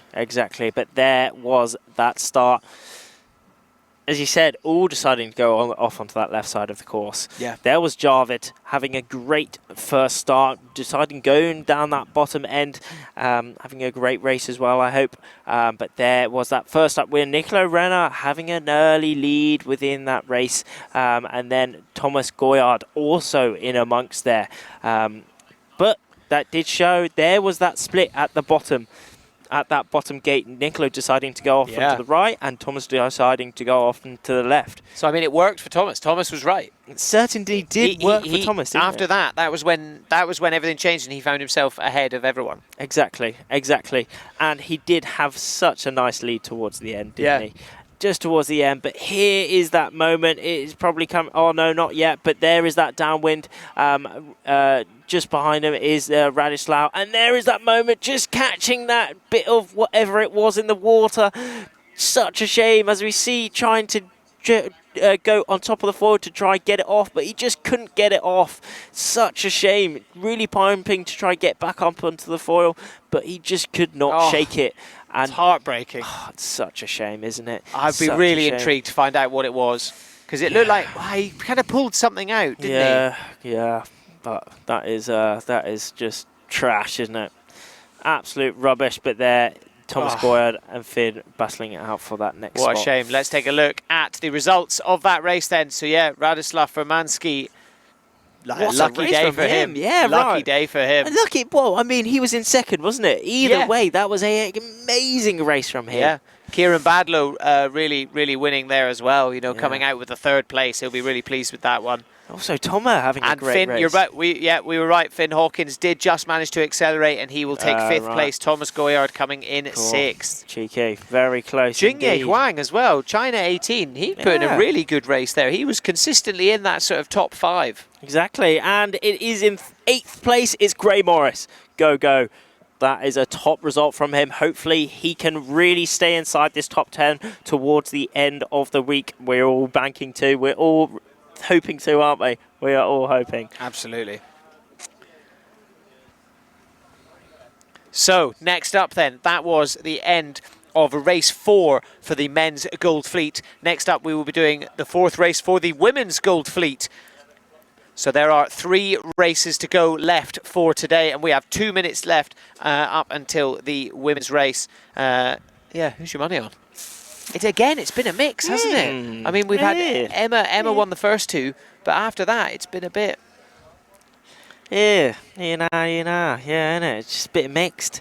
It's been so tough tricky to tell, isn't it? Because of these conditions. This is the reason why it's been moving around quite a lot.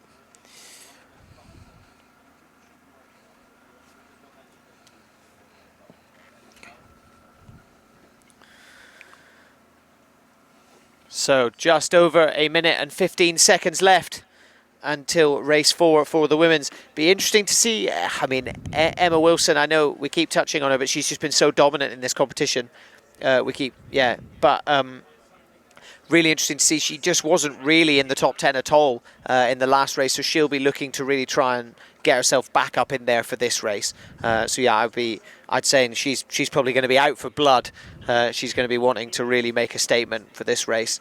So yeah, she's definitely going to be one that I'm going to be keeping an eye on for this one. Right. But we are looking at the comments now on the YouTube, so do drop us a comment. It's great. Really good to see you all again here joining in for the World Championships, the live stream here of this pinnacle competition in Lanzarote early in the year. It's great to have some coverage of it, really seeing the action firsthand. So do drop a comment, like if you're enjoying it, where you're tuning in from, and your name. It would be great to hear from all you peeps. That would be epic. That would be epic. Yeah. But we are going into this start for race number 4 for the women here. Under 10 seconds to go now. Very interesting. Again, a lot of these riders opting to go off onto the port side. Yep. Yeah, super. Oh, bit of a mix, actually. God, blimey. It's a big jump. Oh, someone down that port end, just not quite making it. Oh, they've got to go down past them. Oh, no. Oh my, that is extremely tricky, that. A really big group out on that port end.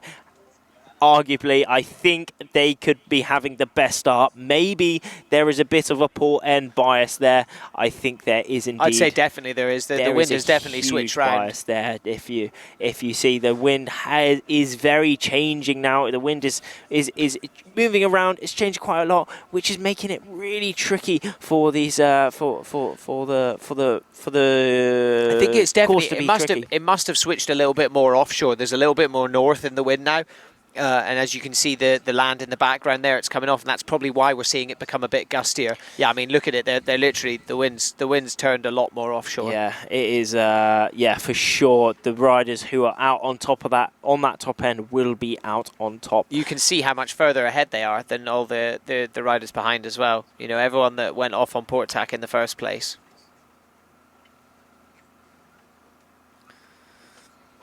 As we take a wider view, yeah, and we can really see all the guys that started on all the girls that started on port tack. They are, quite a bit further up the course.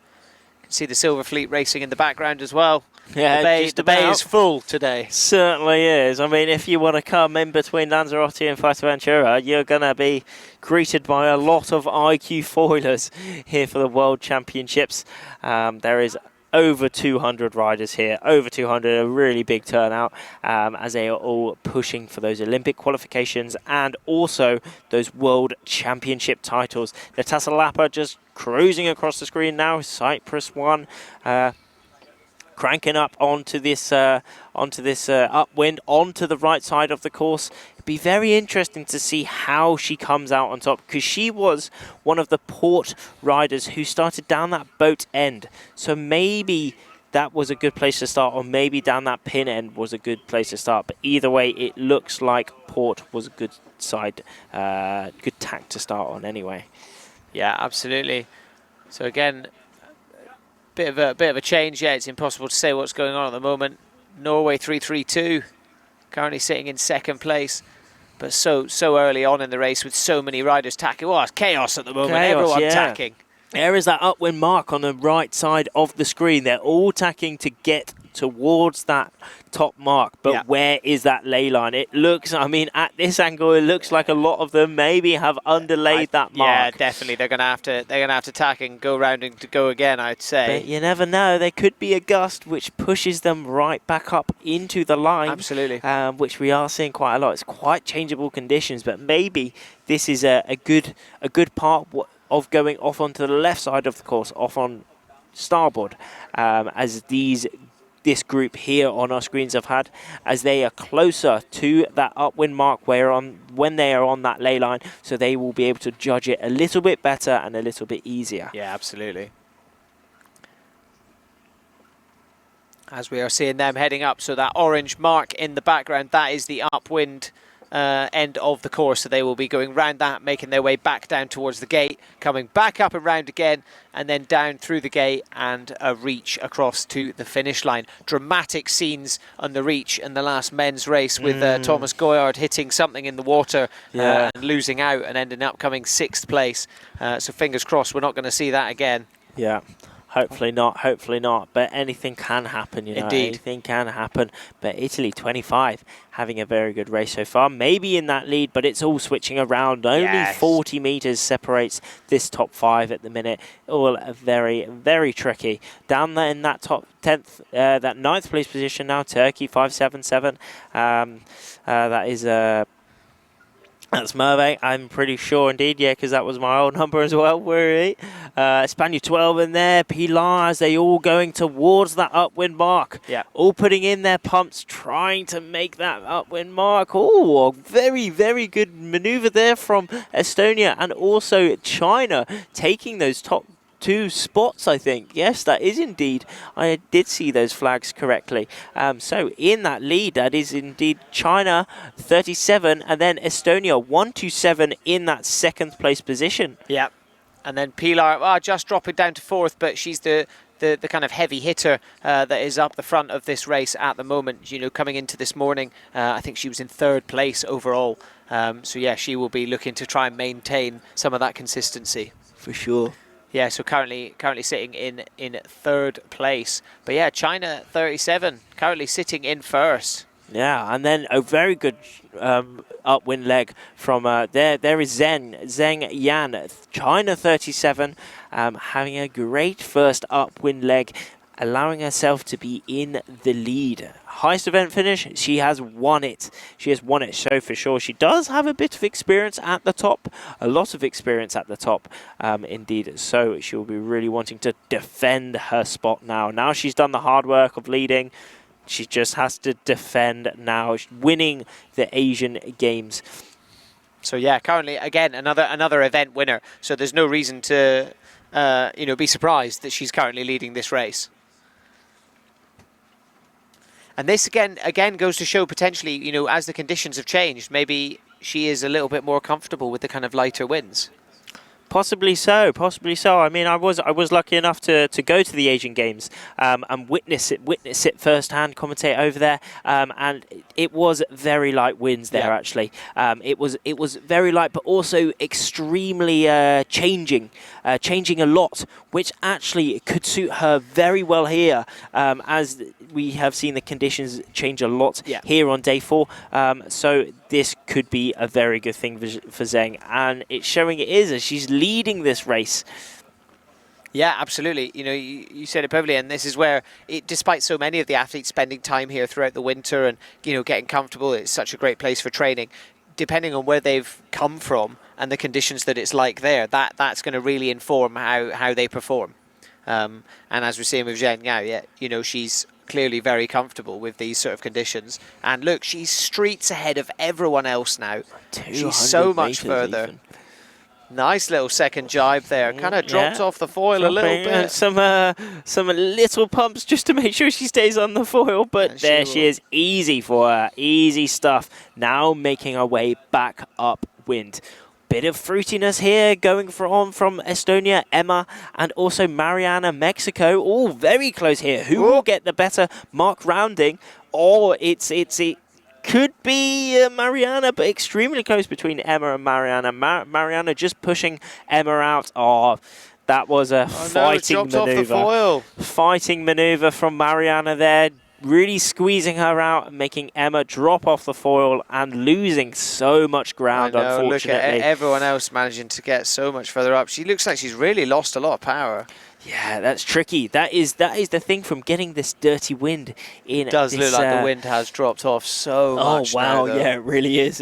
I think it's under 10 knots there now, even. Yeah. Possibly so. But everyone is still flying upwind, downwind, and on the reaching. So this course racing is still on, still getting the action in, still getting the drama in for the iQFOiL World Championships. Yeah, and again we're seeing a huge change. No sign of Emma Wilson. You know, she was so dominant for the first couple of races today and has been for the rest of the event. Pilar is currently sitting in 5th, but yeah, no sign of Shahar Tibi either. So yeah, it's just kind of another complete changing of the guard, and the only thing I can put it down to, you know, in terms of speculating, is that the conditions have changed so much, and certain athletes it suits them a lot more than others. Exactly, as they do have strengths and weaknesses. All these riders, you know, for sure. I mean, everyone can be. Oh, where's this tack from Marta? How's the tack? Good tack. It's tricky, yeah. Considering the Didn't wind, lose too much that ground. is a great tack from her. Really good tack, considering it's around 10 knots on the course, maybe a little bit less. But it's also what can be viewed as quite frustrating conditions, where despite the fact that the wind's dropped, the water's still quite choppy. Yeah, it's okay if the wind's this light. But the water's nice and flat, then it's absolutely fine. Right. You know, you can kind of get away with it, especially the transitions, the tacks, things like that. As you come round, the foil's not going to hit a bit of water, a bump or anything like that. But, you know, when you've still got the water state that you guys can see on screen now, you know, there's still quite a bit of chop, but that wind starts to drop, man, that can be really difficult conditions. Really, really can be. But Marta is just showing it expertly. She is holding that height on the foil at a perfect height, so she's just gliding over every little bit of swell, chop and waves out here on the sea here. Oh, big one there, just adjusting the weight on her legs to adjust the pitch of that foil to make sure she doesn't touch down or doesn't come back up. But there she is, making her way up onto the left side and right side of the course for her second upwind inside this race. But who is that at the top? Can't quite see the flag, but they for sure maybe have a little bit of distance on Marta here. I think that might be China 37. You think? Possibly. Or maybe. Weird. Yeah, I think so, because I think it's like blends in for a flag. red flag. Yeah, yeah, so I exactly. think that is indeed Zheng. And she's so much further ahead than everyone else. Like, look at her. Yeah, right. There's nobody around her at all. And looking at the distance as well, you know, well over 150 metres distance just from the second one, Norway 29. That's Tuva, right? It is indeed. So, yeah, Tuva's putting in a really great performance as well, coming into second place. Yeah, right. She's still under 19 even. Yeah. So doing this well within the seniors is a great place to be. A good sign, yeah, absolutely. Yeah, it's wicked. Absolutely awesome. That was Zheng just coming through, rounding that upwind mark, and look at the distance she's got, actually. She's got a very tasty lead on whoever is coming in second. Could it be Tuva or Padel? Hopefully it is. I'm rooting for her. Hopefully she does extremely well. She was the world champion last year for the youth. She did extremely well, and there is I think that could be that's Israel 7. Yeah, coming through, taking that second spot, but in that third place position, is it Tuva coming through? It is indeed. Yeah. Guan all the way downwind for Tuva Opadel, going through towards her final downwind and then towards that finish. But Zheng in the lead still here. Such a dominant, potentially the most dominant lead we've seen all day. in terms of putting distance between themselves and the rest of the fleet. As we see a jibe there, just managing to stay on the foil dips in ever so slightly. It's light, isn't it? It's you light. You can see, yeah, like it has dropped significantly. But it's still really great racing out there. Yeah, I mean, still up and cruising. The focus has changed from a lot of speed and a lot of tactical, from the windy stuff we had earlier. It's changed from all the positioning stuff. Now you just want to stay on that foil. You want to keep the flow in the sail, really concentrate on your positioning between everyone else. Make sure you have clean wind and a clean breeze to allow yourself to do the course that you exactly want to do, which Zheng is doing perfectly here. Yeah, absolutely, as we see the rest of the pack now making their way back downwind, jibing. There is that chasing pack consisting of, I think if that's 7, that is Maya Morris. We also have Mariana in there, possibly Pilar.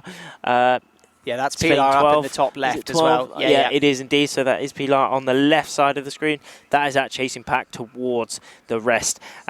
But there it's a second place position also. Maya, there is Zheng, the leader once again though. Just looking around, where is that ley line? Where are your opponents as she goes into her jibe? How is the jibe? Nice and slowly, take it easy on that bit of swell and stayed straight on the back foil, up onto really the nice. foil. Exactly. Yeah, like Keeping you the said, speed. utilizing the chop as well, and especially as the wind drops, they've got to really start thinking about that, because that can make the difference between staying on the foil and not. And it becomes, whilst you kind of still use the sail, you've still got to think about trying to ride the foil as well, and actually using that and putting pressure on your legs at different places to make sure that you stay up on the foil just as much as keeping the board going with the sail. Exactly. But here we are, Zheng going towards that line. Yeah, she's leading. gone round the last mark. She's on that final reach. Hopefully she doesn't do a Thomas Goyard. We did see, unfortunately, in that previous race, Thomas just catching something in the water, just dropping off the foil and giving up his first place. An absolute nightmare for him, out of his control as well. But hopefully Zheng doesn't have the same problem. Absolutely, yeah. Fingers crossed doesn't hit anything. Hopefully that's the last time that we'll have anything like that. It's such a shame because it's just something that's so out of your control. But yeah, she's so much further ahead than everyone else. Yeah, and she's making light work of it. She's just safely reaching down towards the finish now, picking up maybe another win. Well, it's looking like she will definitely have another win if she will have adding a win to her scorecard if she manages to hold this, but going towards the finish now. Yeah, I think it's pretty comfortable lead here. As we see her heading towards the finish. There is that finish, the finish boat on the right side of the screen, and that checkered buoy, that marks the other side of that finish. And Zheng coming through the line, picking up the win for the race number 4 here on day 4 for the women's gold fleet. Beautiful work there from Zheng. Executed perfectly. Yeah. Absolutely banging, wasn't it? Absolutely banging. But very close between this second and second and third. Yeah, a bit of a drag race on our hands. I think it's third and fourth actually. It's Tuva and Mariana, but that is indeed Maya taking that second place position. Israel 7, Tuva Opedel picking up the third. What a race from her. Amazing. Mexico 28, Mariana in that 4th place position. What a race from Tuva there. Norway 29. Third place. She's going to really see herself jump up the rankings after today. Certainly will. And then in 5th, we do have Pilar Lamadrid just rounding that bottom finish line mark now. Then Italy 25 in there, Teresa also in there, Emma Wilson coming through the line as well, Georgia Speciale in there as well. A lot of them coming through, Paul Machago coming through the line as well. All these top 10 coming through. And let's take a little look at the replays from race number 4. So again, as we said, there's definitely been a change in the wind, choosing to go out on port tack instead. Start of the day, the first 2 or 3 races, everyone was very much going off on the other side. Everyone opting to start on starboard, but as I think we've seen the wind swing a little bit more northerly and drop a bit, everyone tends to be starting on port tack instead. A lot of line sag on that start, though. A lot of finding it hard to visualize where the imaginary start line is. Yes. But the ones nearest the pin end did manage to do it, execute it best as they could visualize it a lot easier as they were put further towards that pin end. But there we are. We did have Zheng take an early lead within this race, really establishing herself early on and allowing herself to really sail her own course. Exactly, yeah. It was like that first downwind run, really, where she came into her own. It was very much the upwind, but as soon as she went round that top mark the first time, suddenly, like you said, you said it perfectly, like just took her own course, wasn't really trying to follow the rest of the pack. We saw the same thing with Shahar in the last race as well. Actually not paying attention to what everyone else is doing and going, I'm just going to kind of go with my gut on this. And it really paid off for both athletes. Exactly. As China 37, Zheng Yan on that Straight final over the reach finish. and coming towards that finish in first place. Yeah, beautiful. And let's take a look at the results for the top 10 of race 4. Tuva and Mariana also coming through that line, and there are the results. So we did see Zheng Yan, China 37, clutching that win, having a very tasty lead throughout that race, closely followed by Maya Morris and Tuva Opidale. That we did see that little fight between Mariana and Tuva, but Tuva coming out victorious, the last year's youth world champion, doing great in the seniors so far as well. Absolutely, yeah. And then Pilar coming up in 5th as well. So yeah, still very much up there. Sophia Renna in 6th, Teresa 7th, Emma Wilson coming in 8th there. So managing to hold on to a top 10, but definitely not finding the form that she found in the first 2 races. Potentially a bit frustrating.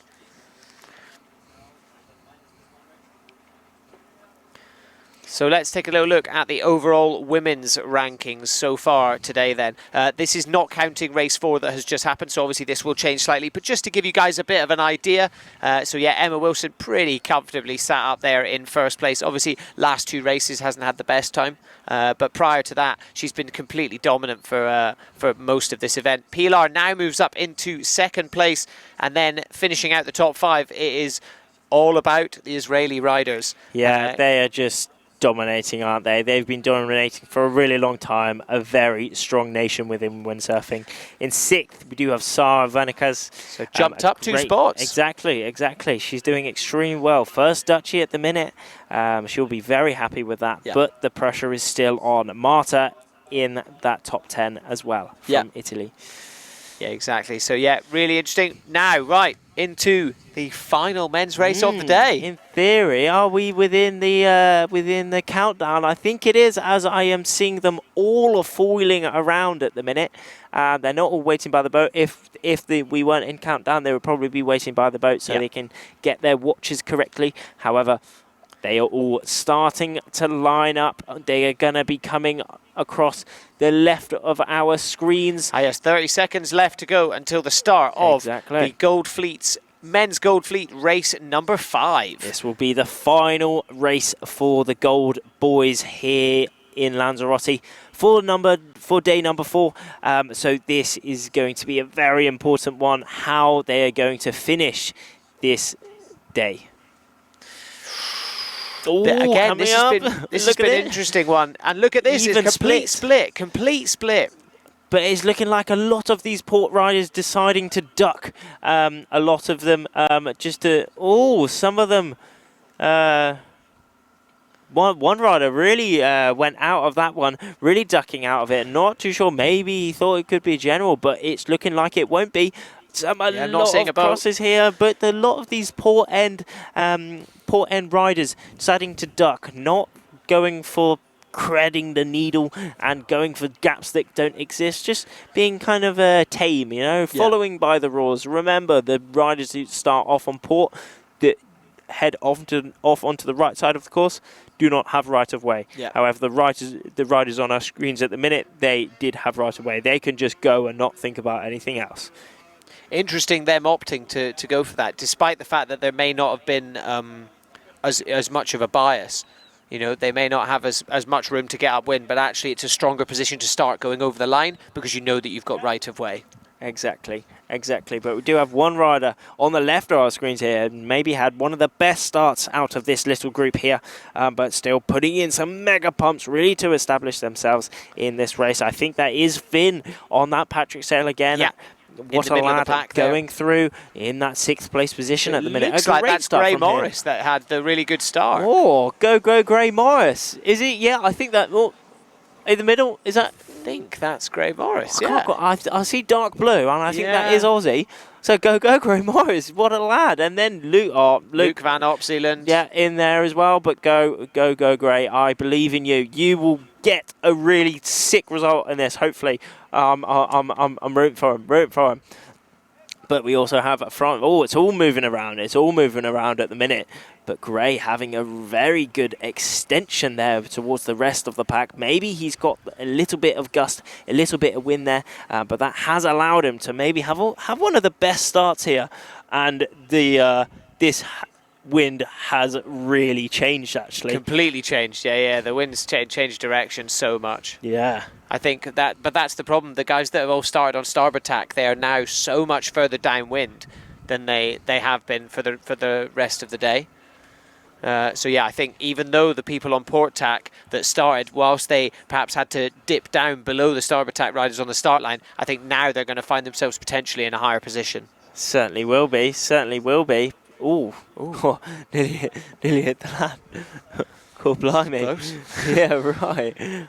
But yeah, so the wind has completely changed round, actually. Very, very big shift, which is interesting. Who was in the correct position for those shifts? I guess we're going to find out if the left side of the course comes out on top or the right side of the course. But we are definitely going to find out. Yeah. Currently Netherlands 352 or Netherlands 17 as well. Both sitting pretty far up. Matthias Isaac also sitting quite far up. But it's just changed again. Everything's changing so much at the moment while they're on that first run up to the top of the course before they will head round that buoy and make their way back downwind.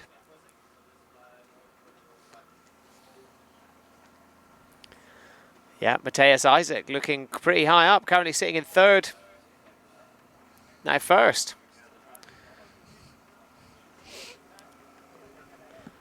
Usual suspects. You can see all of the guys that were on port tack originally. They've all tacked round. They're on starboard now, and they're all making their way up. There's much more of a kind of togetherness, much more of a spread for the guys who all went out initially on starboard.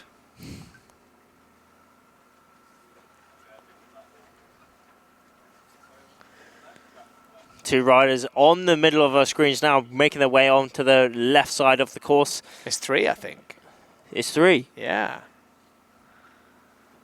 Well, it's 2. It's 2, I think. But those look like they are the dominating riders within this race at the minute. I think they are leading this race even, and we're about to see who rounds that mark in 1st place as they both go in for their tacks. How are the tacks? Fully planing tacks. Good tacks. Wow, really, really good tacks, considering it's not that windy at all. GBR 19, Finn is in the amongst of it there. Go on, lad, go on. France 152. He's also easy to spot with the well. Patrick. Yeah, easy to spot with the Patrick. So yeah, Gray Morris coming up in 3rd as well. A few of the guys have headed round. Go. It's all go at the mark. 3rd place position. Hopefully he can hold it. Duncan Monaghan is also in the amongst of it there. Nicholas Goyard in that 5th place coming round. Oh, it's extremely close here, actually. Extremely close between all these riders coming down onto their first downwind here in the men's boys gold. So yeah, you can see everyone starting to make their way. Still people making their way up to the top mark. France 152, I believe that's Louis, sitting in 1st place at the moment. Oh, it's Tom Arnaud, sorry. It is indeed Tom Arnaud. So he's already had a good day today. He has had one of the previous... Oh, I did see that. Okay, Tom, later you can give me a punch. I did see that indeed. Did you see that? Did he do the okay below the waist? Oh, I think he might have. I didn't see it, so I'm okay. I'm safe. He's chilling though. What a lad. Giving it all the big un. He's got it though. Look at the lead he's got on here, actually. He's got a great lead on here. Finn Hawkins, like, bringing up the lead, bringing up just behind as well. Currently sitting in 2nd. Super impressive there.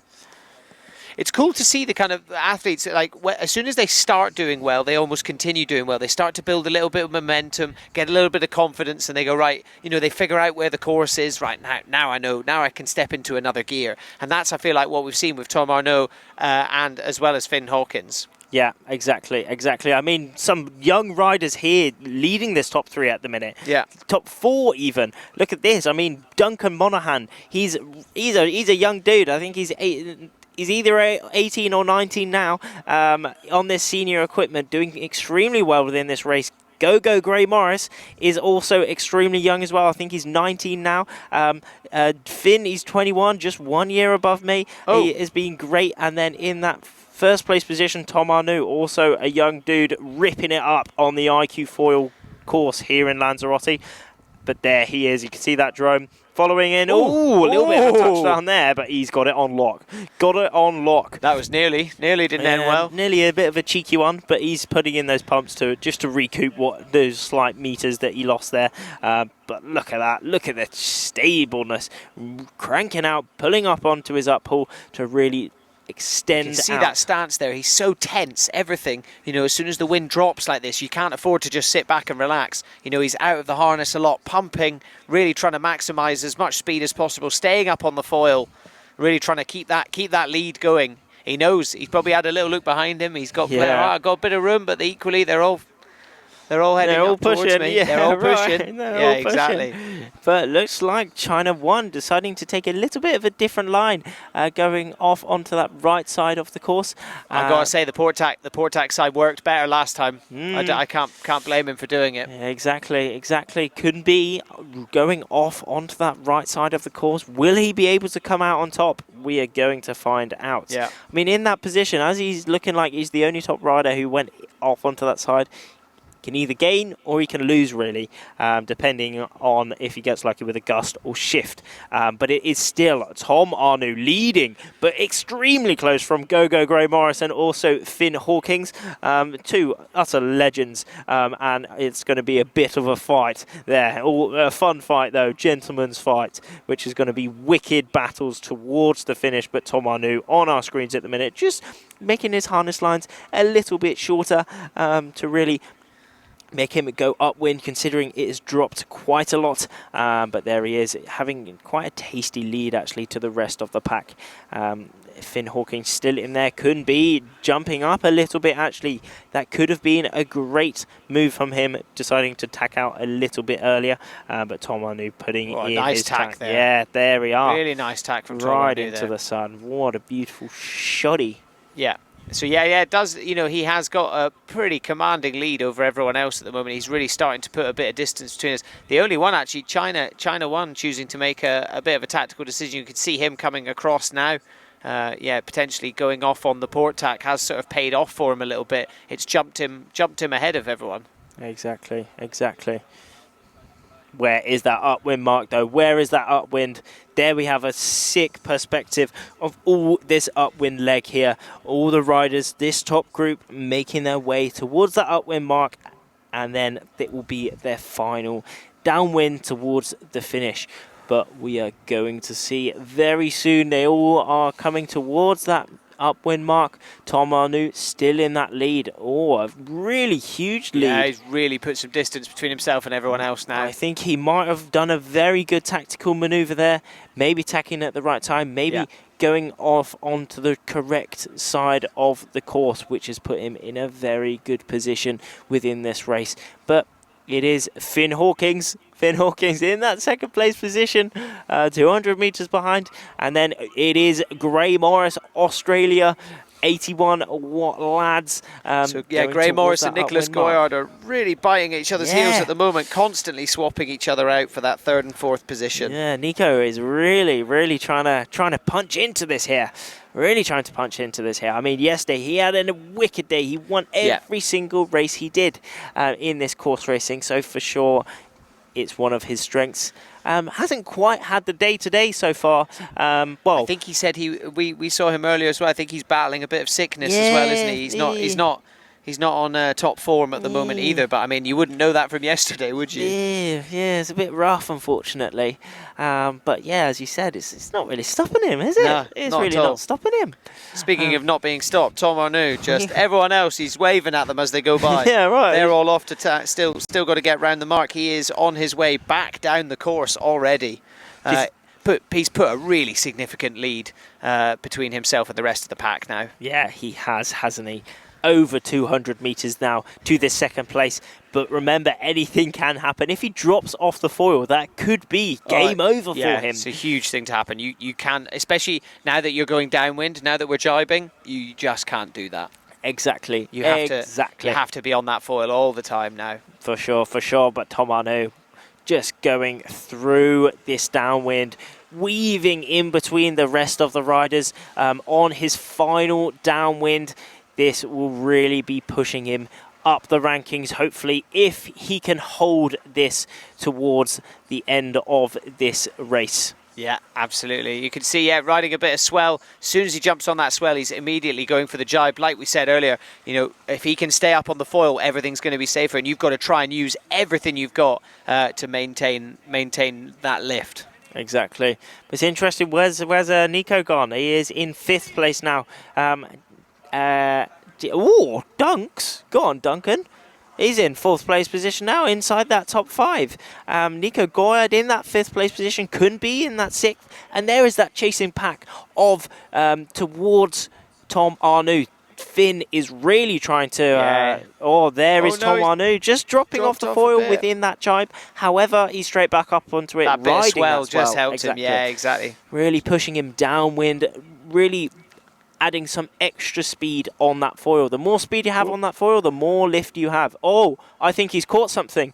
He's caught something. Yeah, you can see the foil. It is ventilating every now and then. He's caught something on his foil. Has it come off now? It's looking a bit more stable. If you have a look at his foil, no, it's still being a bit annoying. Look at that. If you have a look at his foil, it is splashing a bit more every now and then. That does show there is something wrong with his foil at the minute. It looks like it's... there's something on there. Oh, he's still foiling though, so hopefully he can hold it towards the end of the race. Very interesting stuff here. Will he be able to hold it? So close to the mark as well. Yeah, right. Oh, God, hopefully it's a jibe might get off, whatever it is. Oh, come on. Stay up onto that foil, Tom. Come on. Stay up. But he's not... Oh, there is that gate. Okay, hopefully he makes it. Is that bit the gap's been closed. Yeah, the gap has been... Remember, he had over 200 metres, and now there is only... there's just a little bit more than 50 metres, around maybe 100 metres now, separating him. It does look like whatever it is has gone, though. His foil is ventilating. No, for sure, it's still on there. You can see it is very much still on there, which is such a shame. You can see a bit more white spray spraying every now and then, and Finn is hot on his tails. Closing in. Finn is really hot. Maybe he can see Tom has got something on his foil, and this final leg is quite long, actually. So, or maybe he's lost it. Maybe I think it's gone now. I think it's gone. I think he's good. Maybe Tom has but I mean, look at the speed differences. Okay, maybe he's holding it now around 50 meters, 70 meters or so. Hopefully Tom has lost that bit of rubbish or whatever it was on his foil. Going towards the finish. Yeah, it's looking a lot better now, isn't it? Yeah. No ventilation coming from that foil. But Finn Hawkins in that 2nd place position. Such a great performance. Have a cheeky look at the drone. Give us a little. Well, actually, no, don't give us a wave. I want you to come get over the finish second first. in this. Yeah. But what a race from him. The two of them. Look how far the two of these guys are ahead of everyone else. Finn Hawkins has managed to close that gap so impressively, but none of the other guys have at all. Straight up, Tom Arnaud coming towards the finish now, winning the final race for the gold men here on day 4. What a race from him there. Great position for sure. It will be a bit of stuff going on inside his head, but he did clutch the dub. And then Finn Hawkins taking that 2nd place position in his 5th race of the day. What a result from him. Tom is happy. Finn is happy. Their day is complete. And coming towards the finish now, rocking that red bib, that is indeed Gogo Gray Morris, taking the 3rd place in that race. Oh, that makes me happy. What lads. What lads! You could hear all of the French coaches and everything whooping and shouting as we also have Tom crossed the line. Also Duncan having a great race there, picking up that 4th place position. That is just sick, isn't it? Nicholas Goyard in that 5th place position, and then Kunbi picking up that 6th. A lot of them all coming through the line now. Yun also in there as well. That is Josh Armit in there. Luke inside that top 10 as well, just about. But what a race that was. Tomet also awesome way to finish the race. Ruveny in there. But wow, what a race. That got me happy. There was a lot of mix-ups in there. Let's take a little look at the replays from the final race for the men's Gold Fleet. So yeah, real mixed bag for the start. You know, a real split pack. Half the guys going off in starboard tack, half the guys going off in port tack. Yeah, super interesting to see. There's definitely a huge bias. You know, we saw so many of the athletes coming past where we are, which we haven't seen all day, really. So yeah, really interesting there. Basically, complete split pack. Very interesting split, but early on we did have Tom Arnoux taking an early lead in that race, and what attack that was from him there. Yeah. Leading after that first mark, and then coming down. What? Oh my! Did you see that? There was the flying person on the thing pretty close. Yeah, the paraglider. Oh, God blimey. The human drone. Yeah, straight up. But yeah, there we are. Tom Arnoux. Just there it is. Yeah. Okay, everyone saw that. Everyone is receiving a punch from Tom Arnoux after that. Was that where he caught something on his foil? No, that was where he... That was the... That was him rounding the mark. He kind of caught his board in the water a little bit. Wasn't stopping him, was it? No. Look at that lead. Just no one else by himself. Yeah, no one else around at all. Storming lead from him there as well. And there he is, trying to get that little bit of whatever the hell that... What was it? Just... whatever it is, I'm not happy about it. I'm not happy about it. You can see it there. It's causing so much friction on the foil. You can just see his foil ventilating constantly, but he did manage to clutch the dub, clutch that finish, finishing today with a win. What a race from Tom Arnoux there. What a way to finish the day. I felt like for Tom that had been a bit of a build-up throughout the day. He'd progressively been getting better every race. Certainly. Super impressive there. And there's him with the coaches, the French coaches. You could hear them shouting. And let's take a little look at the top 10 of the final race for the men's Gold Fleet today. There it is. Tom Arnoux in that 1st place position, as we touched on. Finn Hawkins in that 2nd place. And it is Gogo Gray Morris in that 3rd place position. Duncan Monaghan also having a sick result there. So sick to see some of these lads coming through and showing how to do it on the world stage here in the seniors. Absolutely. Yeah, Duncan Monaghan. Nicholas Goyard as well, managing to come away with a 5th place. And then Luke van Opselen down in 8th, but still coming away with the top 10. So again, potentially, you know, some discards for Luke van Opselen. Not as good a day for him today as he potentially was hoping for, especially after how dominant he's been for the last few days during this event. But still, by no means a bad outcome. So. Really. I mean, and finishing off that top 10, Thomas Crook, a great result from Thomas Crook there. New Zealand 27, and Tom Ruveny, a great result from him there as well. Absolutely. So that is it for the men today. That was a really awesome race to finish on for the gold men, actually. Really showed how things can be mixed up within this gold fleet at the minute. How high this level is. Some of the top players, the world champions, the European champions, still other people can come in and clutch W's in the chat, you know. And that's exactly what we saw there from Tom Arnoux. But now we are heading towards the final course race on day 4 for the women's gold fleet. And I'm sure we are going to have some more drama, some more action, some more epic stuff within this final race for the girls. This flag means it's a U flag, so it's so as that's gone down, we are inside the last minute. So bearing in mind, guys, this is the last race for today as well. So this is the 5th race for the women's gold fleet. Bit of a mixed bag for both fleets today, both the men and the women, as we come to just over 35 seconds left until the start of this. You know, it started off with a hugely dominant performance from Emma Wilson, who's just been incredible over the last few days. But in race 3 and 4, she's kind of struggled to find her form a bit, and that's kind of made room for some of the other athletes to really shine through. You know, from kind of younger riders like Tuva Opedal with an incredible performance in the last race, to obviously more established athletes like Shahar Tibi as well.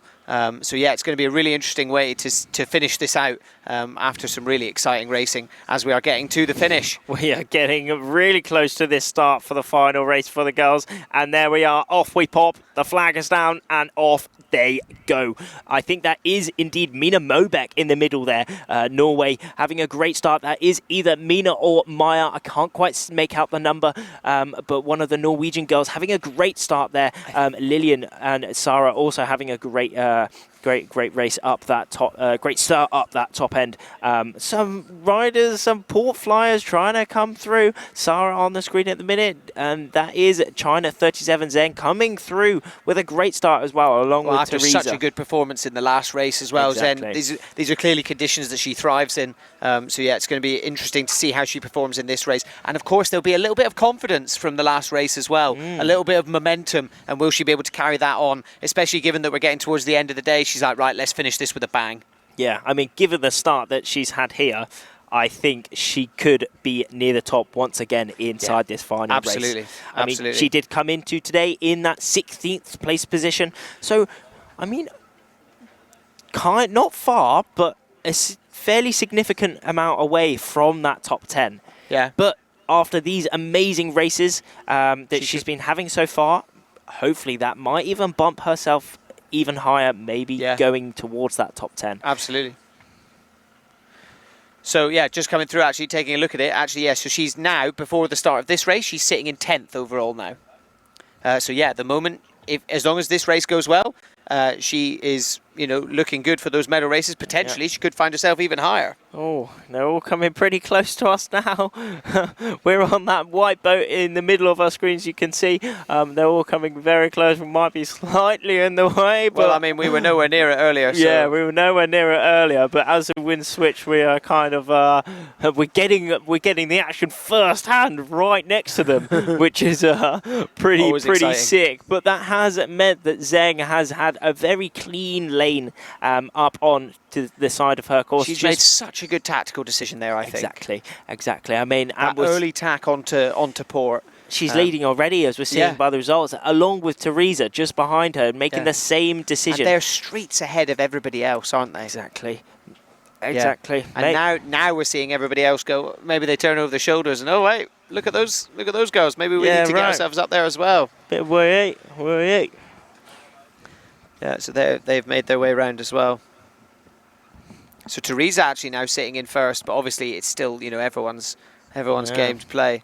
Zheng putting in off the foil a little bit there. Looked like a bit of a struggle after attack. Maybe. Let's have a look at Teresa's tack. I think that might be that's a good tack. Much nicer tack that's from Teresa there. That's creamy. That's creamy. That and look, we'll manage to kind of hold her ground just slightly further upwind than Zheng as well. Exactly. She's almost following her, just making sure she's not in a bad position for Zheng to really have dominance over her, but also almost in a following position, just upwind of her, just behind her, so she can really still concentrate on what she wants to do. But Zheng putting in some pumps, trying to get some more upwind and speed, especially in these light winds. This is extremely important, but Teresa just showing us how it's done perfectly. But Emma Wilson, in the right side of our screens, it looks as if she might have even taken the lead in this race. Norway 21 also there as well. Yeah, it looks like Emma Wilson seems to have found the form she lost over the last couple of races, despite, you know, going off with the rest of the pack. It looks like somehow she's managed to get herself streets ahead upwind of everyone, potentially, you know, just through the tacking, taking a slightly different line. But yeah, you can see now she's crossed over everyone. And as she's going for another tack as well. Oh, close, really close cross between Zheng and not the best tack there for Emma. 89, but yeah, not, as you said, not the creamiest tack, but still back up onto the foil nonetheless. Oh, and it looks like Marta taking a lead in this race. I mean, maybe not, because Emma will be on the left hunting her down, probably with a bit more speed, and Emma Emma and Marta really close next to each other here, actually. Oh, Zheng just getting stuck on that buoy at the top. This is where these meters, these centimeters really matter. Whether you can make it round the buoy, whether you can stay foiling. And unfortunately, Zheng just not quite executing that perfectly. Just a little bit off. Just misjudged it. But whereas Marta just judged it absolutely perfectly. Exactly. I mean, but we got another big some cool stuff in this top 5. In 5th place at the minute, GBR 248. Alice Reed, Guan sister. That is pretty wicked. Having a great race so far. Hopefully she can stay in that top 10 along with all the rest. Israel 32 and Sweden 49 finishing off that top 10. So currently Marta as well finding some form earlier today, still sitting in 1st place, but she's got Emma Wilson nipping at her heels there and followed up by Norway 21. So at the moment it's just this 3, and like you can have a look at the distance, those 3 are streets ahead of everyone else. Exactly, fighting manoeuvre from Emma there though, jibing exactly the same time as Marta, really trying to attack her, go over the top of her, give her some dirty wind and come out on top. Take some of her wind and power and then get herself down past them. But these top 3 extremely close at the minute. The Norwegian on the right couldn't quite see 21. That is Maya Giesler, having a great race so far as well within this final race. There is that fight though for that 1st, 2nd. Marta and Emma Wilson fighting it out for that 1st place. Only 20 meters separates them. Emma maybe in a better position. I was just about to say, I think she probably is. She's taking all the clean wind at the moment, despite the fact that Marta's actually ahead. And you can see there she's breathing right down her neck. As soon as she jibes, I'm going to match you. I'm just going to sit right upwind of you the whole time. And then as we get to the mark here, let's see. It's all about this mark rounding, though. It really is. Whoever has the best mark rounding here will be able to come out on top. Marta managed to get round a little bit better, I think. Yeah, maybe, possibly so. Maya down that other end, maybe having a better... Maya just dropping off the foil there, just going a little Emma bit looked too like high. She very nearly did as well. Emma looks like she's kind of struggling for power a little bit there. Marta managed to hold on to it a bit better. It is very light still here on day 4 here in Lanzarote for the World Championships. This is the fight for the 1st place within this last race for the gold women. Marta Maggetti and also Emma Wilson on our screens at the minute. This is the 1st and 2nd positionings at the minute. Yeah, sadly, Emma does look like she's lost her position a little bit. Just sort of really struggled to get herself back upwind after that mark rounding, whereas Marta really managed to hold that line, keep herself up on the foil a little bit better. Yeah. Neither of them really looking like they're making much ground upwind, but I think the ground is to be made on port tack now. Yeah, well, I mean, when they're going, it's 10 knots out here. Well, maybe slightly more, 11, 12. But, I mean, they're going extremely fast. They're pushing high teens out here on the course. They're going extremely fast considering how light it is on the course. Yeah, like we said earlier, you know, these with this equipment, they can be doing double the wind speed. Great tack from Emma on that right side. Yeah, really good tack. Managing to basically... Arguably a little bit better than from Marta there, but Marta again is in a little bit of a dominating position here. Maybe not quite the most dominating position she would have hoped for, but nonetheless still in Emma the lead. Just manage to sneak round her there on that tack, I think, and basically managed to stay foiling as well. Katie on our screens at the minute, though, deciding to go up onto the other side of the course. Will that be a good decision? I mean, she's top 5 at the minute. Time will tell. Yeah, we will see at all the crosses towards the top of the course. But there we are, Marta, just showing exactly how you want to sail the iQFOiL equipment in 10 knots. Just doing it perfectly. Yeah. Almost like pushing out with the backhand. You don't want to oversheet the sail either, do you? Exactly. You need to trim that sail absolutely perfect, especially in these light winds. Yeah. Because you just want the most flow over the equipment as possible. You make it really consistent. As soon as you lose a little bit of flow, you maybe oversheet. Then what can happen? You lose absolutely lots of speed and height upwind, but they're just showing it perfectly. As Maya, Poland 7, coming across the screen as well, doing extremely well in this race, inside that top 10 as well. Estonia 1. Oh, cold blimey, not quite the tack she would have hoped for, probably. Just dropping off the foil quite a lot, but catching that swell to get straight back up onto that foil. You could see it there. As soon as that swell hit, it was straight back up onto the foil, and that's what we've been saying, is that it plays such an important role in it. It is not just about the wind at all. You know, using that water state and letting it help keep you up on the foil, especially as the wind drops off a little bit, is so paramount to keeping your board speed. Exactly, exactly. As we see, it looks like Emma Wilson does have a bit of a lead. Has she? Oh. There is that last upwind mark. She's gonna have to do another tack, and I don't think Marta is. Oh, it's going to be extremely close. They're both going to be pumping, but remember, Marta is going to be giving Emma really dirty wind here. Will they be able to make this upwind mark? It's going to be so close. And well, Marta gets round it. Marta definitely gets round it. Not sure about Emma. Emma did. There she is. It's still extremely close between these top two positionings at the minute. In that third place, we do have Mariana, and then, well, also Teresa. G-bar 248 just dropped out, unfortunately. Oh well, next time. But there we are. Marta in the lead at the minute, 28 years of age, and 6 medal races done, winning a competition as well. Yeah, so a previous event winner. You know, she's performed so well today, building up to this. I mean, she's definitely got a force of nature in Emma Wilson, you know, nipping at her heels. Especially, I imagine Emma's pretty, you know, she's going to be out for blood after not having the performance she potentially wanted over the last few races.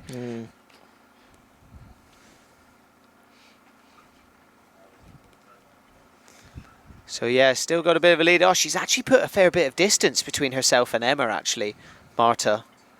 So 96 metres between her and Emma. You can see Emma up on the top right corner, and then the two of them are streets ahead of everybody else as well. Yeah, so yeah, as long as Marta doesn't catch anything on her foil, there we are. And manages to stay up on it, this should be a bit of a done deal. Oh, that's it. I mean, there's still 100 metres separating them, and then a big gap between that third and between that second and third place positions again. But remember, in previous races, we did have 2 people catching some whatever it was on their foils, which hindered them greatly, you know, even with a really good big lead. They can lose out a little bit, but Marta is just cruising downwind, isn't she? Having a little look back to see where her opponents is. God blimey, it's light, isn't it? Really, really light, and really gusty as well. Marta in a really big lull here, and then she's going to be reaching down into a bit more wind, so hopefully she can keep that first place held towards the end of the line. Got one of the press boats razzing down to take a glimpse of Marta as she is winning this race at the minute. The final race for the gold women here on day number 4. Emma Wilson in that second place position, just adjusting her harness lines to make her equipment optimal for this final reach. But first and second look very comfortable at the minute. Yeah, absolutely. It looks like it will be Marta heading across the line in first place. But again, we've seen that get stopped in its tracks a couple of times over the course of today. So yeah, it's still, I suppose you could say anyone to play for. But yeah, Marta, a really commanding performance over this race just now. You know, just some tactical decisions that have just worked absolutely perfect for her, especially at that top mark, managing to just round it absolutely perfectly both times. There is that position that we saw before when she was in the lead again.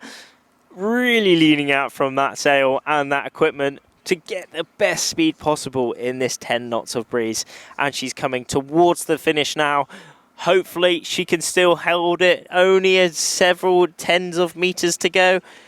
Super fast. It's coming towards the finish. And Marta Maggetti picking up. There it is. Yet. And she has crossed the line, picking up the win for this final race here on day number 4 for the gold women. She is happy, isn't she? Yeah, you can see the passion there. She puts her hand up, gave a little wave to the drone. and then Emma Wilson will be crossing and will be coming away with a second place. So a bit of a return to form after a couple of races that she probably wasn't be very happy with. But yeah, winning the first two and then coming away with a second in the last race. She is happy. Thumbs up. Marta Maggetti winning this final race for the Gold Women here for the World Championships in Lanzarote. Mariana, Mexico, coming through the line now as well. Teresa having a great race. Maya Giesler from Norway having an extremely good race as well, coming towards the line, picking up, if that is correct, a top 5 result, which is just epic. France 31 also coming through the line. Maya from Poland coming through as well. China 3 all coming through the line, finishing their final course race for day number 4. But we haven't quite finished that. Let's take a little look at some of the replays That's from sick. the final race for the women's Gold Fleet. So super exciting there on the start line. So as we've been saying all day, this is really, like, if you can have a good start and you can really set yourself up for a good race, and that was what we saw today.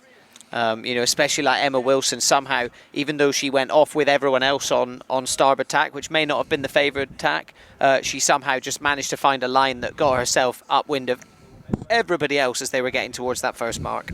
Certainly so. I mean, we see these top 3 positions with on this first downwind. They were all extremely close. Both Emma, Maya, and also Maggetti coming towards that final that gate, and there was Marta coming through. It was still extremely close at this point between Emma and Marta, actually, but Marta did really have that dominating position over Emma. Emma having a great move there to really try and punch out from Marta there, but Marta putting in another good tack and just keeping her lead throughout this second upwind. But there, that was extremely close on that final upwind mark between between Marta and Emma. But yeah, it was Marta. The rounding of that top mark the second time round, that was what really made the difference. And as soon as Marta managed to get herself round just that little bit cleaner, suddenly she was just able to put so much more distance between herself and Emma, and then that was it. She just managed to maintain that for the rest of the race. Exactly. There is Emma just on her final reach, cranking towards, but Marta Maggetti picking up the final win for race number 5 here on day 4 of the World Championships. Hands up, she is happy. She is extremely happy as she making her way back into shore. Emma Wilson picking up that second place position. And here we are. Let's have a look at those results overall of how they all did. Okay, so the top 10 for that race: Marta Maggetti, beautiful first place. Emma Wilson coming in second. So yeah, a bit of a return to form after races 3 and 4. She couldn't really find the form that she found for the last few days of the event. Teresa Steinin also, she sat really nicely, kind of in that sort of middle of the pack, a little bit higher. She's had a really good day today. Maya Giesler, Norway, in 5th, and then finishing out. Maya, Poland 7 as well, sitting in 7th place. And then, yeah. So that is the top 10, rounding out the last race for the women's Gold Fleet here on day 4. And as we can see, they're already making their way back into the marina. Marina Rubicon in Playa Blanca is the venue for the World Championships here. It's a great venue. They can all get in. They can get in no matter what conditions, as you can see here. And there is the current event top 10 for the men minus the last race. So it is still Luke van Opsieland leading the pack, still at 28 points, having a very nice lead actually. Nicola Renner in that second place position, again some good points to lead. A bit of movement going on here. Kieran Badlow up into 4th place. Nicholas Goyard sadly dropping from 2nd all the way down into 7th place. So not a great day for him, sadly. Kieran Badlow is going to be really stoked with that. Obviously, still got Luke van Opsieland in his way in terms of Olympic qualification, but he'll be really pleased to have made some progress today. Tom Arnaud, he's found himself into the top 10. He's now sitting in 9th, so sitting quite nicely potentially for the medal races.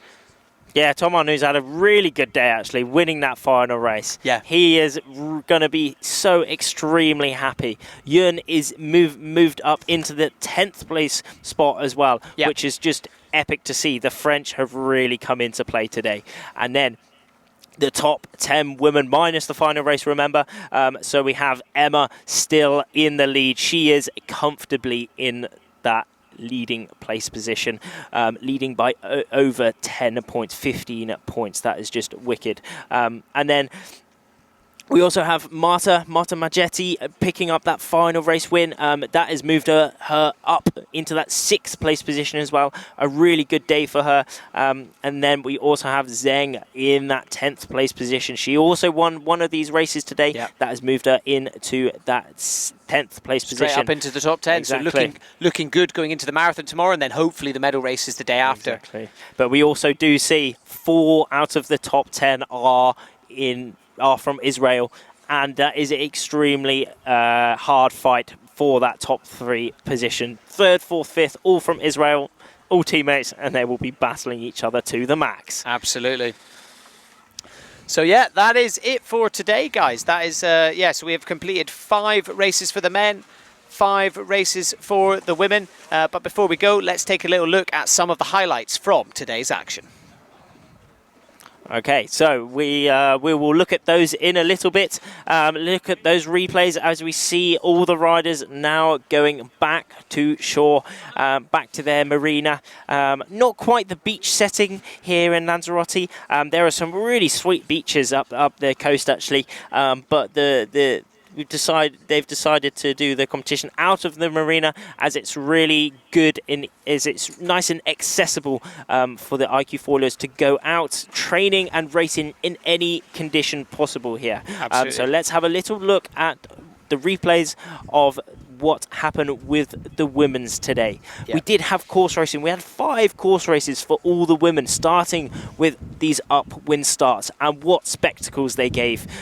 All riders pumping extremely hard, lining up on that start line to establish their best position within the start. But it's been tricky. I mean, look at that line sag that we had there. It has been very tricky conditions out here on course. It's quite changeable, as at the start it was quite windy, wasn't it? Then what happened?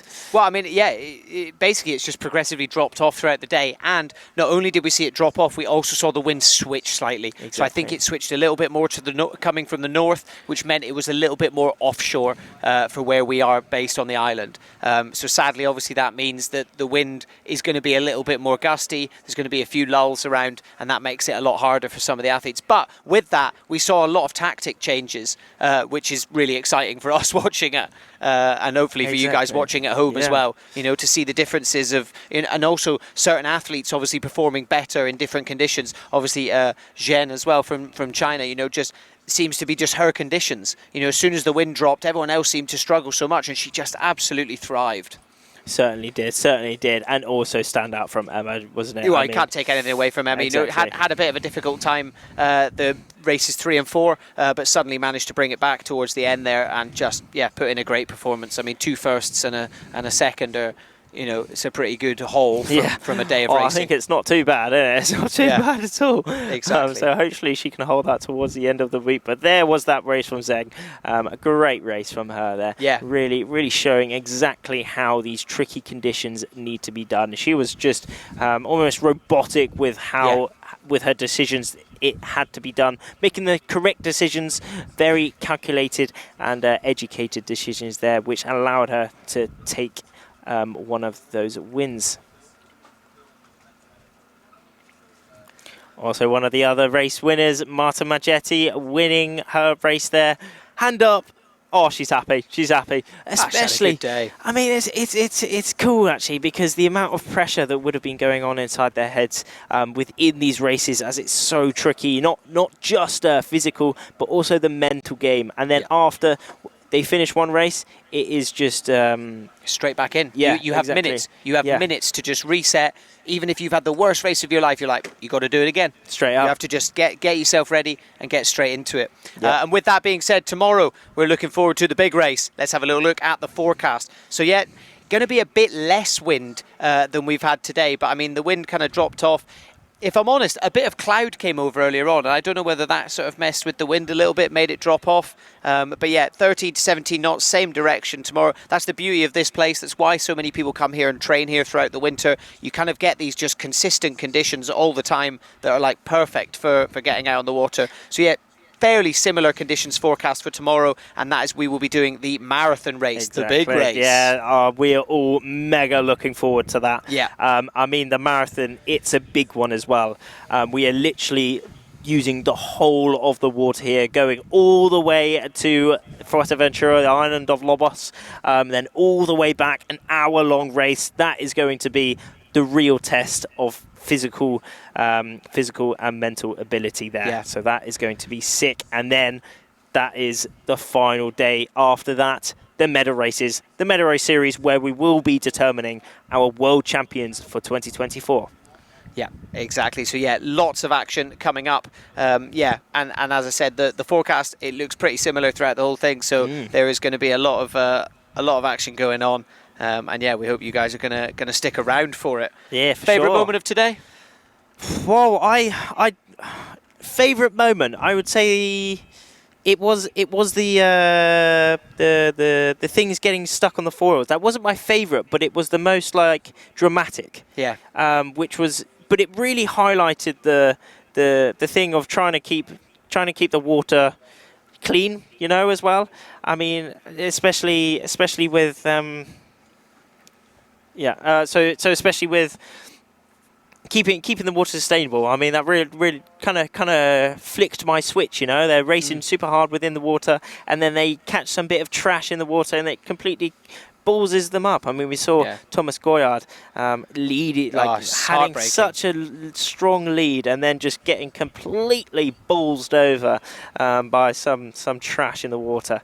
But I mean, that's it. That's part of it. Yeah, for me it was definitely Tom Arnaud as well. Yeah. Like that was so dramatic at the end, him getting something caught in the foil and then managing to shake it off. You know, however he did it. The fact that it disappeared, so those kind of moments feel a bit like fate. It's always exciting to see. And with that being said, obviously, you know, as you said, medal races for the world title, but also most of the athletes here are in contention and trying to qualify for their Olympic spot.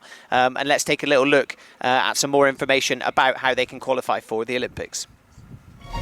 The 2024 iQFOiL World Championships here in Lanzarote. A true event of consequences. With the Olympic Games looming in Marseille this summer, there really is all to play for the athletes here, no matter their ranking. For sure, very important competition for each nation. It's the biggest event of this year, except the Olympics, of course. Many other nations are going to have their selection here, and that's really important for a lot of my friends and a lot of people here. With so many athletes and countries still to qualify for the Olympic Games this summer, this event gives them the chance to secure their spot on the biggest sporting stage in the world. The Netherlands, we have already qualified a country, but of course there's another Olympic spot here as well, and for many people, as is for myself, we have to qualify ourselves. We are currently 3 good guys, I would say 3-4 good guys who are currently competing for the Olympic spot. The Israeli qualification will finish here, basically. We started last year, and I'm in the top. I'm in a good position, but not winning yet. So I need to perform in this event. The personal qualification is still open in Germany. The national qualification I did. But I'm really positive about it and looking forward to going to Marseille. I was already selected back in September. I mean, it means a lot because there's not many opportunities to practice being under pressure before the Olympics. For the Spanish team, this event is really important as it's one of the 2 qualification or observation regattas. So yeah, it's an important one. It's also true that we have like some kind of technical criteria, so also everything that we have done before counts. So yeah, it's an important regatta. It's the World Championship, but also we have that. Yeah, my ambition is going for to the Olympics. And also, with the 2024 Olympic Games being the debut of the iQFOiL, it's going to be really interesting to see a bit of a changing of the guard from some of the athletes competing in the RSX before, having to adjust to a new way of sailing, and then of course some newer riders coming up who are already very comfortable getting up on the foil. The biggest difference between the RSX and the current IQ is that the RSX is a normal windsurfing board. It floats in the water, and the IQ is a foil board, and we have a foil underneath which pretty much generates enough lift. It's a wing system, generates lift for us to hover above the water. We're reaching a lot more speeds, it's looking a lot more spectacular, and it's a more dynamic class. The previous games, I had the time of my life. I had a really good event, and I managed to win a gold medal, which I'm pretty stoked about. We've secured our spot, but now it's going to be decided who's going to go to the games. It's a tough one because we have a lot of good guys. Luke's the current world champion, so he's on fire. He wants to close it off probably. And me and Howie are chasing, and we're trying to do our best and do everything to knock him off the throne. But it will be an intense week, and hopefully, we can prolong the battle till Palma, which is our final event, and there we'll decide who's going to go to the games for us.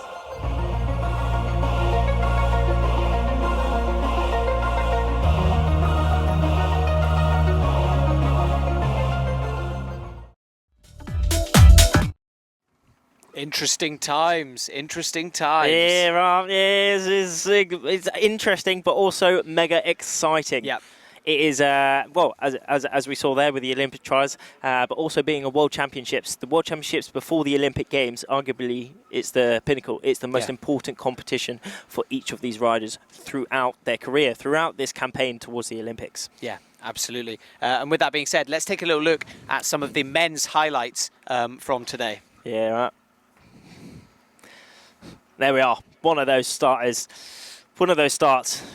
Every single start from these men today were just on point. Look how close all these starts are. God, it's I think they had two recalls, didn't they? There was a bit more aggression on the men's side of them. Really, we said as soon as one of them starts sort of pushing and being a bit bullish, suddenly all of them start reacting, and before you know it, all of them are across the line too late. Yeah, exactly. Or too early, sorry.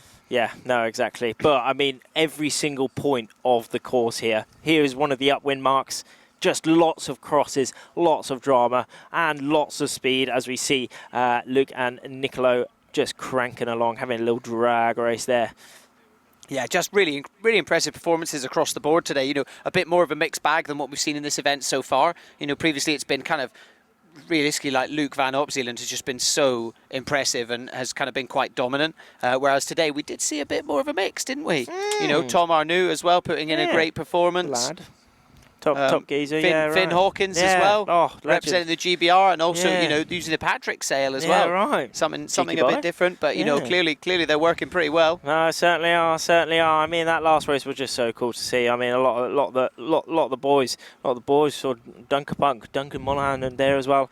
Tom, Finn, and then Go Gray Morris was also in there. What a lad! But yeah, I mean, we're seeing. Look at just all these flags. People from all around the world are here at these World Championships, trying to qualify and trying to pick up those World Championship titles.